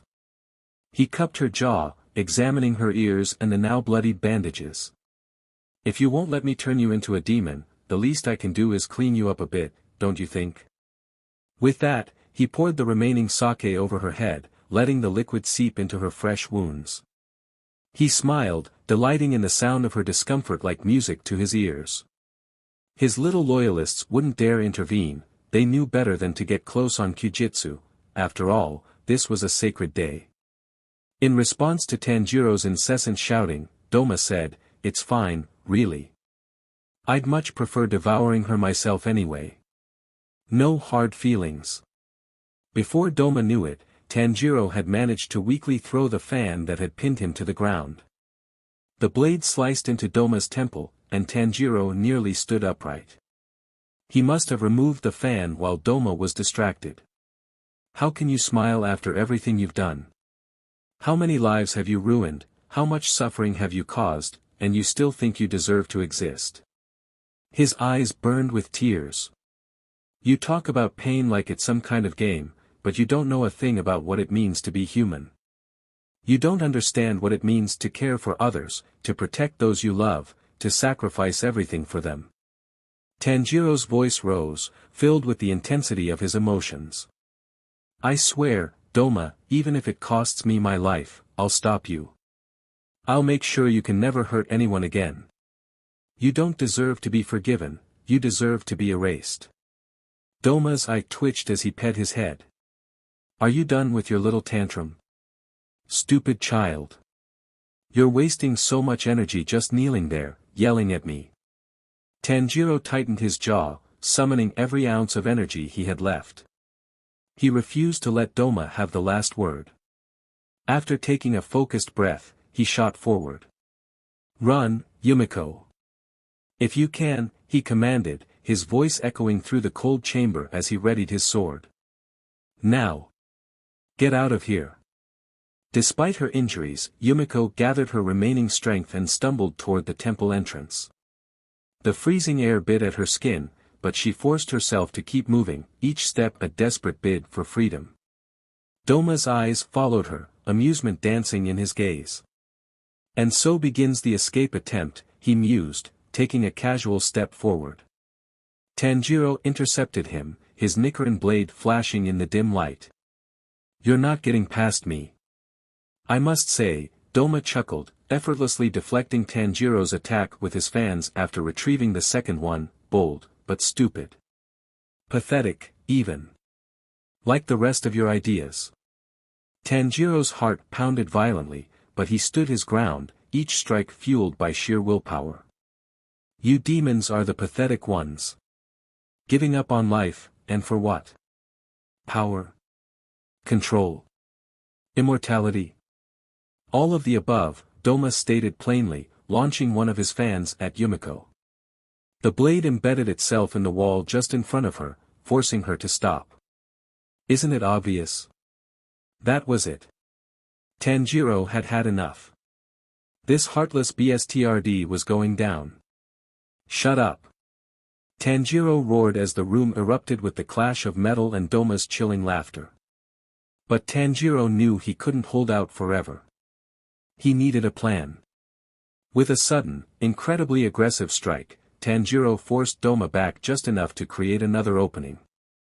Go, Yumiko, he urged once more, his voice strained. I'm not going to tell you again. At that moment, Yumiko ducked under the war fan and burst through the temple doors, the cold air burning her lungs. This time, Douma watched her go, a frolicsome smirk adorning his pale face. Are we at that point already? Fleeing to the web of trees in the dead of night? He then glanced at the blood-covered floor. Tanjiro watched in disgust as the demon knelt down, dipping his fingers in the puddle of Yumiko's blood, bringing it to his lips with a twisted sense of adoration. He purred in joy, never taking his eyes off Tanjiro. Are you sick of me yet? Are you going to run off, too? Tanjiro released the breath he'd been holding, the sheer revulsion he felt toward the upper moon driving him to act.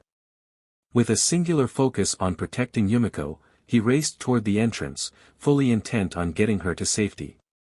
After all, he had never planned to fight inside the temple, its confined space was too limiting. Keep moving, he urged as soon as he was outside, catching a glimpse of Yumiko limping into the forest. Don't look back.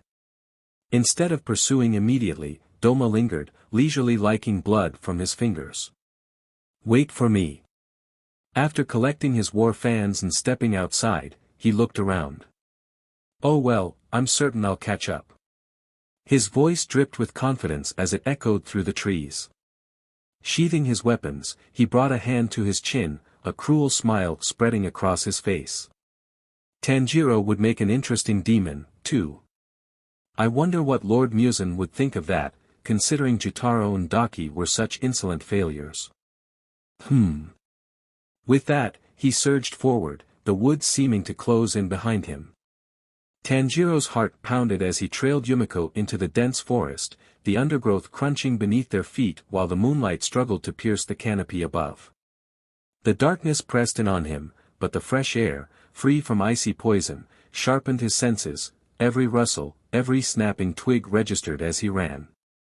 Yumiko stumbled slightly, the strain of their escape clear in every faltering step.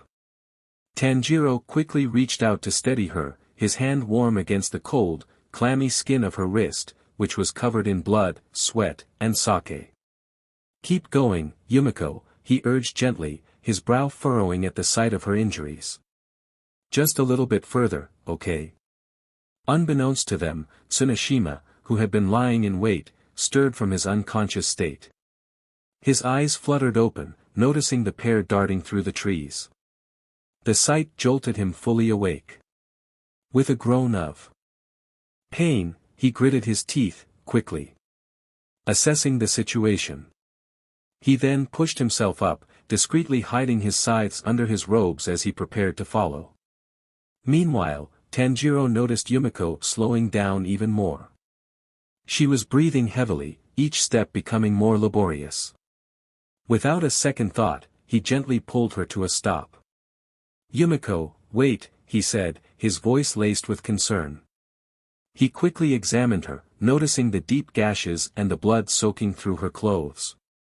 Her hands, or what was left of them, were already bruised and rather unsightly, stirring a deep sense of protectiveness in Tanjiro. "We need to stop this bleeding." Yumiko nodded weakly, her vision blurring as she leaned against a tree. Tanjiro quickly tore a piece of his haori, using it to bandage the wounds on her head and arms. "Give me your hands," he murmured, wrapping each one with care.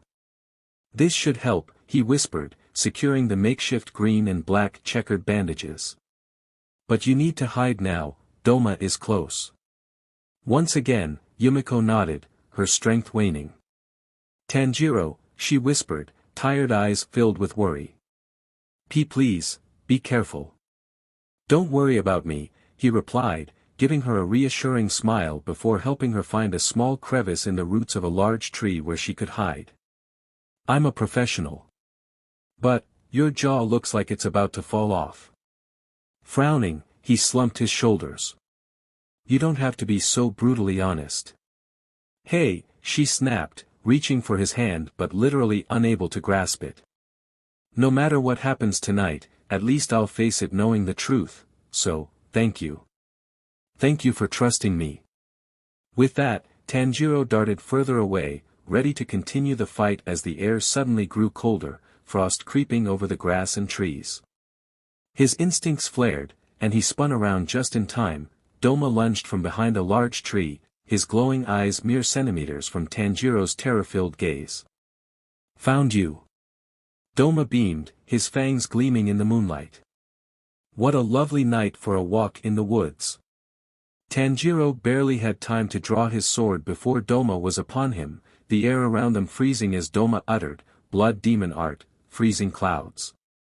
Tanjiro managed to parry the first strike from Douma's war fans, the impact sending vibrations up his arm, but the cold nearly blinded him. Douma attacked relentlessly, each swing of his fans unleashing sharp, icy gusts of toxic air toward Tanjiro.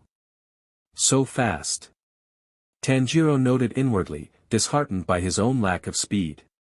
His thoughts clashed as he dodged and countered, his breathing techniques helping him keep pace with Douma's blood demon art.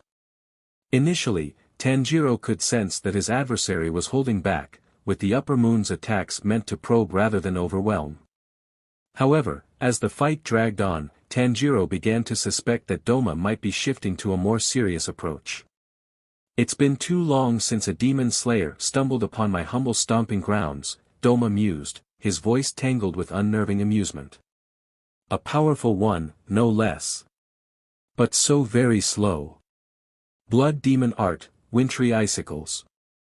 With a flick of his wrist, he sent a barrage of icicles hurtling towards Tanjiro. While Tanjiro deflected most, he didn't expect one of the icicles to pierce through his defenses. It struck his shoulder, sending a jolt of cold pain through him. Grinding his teeth, he fastened his grip on his sword, focusing on the sword guard that matched Rengoku's. Amidst the chaos, Tsunashima's attention was momentarily diverted from the fierce fight between Tanjiro and Douma. As he moved with purpose, his foot caught on something, causing him to stumble. He looked down and saw Yumiko sprawled weakly against a tree, her condition dire and her strength nearly spent. The sight of her pale face and shallow breaths was a harsh blow, freezing him in place as his mind struggled to process the devastating scene before him. The girl was as white as a ghost, her eyes unfocused. "Hi, Tsuna," she murmured weakly, trying to muster a smile. "I apologize, but I'm feeling a bit dizzy." Tsunashima tightened his fists, fury and concern battling within him. He quickly glanced at Douma, who was still engaged with Tanjiro, then back at Yumiko. She then gestured to her head with a fingerless hand. "Sorry if I'm not as quick today." As Tanjiro braced himself for a counterattack, a faint rustle behind him drew his attention. Before he could launch his strike at Douma, Tsuneshima abruptly emerged from the shadows, his scythes hidden and his face set in a grim expression. Instead of attacking, he held Yumiko in a tight grip, her injured form contrasting starkly against the backdrop of the forest. Tsuneshima then cast a SBMSSV glance at Douma, who responded with a chilling laugh. "Oh, what a doll you are, Tsuneshima." Douma praised him. As he spoke, he launched another barrage of razor-sharp icicles toward Tanjiro. The slayer dodged with agility, but the violent onslaught forced him to retreat. Seizing the opening, Tsuneshima hurled several kunai in his direction, pinning Tanjiro against a nearby tree and halting his movements. "Tsuneshima!" Tanjiro exclaimed, his voice a mix of shock and confusion as he strained against the kunai piercing his haori. "Don't do this." Tsuneshima's expression remained unreadable as he swiftly moved to present Yumiko to Douma. Douma's smile widened, a hint of surprise crossing his face as he surveyed the scene. "How the tables have turned," he declared, stepping closer to his advisor. "You've done well, Tsuneshima. Hand her over," he commanded, extending his blood-stained hand. Tsuneshima complied, and Tanjiro's horror intensified as Douma snatched Yumiko by the scalp, pulling her roughly toward him. "Now, please leave us," Douma continued with an eerie calm, "so I can deal with these imposters myself." The demon then dragged Yumiko along as he approached Tanjiro. In response, Tsuneshima hesitated, his hands moving almost instinctively towards something he couldn't fully grasp. His gaze darted between Yumiko, whose condition was deteriorating rapidly, and the restrained demon slayer, before fixing on Douma, who had his back turned and was clearly dismissing him as a threat. All of a sudden, the vivid image of blood-staining walls, dripping from countertops, and lightly raining from the ceiling flashed in his mind. He flinched at the flashback, a bead of sweat forming on his forehead. Before he could fully process his actions, his hands gripped the hilts of his weapons, and his eyes locked onto the back of Douma's neck. One thing was certain, the sight of Yumiko's suffering and Tanjiro's looming defeat ignited a familiar resolve within him, void of the usual detachment he had felt in years past. In other words, something inside him finally snapped back into place. Douma, still holding Yumiko at his hip, taunted Tanjiro with a chilling sneer. "You'll never beat me alone," he jeered. "You might as well kill yourself now, it would be less painful." As he continued to mock Tanjiro, he walked directly into the blade Tanjiro held defensively, the sword piercing deeply into his stomach and emerging through his back. "Unless, of course, you prefer to save yourself another way, by becoming a demon." Besides, Tanjiro tried to pull the sword away, but it was lodged fast, ice spreading from where the weapon had entered the upper moon's torso. "It's the neck you need to aim for," Douma teased, his smirk widening. "But that's a bit tricky when your sword is frozen in place, isn't it?" He leaned in closer, his breath cold against Tanjiro's skin. "So, what's your next move, Tanjiro?" "I'm simply itching to find out." Tsuneshima silently drew his scythes, his upper lip curling in anger. Shadow breathing, second form, sweeping silhouette. Sensing the absence of retreating footsteps, Douma's instincts flared with warning. He spun around just in time to see Tsuneshima's Nichiren scythe arcing toward his neck. But Douma was unervingly quick, too quick. By the time Tsuneshima's blade sliced through Douma's neck, the demon's body was already regenerating. The blade carved through flesh and muscle, but as it passed through, the wound began to heal almost immediately. Douma's severed neck reconnected with a grotesque, pulsating motion, the flesh knitting back together seamlessly and simultaneously. The demon recoiled, releasing Yumiko and springing away from Tanjiro and Tsuneshima as his body repaired itself with unnatural speed. "You're full of surprises tonight," Douma remarked, his voice losing its playful tone for the first time. I mean, you almost killed me. He stared at Tsuneshima, then shifted his gaze to Tanjiro, who had managed to free himself from the tree by tumbling out of his haori. Tsuneshima moved to stand beside Tanjiro, their eyes fixed on Douma. The demon tilted his head, his rainbow eyes gleaming dangerously as they swept over the group. Guess the jig's up now, he chuckled, gracefully unfurling his war fans. Stay behind me, Yumiko, Tanjiro ordered, trying to ignore what he could only describe as the sensation of his lungs turning into mush. Before he could make another move, Tsuneshima lunged at Douma, his scythe shining in the night. Suddenly, the air exploded with blood. Tanjiro's heart skipped a beat as he felt the warm spray on his face, and the world around him came to a standstill. He looked over in horror to see Yumiko's body collapsing to the ground, her blood splattering across the clearing. As her last breath left her, before she even fully hit the ground, she looked at Tanjiro and exhaled, "Say hi to Nezuko for me, Kay?" After a couple seconds, Douma reappeared behind Tanjiro, cradling Yumiko's severed head in his arms, a twisted grin spreading across his face. Tanjiro had to look again to confirm that her head was indeed separated from her body. The sight of her lifeless form lying on the frost-covered ground filled him with pure hatred. Time's ticking, Douma sighed, popping one of the girl's eyeballs into his mouth with a sickening squelch. I suppose I won't be going easy on you for much longer. Rage and despair surged through Tanjiro's veins. Without thinking, he launched himself at Douma, his sword slicing through the skies with all the force he could muster. If he could just be fast enough, he might sever this disgusting monster's head just like he had with the other upper moons. Hinakami Kagura, dancing flash. Tsuneshima was right behind him, their attacks synchronized in a desperate attempt to overpower the demon. Shadow breathing, seventh form, eclipse rush. But Douma remained unfazed, lazily tossing Yumiko's head to the side. With a graceful twist of his body, he avoided their strikes, his fans creating a barrier of icy wind that deflected their attacks. The force of the wind pushed Tanjiro and Tsuneshima back, but they quickly regained their footing, trying to flank Douma from both sides. Douma's laughter echoed through the forest as he danced around them, his voice grating like nails on a chalkboard. Not bad, he expressed, allowing Tanjiro to close in. But just as the boy's sword was about to connect, Douma's hand shot out, grabbing Tsuneshima by the throat.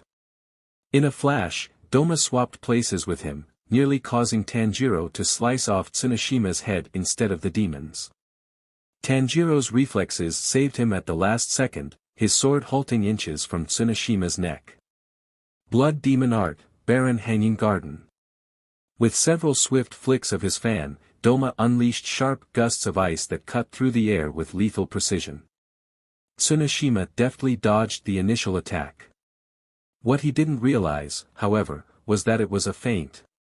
Blood Demon Art, Frozen Lotus. Douma's wind blade struck with surgical precision, cleaving through the top of Tsuneshima's skull. The force severed the upper half of his head, exposing the raw, pulpy mass of his brain in the tangled mess of blood vessels and tissue.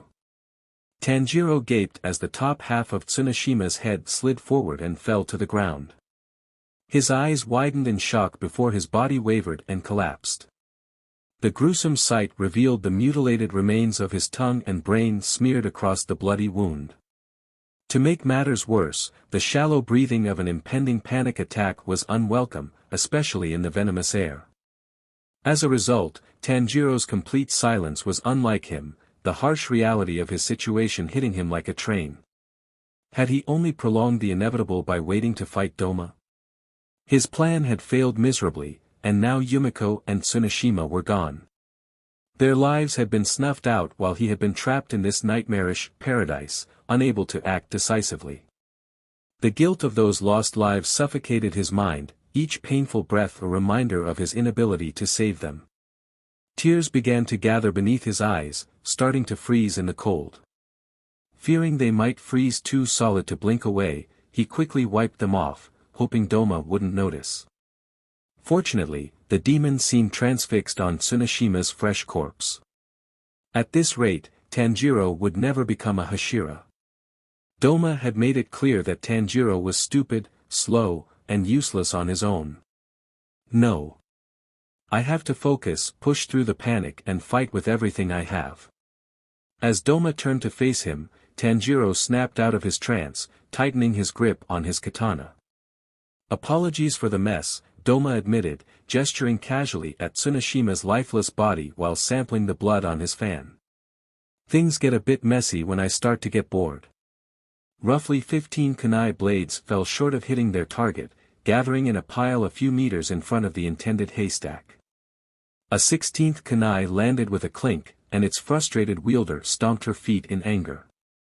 Ugh, she shouted, steam escaping from her ears. Why can't I do it right? Tsunashima knelt down, ruffling his daughter's hair. You're being a bit careless, that's all, he said with a smile, skillfully handing her another kunai after twirling it around his fingers. Relax. Take your time and focus just above the center of the target.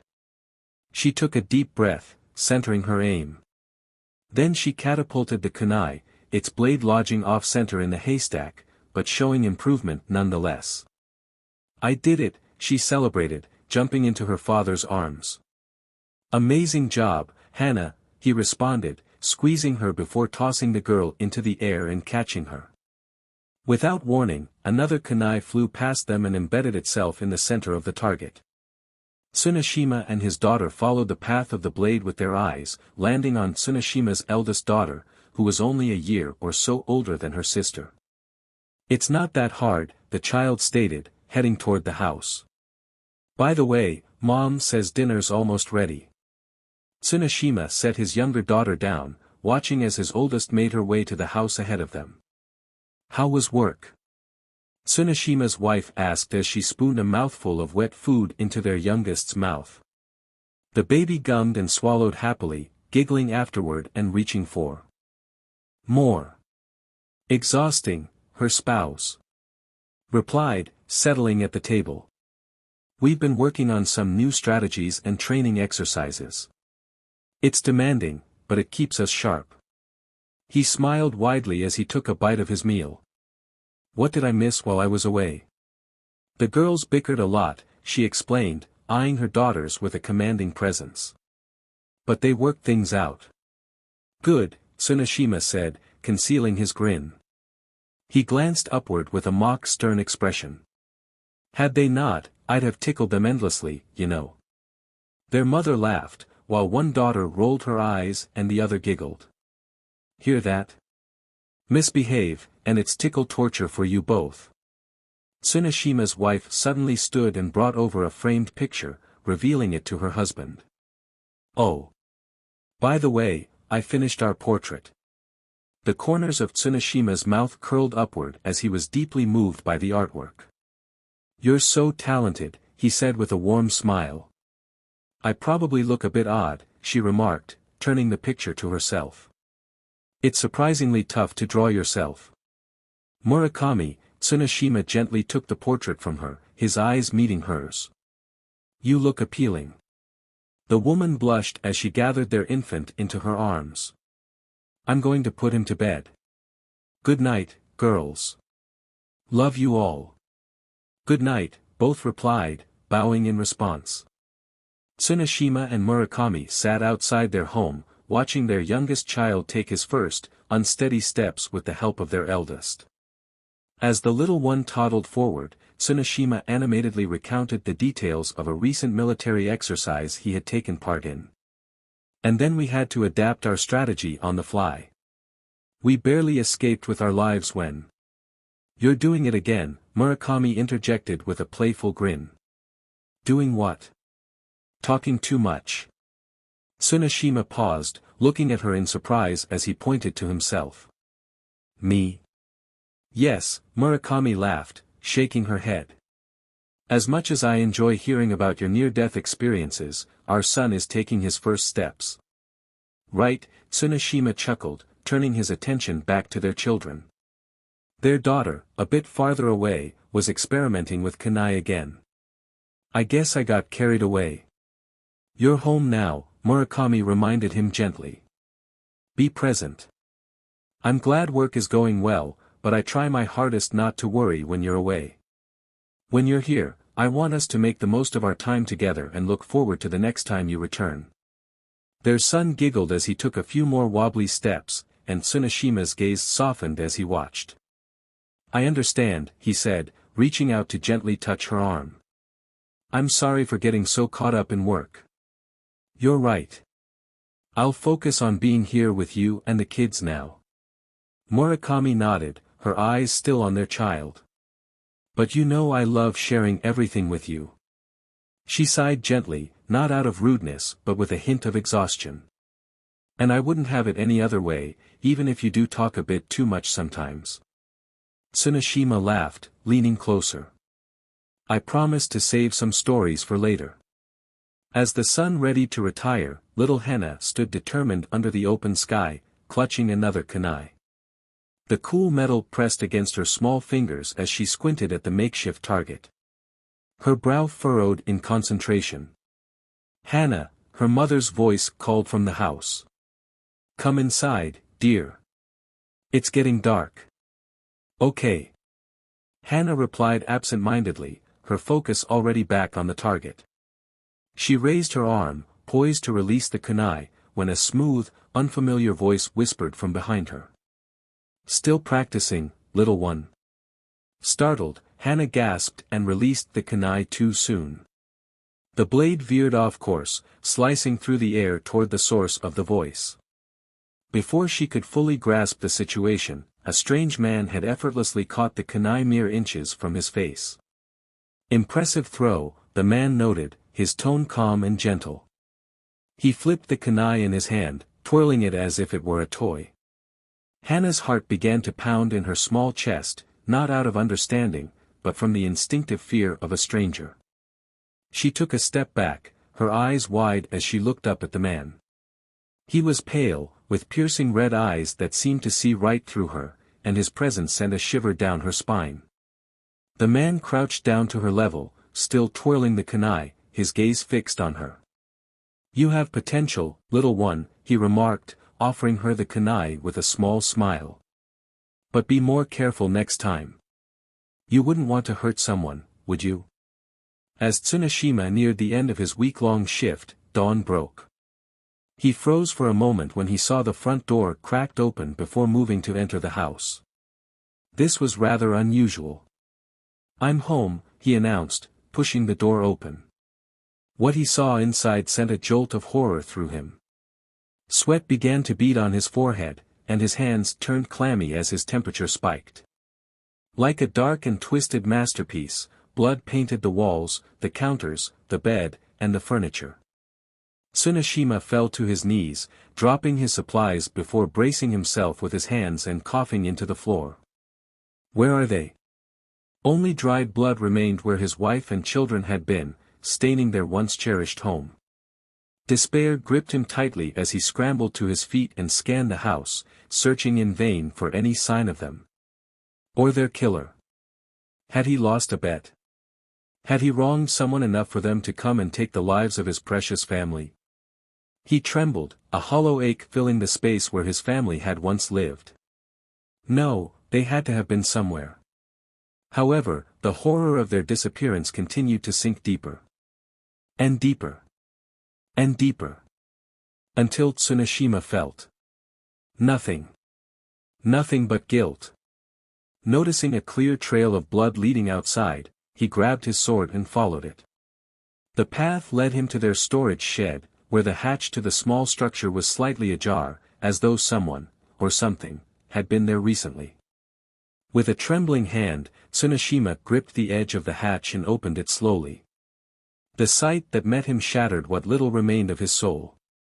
Before him lay the remnants of Tsunoshima's wife and children, their bodies barely recognizable, half devoured and rotting.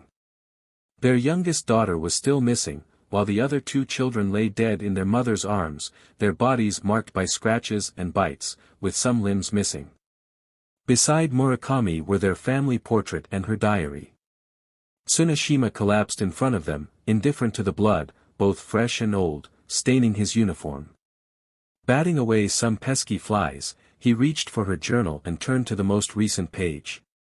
His eyes were immediately drawn to a letter addressed to him, and he had no issue recognizing the handwriting. My love. After Hana came in from playing outside and night began to fall, I noticed something was terribly wrong with her. She was drooling and unresponsive, holding a kunai in her hand as she stood in the doorway. My heart sank when she suddenly attacked Mina, not just with the kunai but also with her teeth. I grabbed Mina and Taro and fled as quickly as I could, but Hana was unnaturally fast.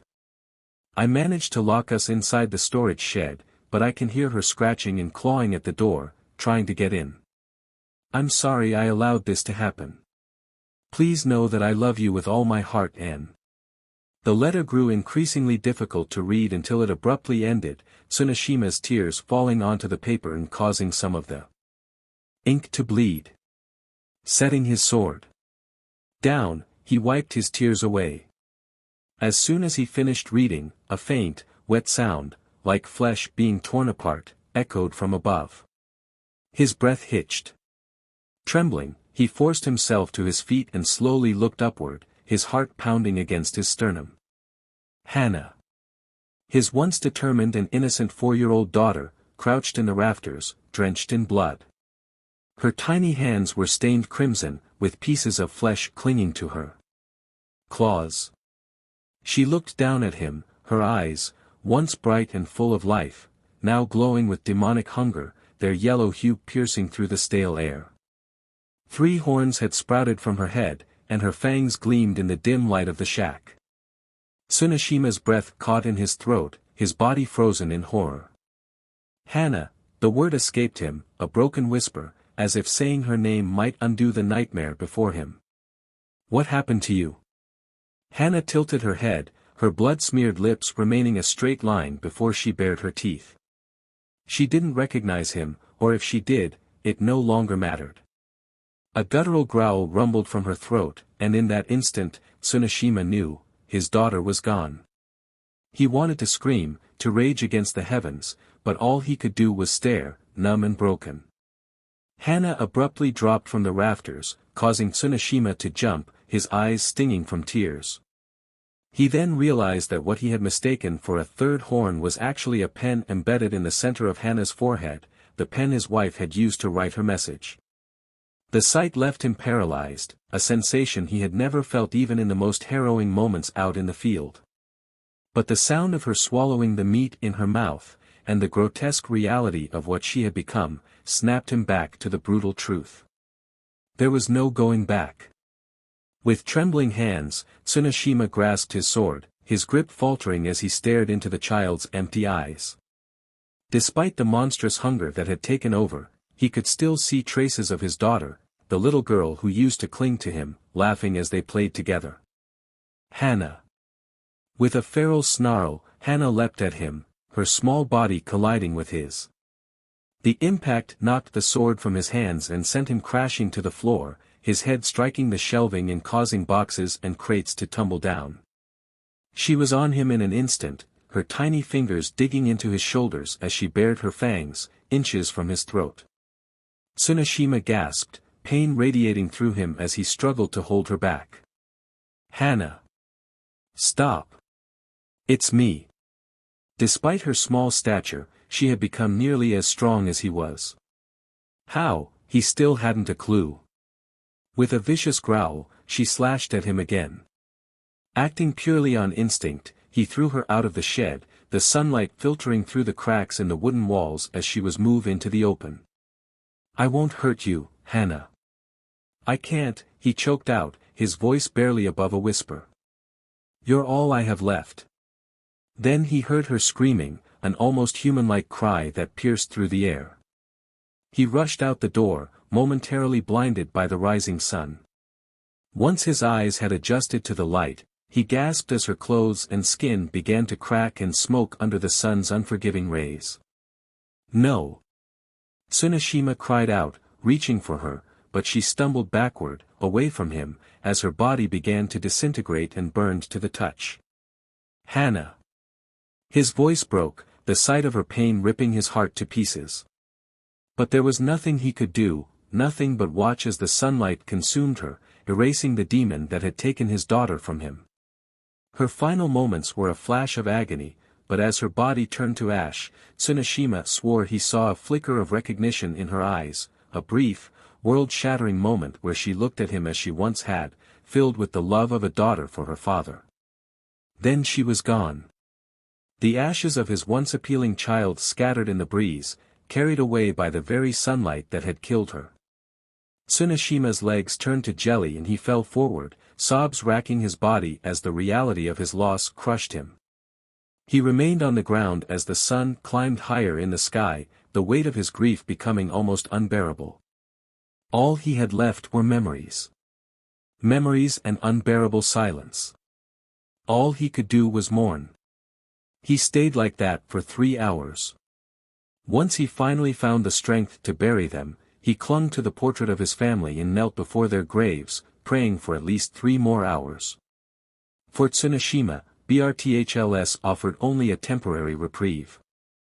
As he wandered the red light district, a heavy darkness settled over him, his thoughts consumed by the emptiness that gnawed at his identity. His best friend, a shinobi who had been like a brother, passed away just days after his family's death, leaving another void that no one could fill. The crushing weight of loss and despair drove Tsuneshima to resign from the military, unable to find solace or meaning in the life he once knew. "Oh my," a woman remarked, her eyes lingering on Tsuneshima's figure while the rest of her face stayed hidden behind a fan. He glanced at her from the corner of his eye. "You look like you could use some rest. Care to join me?" He took a step toward her but froze as he overheard another conversation. "Did you hear about those demons they've been talking about?" Curiosity pierced through Tsuneshima's melancholy, drawing him toward the source of the discussion. "Hey! Where are you going?" the woman called after him. Tsuneshima looked over his shoulder with a weary shrug. "I'm broke." "Well, that's okay. We make exceptions." Ignoring her, he moved closer to the conversation that had caught his attention, discreetly eavesdropping on a group huddled in the shadows of a nearby establishment. They spoke in hushed tones about mysterious creatures that preyed upon the living, leaving devastation in their wake, every word alluding to demons. As he followed the trail of whispers and half-truths, his sense of purpose began to ceremoniously mend itself inside his fractured mind. Tsuneshima stood in the training grounds, drenched in sweat, his breaths heavy and bread. Despite dedicating himself to mastering stone breathing, he felt something was missing. His movements were precise, yet he struggled to unlock the full potential of the technique. Frustration etched across his face, the Tsuguko approached his MSTR. "I don't understand," Tsuneshima groaned. "I've been practicing stone breathing for months, but I can't seem to get it right. It feels like something is missing." The stone Hashira, a stern figure with a commanding presence, was deep in thought as Tsuneshima spoke. Before he could reply, a 10-year-old boy with an air of quiet authority stepped in. "You've made admirable progress," the MSTR responded, his voice calm and reassuring, carrying an undertone of wisdom beyond his years. Though still a child, Kagaya Ubuyashiki, the leader of the Demon Slayer Corps, carried himself with an unexpected depth of composure and insight. "But stone breathing might not be the ideal fit for you, even if you've nearly perfected it." Tsuneshima's brow furrowed. Every Hashira must find a technique that aligns with their true nature.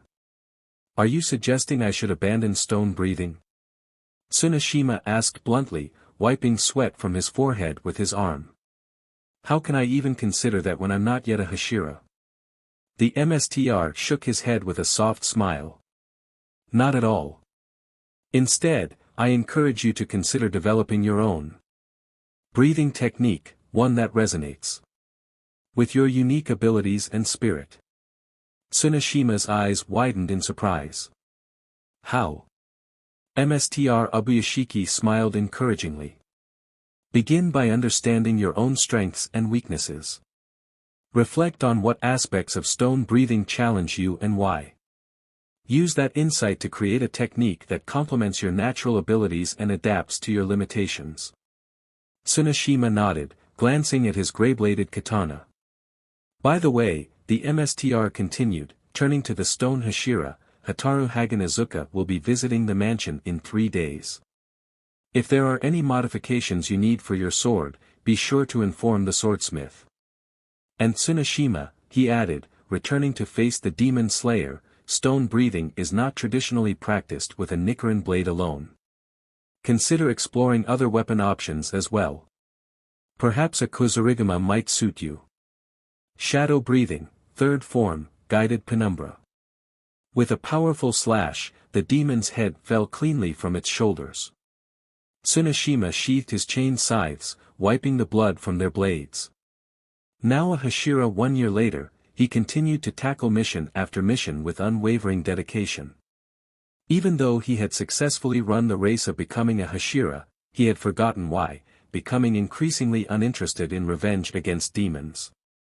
After all, he had no knowledge of the demon responsible for turning Hana and killing his family.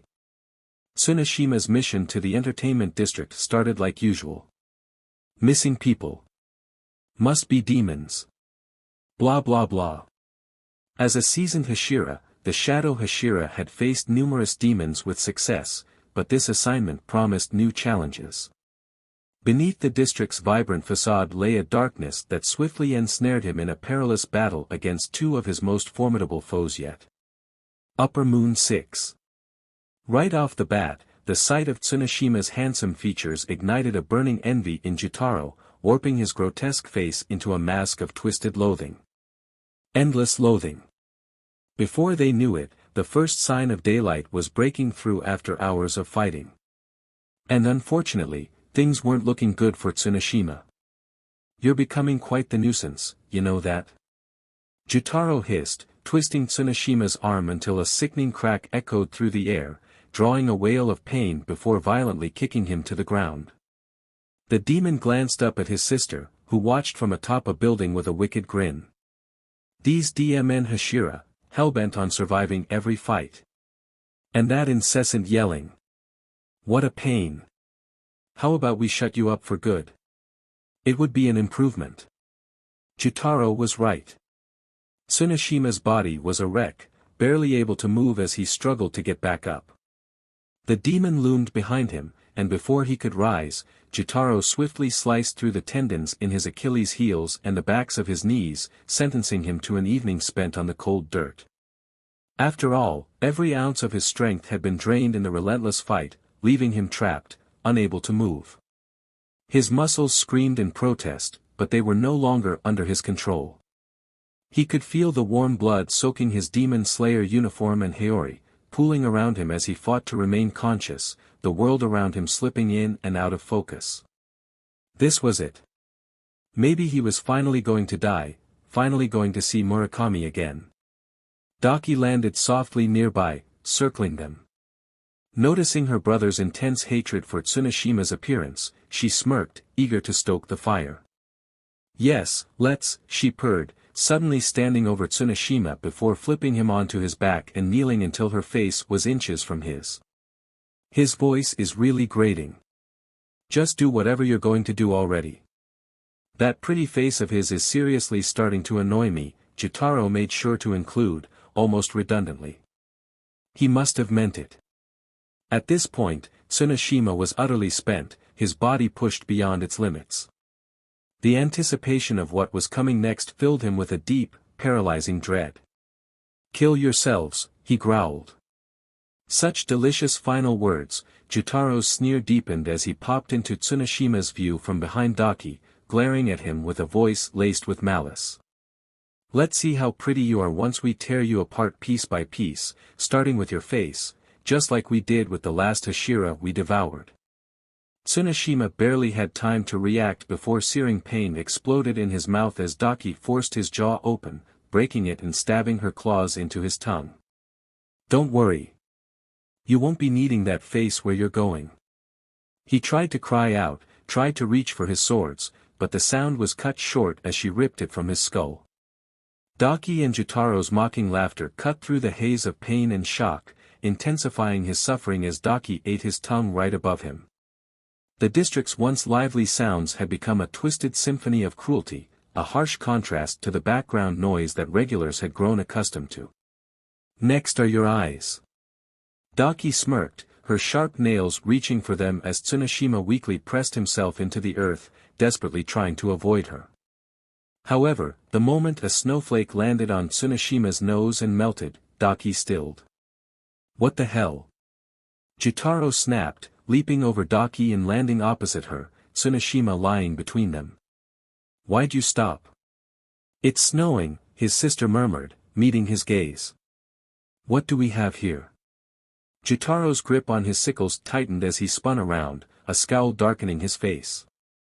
His eyes landed on Douma, casually leaning against the very building Daki had perched on moments earlier, as if he'd been there the whole time. Lord Douma, he groaned, trying to sound respectful, however, his voice was accompanied by annoyance. What do you want? He paused, then added, oh. Before you answer, just a friendly reminder, this is our territory. Douma's gaze fell on Tsuneshima, lying bloodied and broken on the ground. I see my loyal subordinates have been having quite the fun lately, he said with a mocking smile. That's good. This must be your 10th Hashira by now. His eyes then drifted toward Daki, a fleeting look of admiration crossing his face. Oh, and hi, Daki, he added with a casual wave. Hi, Lord Douma, Daki replied sheepishly. Douma turned his attention back to Tsuneshima. But I might have further use for him. So why don't you get lost and let me handle things? Jotaro scoffed. Excuse me, he said, his voice tangled with irritation as he gave a curt nod. I didn't want to have to do this, but, Douma's smile remained unchanged. That wasn't a question, he made known, his voice carrying an unmistakable edge of command. Daki and Jotaro quickly backed away, their apologies tumbling out in a rush. We're sorry, Daki apologized. We didn't mean to cause any trouble. We'll leave. The two upper moons vanished, their fear of Douma evident in their hasty retreat. Injured by the demon's attacks on his legs, Tsuneshima couldn't stand, but he managed to flip onto his side and scoot away from Douma, blood cascading from his mouth. Crouching beside Tsuneshima in the dim alleyway, Douma assessed the fallen slayer with an almost clinical interest. Now, what to do with you, he asked, voice becoming sympathetic. Even at your strongest, you seem so broken. Brings tears to my eyes. For Tsuneshima, the line between life and death grew hazy under the upper moon's watchful gaze. I could eat you, he stated, gently closing his ethereal eyes and resting a sharp, blue nail on his chin. It would be a satisfying end, and your strength could add to my collection. There's always, oh. Douma paused, his expression turning thoughtful. Or perhaps I could turn you into a demon. You'd have a new lease on life, though a different one. Then again. His gaze lingered, contemplative. Let's get creative. I could save you. There's something intriguing about nurturing strength and seeing what you might become under my guidance. Like my own little Tsugoko. Tsugoko. Tsuneshima blinked as the sky grew brighter, though the sun had not yet risen. Douma continued rambling, his mention of the eternal paradise faith catching Tsuneshima's fading awareness. Besides, Douma beamed, I honestly think it's far more cruel to keep you alive. The demon's voice trailed off, and he glanced up, noticing Tsuneshima's Kasugai crow circling above, its sharp eyes fixed on him. An amused smile crept across his lips. Ah, a witness to our little conversation, he mused, his gaze following the bird's path. How rude of me not to include you. Douma extended his hand toward the crow, frost forming on his fingertips, crystallizing into a sleek, razor-sharp icicle. But loose lips sink ships, Douma remarked, his tone light and playful. So, bye-bye now. Before the crow could react, Douma flicked his wrist, sending the icicle soaring through the air. It pierced the crow in the chest, sending it hurtling to the ground. During his private meetings with each follower, Lord Douma was approached by Yumiko, just 4 years old, with wide, innocent eyes. Douma greeted her with mild shock. "Ah, Yumiko. What a pleasant surprise," he said, his usual smile softening as he looked at her. "I can't remember the last time a child came to me for guidance." She noticed Tsuneshima sitting off to the side, his statuesque presence providing a calming contrast to the nervousness she felt around Lord Douma. Hesitating, she looked at Douma with a hint of childlike fear. "Lord Douma," she addressed him as instructed, "where did the baby Inosuke go? And where's his mommy?" Douma's smile faded at the mention of Inosuke's mother. "Ah, yes, you used to play with him, didn't you?" he said, his tone carefully neutral. He cleared his throat. "They've gone on a little journey," he told her. "They're somewhere far from here, in a safe place. You needn't worry about them, they're exactly where they need to be." "Oh, so they ascended?" Yumiko said with a bright smile. "Yes," Douma replied, his smile returning even as his voice trailed off. I miss them." He exhaled dryly. "Me too." After she exited the temple, Douma peeked over at his advisor. "What's the matter, Tsuneshima?" he asked, knowing the man wouldn't respond. "Does she remind you of someone?" Tsuneshima didn't budge. "Thought so." It was dark. And yet, Tsuneshima could see clearly. He stood in a vast, black space, where the concept of light and shadow seemed to manifest in supernatural ways. There was no ground beneath his feet, yet he felt stable, anchored by a sense of calm that permeated the void around him. The oppressive weight of the battle, the agony, and the terror, it all began to fade away, replaced by an overwhelming stillness. In the distance, a soft glow appeared, growing brighter as he moved toward it. The light revealed familiar figures, his family, standing together in the void, their presence filling the darkness with warmth and comfort. His wife was at the forefront, her smile tender and inviting, just as he remembered it. As he approached her, the pain and weariness of his mortal life ebbed away, leaving only a profound sense of peace. "I missed you," she whispered, her voice gentle and warm as she pulled him into her embrace. The hug was like coming home after a long journey, filling him with comfort and love. "We've been waiting for you. It's time for us to be together again. Apologies for the mess," Douma had said. "Things get a bit messy when I start to get bored." The demon's words echoed endlessly within Tanjiro's mind, and as a result, Tanjiro was fuming. While he could not discern the full details of Tsuneshima's past, the stench of suffering and regret hung heavily in the air, igniting something fierce within him. Fueled by pure anger, he launched himself at Douma with renewed ferocity, fighting not just for Tsuneshima and Yumiko, who lay lifeless, but for the justice they could never achieve. Douma's eyes flickered with a moment of genuine surprise at Tanjiro's efforts. "Oh. Still so determined," he taunted, a mocking grin twisting his lips as he once again readied his golden war fans. "You really are something special, aren't you?" Tanjiro launched strike after strike at Douma, his voice raw with emotion as he poured every ounce of strength he had left into his assault. "You're the most vile demon I've ever met." Douma's fan whipped across Tanjiro's chin, slicing it open, though not deeply. He barely winced. "Ouch," he remarked with exaggerated indifference. "How rude. You won't escape justice, Douma." Tanjiro roared, pushing through the searing pain that threatened to overwhelm his respiratory system. "The demon slayers will avenge them, no matter what it takes. What a noble little angel you are. Do you even have any flaws?" he jeered, delivering a crushing kick that shattered bones in Tanjiro's chest, leaving him to wonder if his sternum had been broken. "I must admit, I'm a bit envious. So kind, so driven. Do you have loved ones? Siblings?" Tanjiro's breath came in ragged gasps, grateful for the brief respite Douma allowed in the battle. He wheezed. "Be quiet. He still speaks," Douma said, mockingly covering his laughter with a hand. "How pitiful. You're teetering on the brink of collapse, yet you cling to your delusions of hope. Do you really think you can become a Hashira like this? If you weren't so foolish, you'd stop talking and save your breath.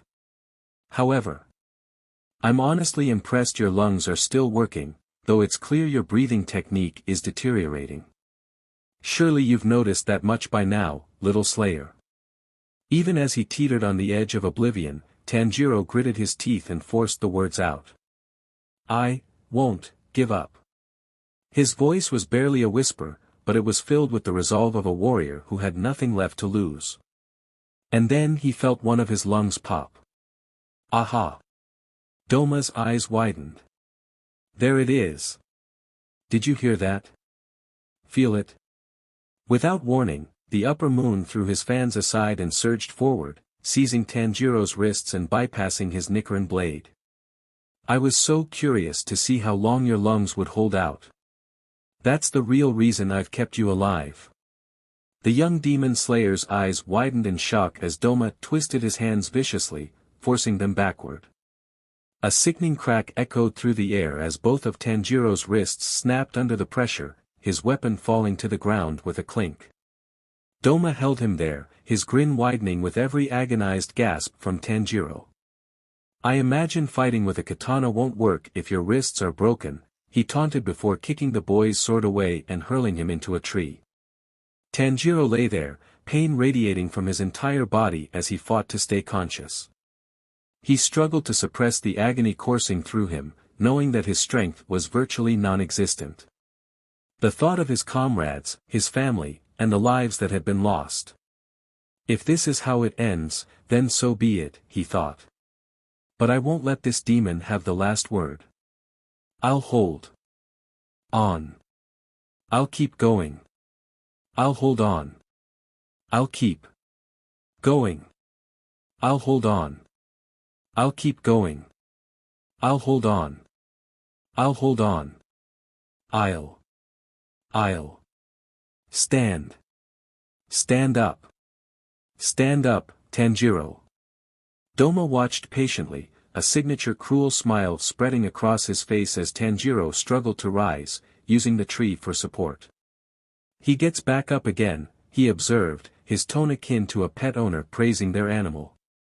Let me guess, you're hoping we'll just spar out here until the sun arrives. Instead of the sun, the distant sound of rapid, determined footsteps drew Tanjiro and Douma's attention.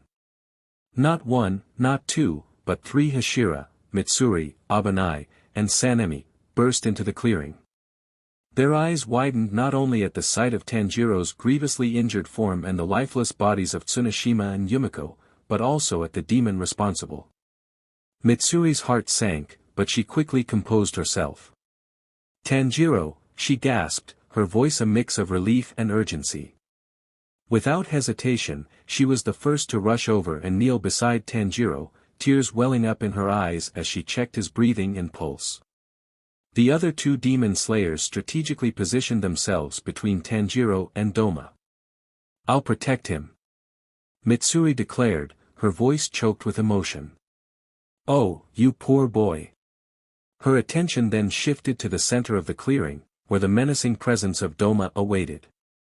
Meanwhile, Douma stood with unnerving calmness, his posture relaxed as he tilted his head slightly to the side. His gaze was fixed on Mitsuri, a broad, unsettling smile crawling onto his face as his eyes took her in. Abanai and Sanemi were poised to attack but froze as soon as the demon began speaking. My, a female Hashira. And what a vision of beauty you are. Douma said, his tone light and almost playful. It's almost a shame to have to fight you. Your delicate features, that lovely, colorful hair. Is it natural? My hair. Mitsuri blinked, confused. Tisk, Sanemi groaned. Wind breathing, 6th. Before he could finish his attack, a column of ice slammed into Sanemi, sending the wind Hashira flying backward.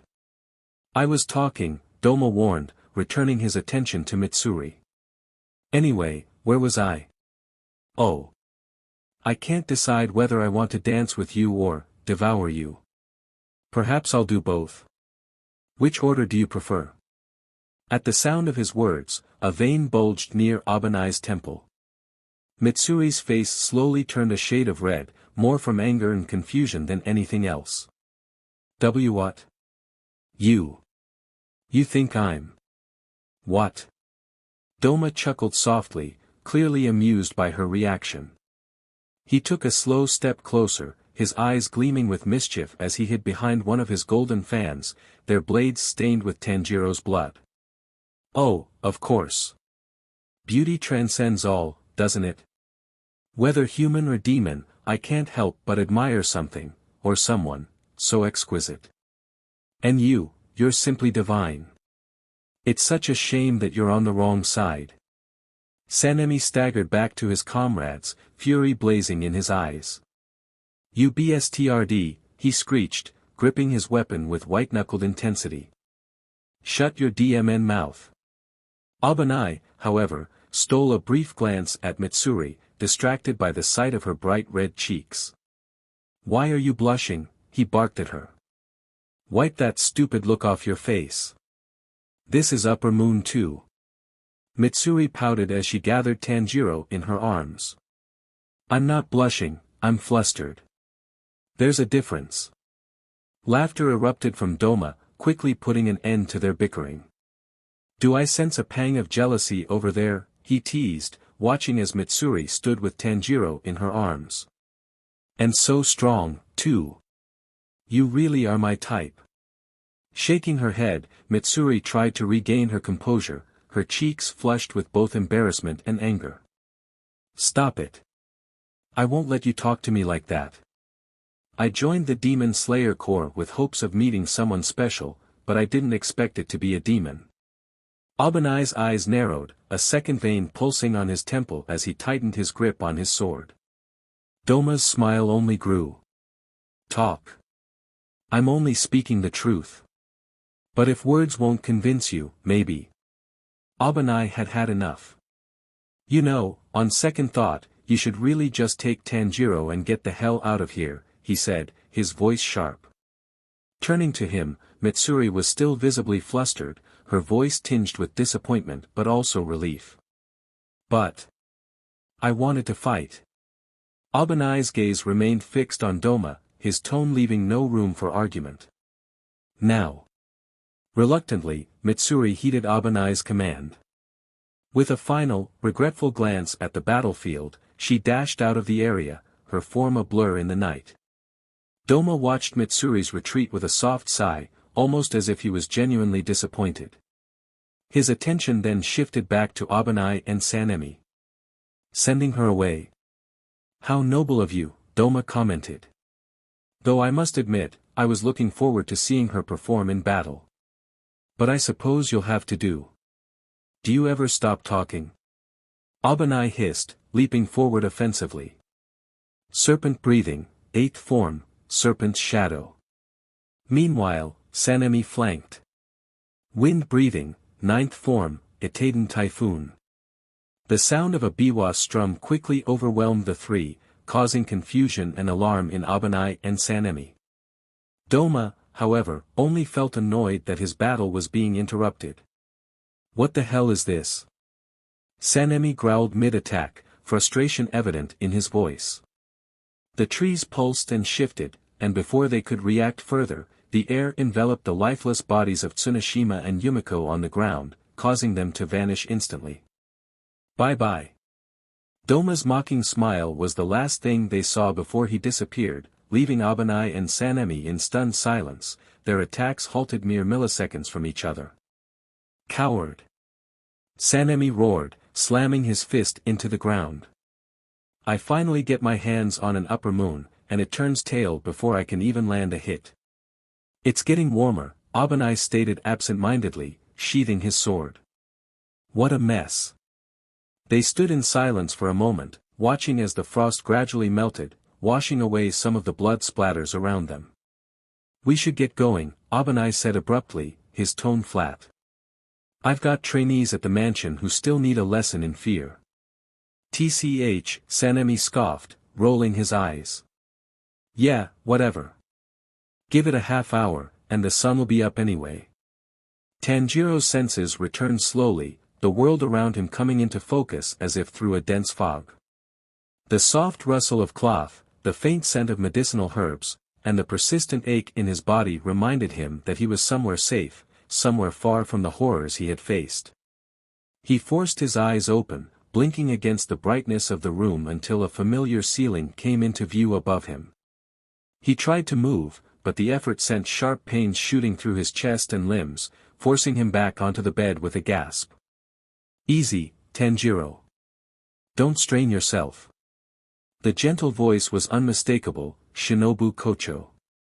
She sat beside his bed, her usual calm smile in place, though her wide eyes were sharp as always, watching him closely. "Miss Shinobu," Tanjiro croaked, his throat dry and his voice barely more than a whisper. She reached over, placing a hand on his shoulder to keep him from attempting to sit up again. "You've been through a lot. It's important that you rest." Tanjiro nodded slightly, his gaze drifting around the room. The last thing he remembered was the battle, the frigid air, and those piercing, rainbow-colored eyes. "How long?"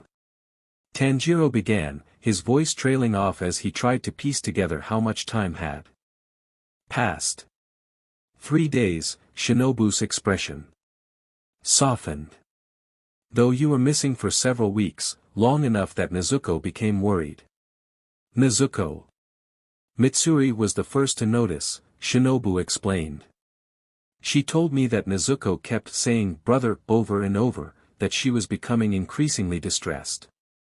Kaneo did her best to comfort her, but it was clear that something was wrong. Mitsuri knew it wasn't like Nezuko to be so anxious, so she took it upon herself to act." Tanjiro listened intently, his guilt growing with each word. "Mitsuri was searching for you and happened to run into Sanemi and Abanai during their mission," Shinobu continued. "When she returned and described the demon you had been fighting, I overheard her. That's why I wanted to speak with you." As Shinobu spoke, a sudden realization struck Tanjiro, and his heart raced. "My sword," he gasped, trying to sit up again despite the pain, panic evident in his voice. "Where's my sword?" "Don't worry," Shinobu interrupted, gently pressing him back onto the bed. "Mitsuri grabbed it. It's safe. Thank goodness." The image of Hataru Haganezuka's hot-headed fury swirling within Tanjiro's mind quickly dispersed like a cloud. Instead, the memory of his recent battle resurfaced, sharper now. The cold, cruel laughter, the dancing golden fans, and those eyes, multicolored, hypnotic, terrifying. "Miss Shinobu," he began, his voice trembling, "the demon." Tanjiro's fists clenched involuntarily as he recalled the face of the demon who had nearly taken his life. He had rainbow-colored eyes. "His name is Douma. He's the upper moon too.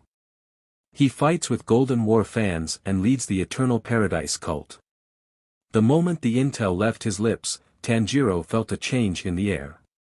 Shinobu's composed demeanor wavered as a vein appeared on her temple and her eye twitched.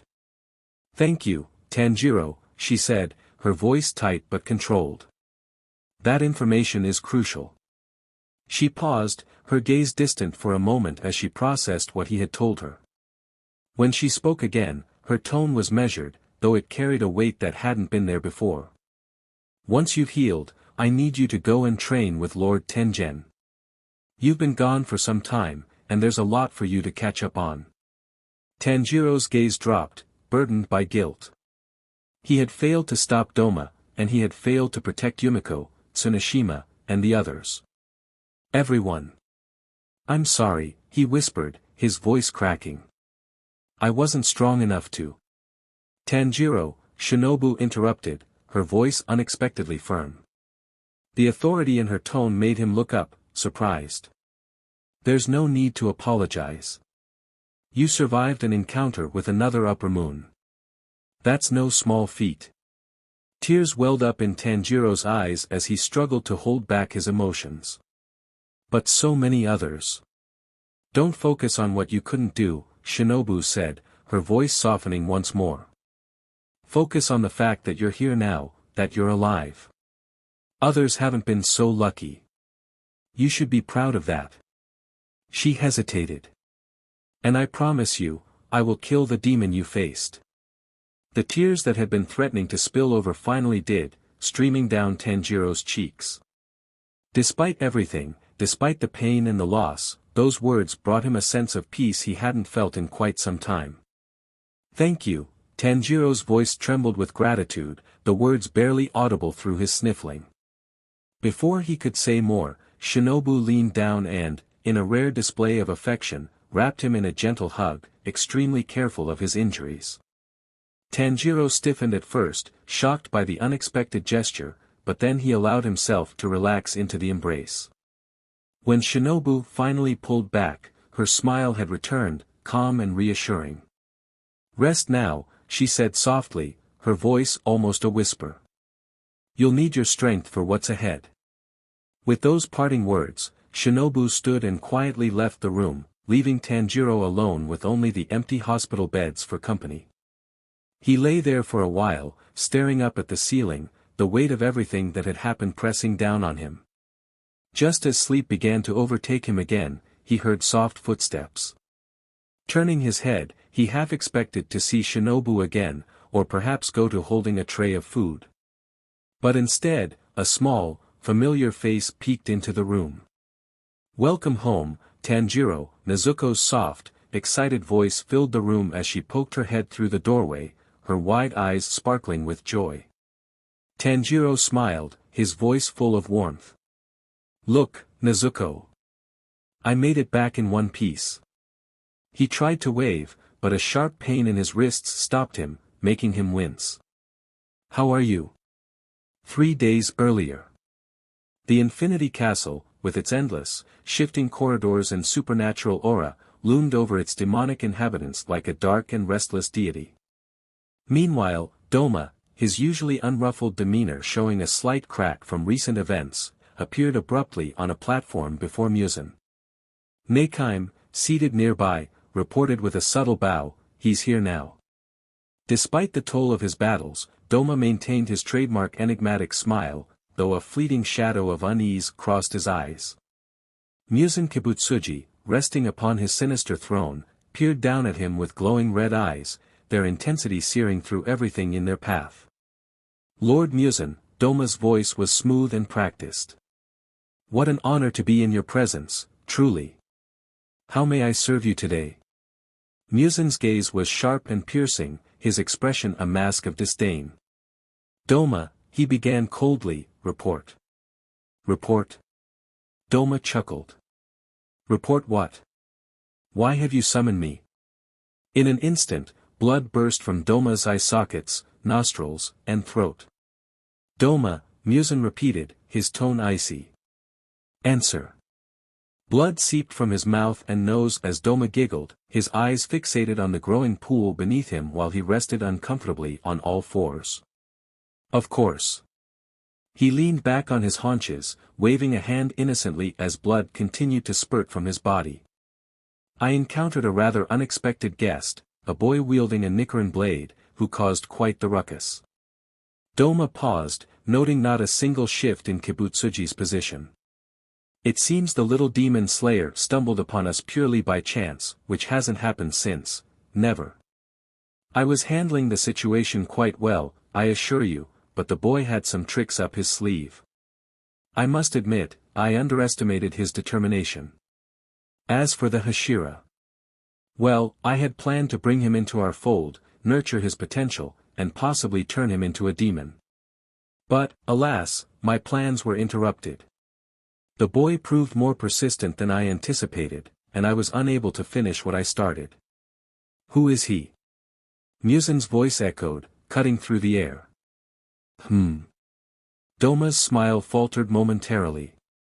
The boy. Oh. Douma chuckled. His name is Tanjiro. Muzan's eyes darkened the moment the name, Tanjiro, left Douma's lips. Tanjiro, Muzan repeated slowly, each syllable laced with venom. His voice, though quiet, resonated with an underlying fury that made the walls of the Infinity Castle seem to close in. The boy with the Hanafuda earrings, isn't that right? Yes. That's the one. Muzan did not erupt into a violent rage, instead, his anger manifested in a deadly calmness, more terrifying than any outburst could be. He descended from his throne to confront Douma on the platform, his gaze never wavering from the upper moon, who remained on his knees with that ever-present smile. You mean to tell me, Muzan snapped, that little brat was handed to you on a silver platter, and it never crossed your mind to capture or kill him? I suppose it's a bit more complicated than that. Why? Is he important or something? Douma paused, a thought crossing his mind. Oh. Could he be tied to the blue spider lil? Muzan interrupted him by punching a hole through his face. The demon regenerated moments later. You have 15 seconds to explain yourself, Douma, Muzan informed him, kneeling to the Kazuki's level while shaking the blood from his fist. Ah, well, you see, Douma started, when I first encountered Tanjiro, he wasn't wearing the Hanafuda earrings, and he most certainly didn't have a demon slayer mark. He even went by the name Takeo. Anyway, I was planning to kill him, but 3 Hashira appeared and I was like, whoa, but I did manage. Muzan gripped Douma's chin roughly. You're running out of time. Focus. Yes, Lord Muzan, Douma responded quickly. I did manage to kill the Hashira. Muzan's gaze fell on Tsunoshima's corpse lying nearby. The one you've been keeping as a pet. I hardly see that as an accomplishment. He threw Douma's head downward, violently smashing it into the ground. Once again, Douma regenerated his bashed-in skull, continuing to speak as if nothing happened while lying flat on the ground. Also, the cult is flourishing. Feel free to come by any time for your fill of followers, Lord Muzan. With that, Douma craned his gaze upward to meet his MSTRs, snapping his lower jaw back into place with a smile. Muzan hated disciplining Douma, not because he felt sympathy, but because it rarely yielded results. On top of that, Douma barely seemed to think for himself, which irked Muzan to no end.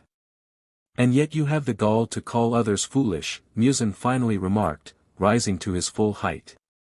Douma sighed. I thought I was being optimistic. Your excuses mean nothing to me, Muzan continued, his tone as cold and sharp as a knife. You allowed him to escape. You allowed him to witness our operations. You let a threat walk away, and worse, you failed to recognize his importance until it was too late. Muzan's presence grew more oppressive, causing Douma to feel an intense, painful heat rising underneath his skin. Hot.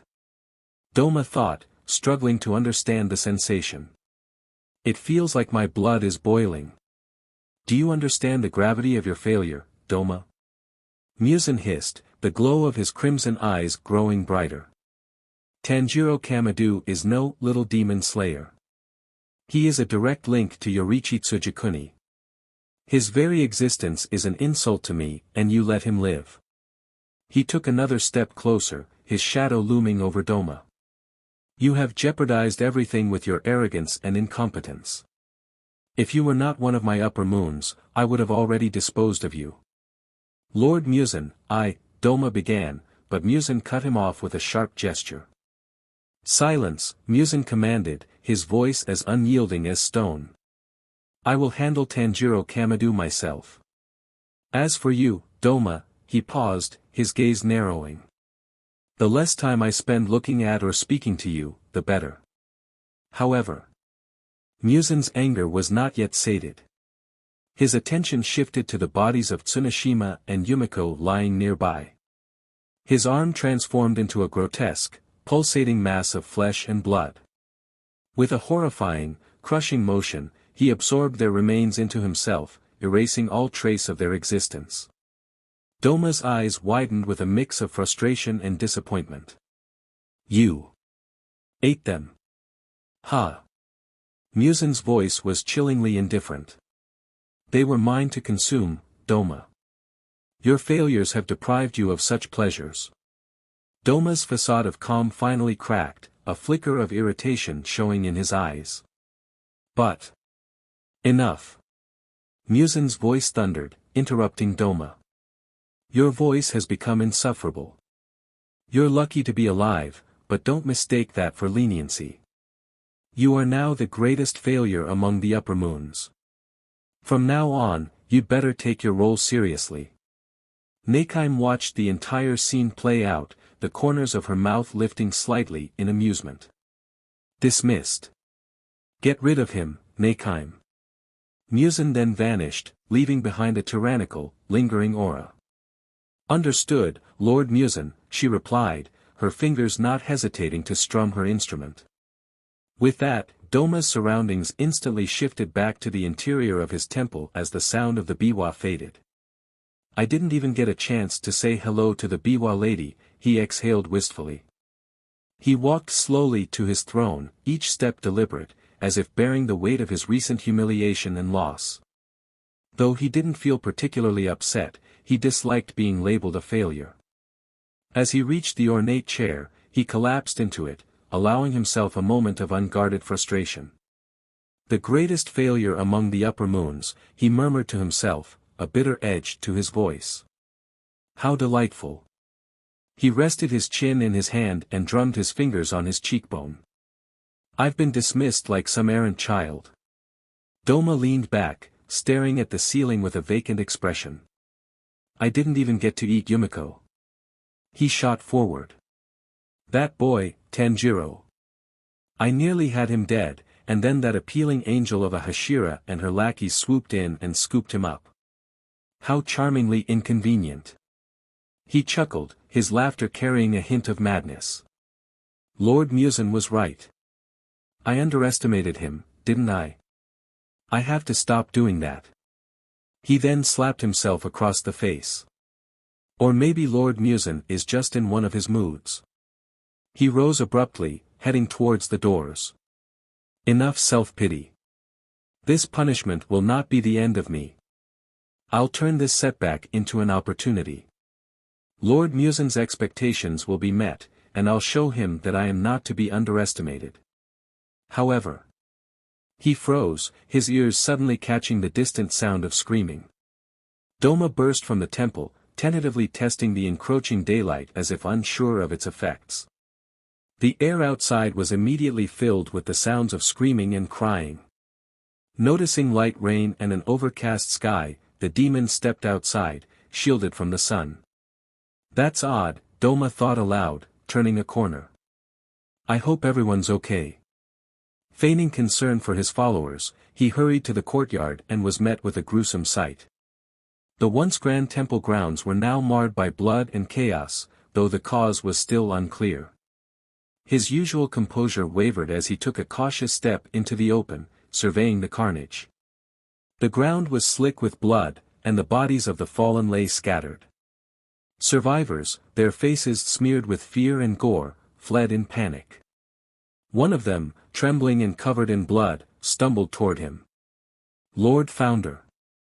This morning, we were attacked by a monster. What do we do? So many people were killed. So many have vanished. At least half of us. Can you describe this monster to me? Douma asked her calmly. The woman's voice shook as she spoke, pale skin, so white it almost seemed to glow. His eyes were bright red, and he wore a suit. He didn't say a word, just appeared out of nowhere and started attacking us. I've never felt fear like that in my life. She then collapsed into Douma's arms, sobbing, and he didn't hesitate to catch her. He straightened, forcing a reassuring smile before patting her on the head. Not to worry, Douma said in a soothing tone. The threat has been dealt with. I apologize for not helping sooner. He sat her upright by grabbing her shoulders. Let's gather the others, clean up this mess, and prepare for a proper funeral. The present. Tanjiro. How are your wounds healing? I'm ashamed to admit it, but I am no longer capable of moving. And though I'd like to speak with Ju myself, it doesn't look like that'll be possible. As this is a very important time for us, I'd like to strive together as one as we push forward with all our might. And so, would you mind being the one to talk to Joe for me? My hope is that Joe, who burdens himself with negative thoughts, can start to look forward again. So be persistent. Don't give up until he sees the light. Tanjiro thought for a moment after processing the letter he'd received from Mr. Obuyashiki. Mr. Joe, he sighed. A second later, he nodded determinedly. Yes. Meanwhile, Aoi was tending to the grounds. When Tanjiro set foot outside the building, her ears instantly perked up. It's awfully early, Mr. Tanjiro, she said to him, halting her movements. Where are you heading? Miss Aoi, he acknowledged. Are you leaving? For Hashira training? No, I'm not, he smiled gently, leaning against his crutch. But I have to see someone before that. Admit it, but I am no longer capable of moving. And though I'd like to speak with Joe myself, it doesn't look like that'll be possible. As this is a very important time for us, I'd like to strive together as one as we push forward with all our might. And so, would you mind being the one to talk to Joe for me? My hope is that Joe, who burdens himself with negative thoughts, can start to look forward again. So be persistent. Don't give up until he sees the light. Tanjiro thought for a moment after processing the letter he'd received from Mr. Obuyashiki. Mr. Joe, he sighed. A second later, he nodded determinedly. Yes. Meanwhile, Aoi was tending to the grounds. When Tanjiro set foot outside the building, her ears instantly perked up. It's awfully early, Mr. Tanjiro, she said to him, halting her movements. Where are you heading? Miss Aoi, he acknowledged. Are you leaving? For Hashira training? No, I'm not, he smiled gently, leaning against his crutch. But I have to see someone before that.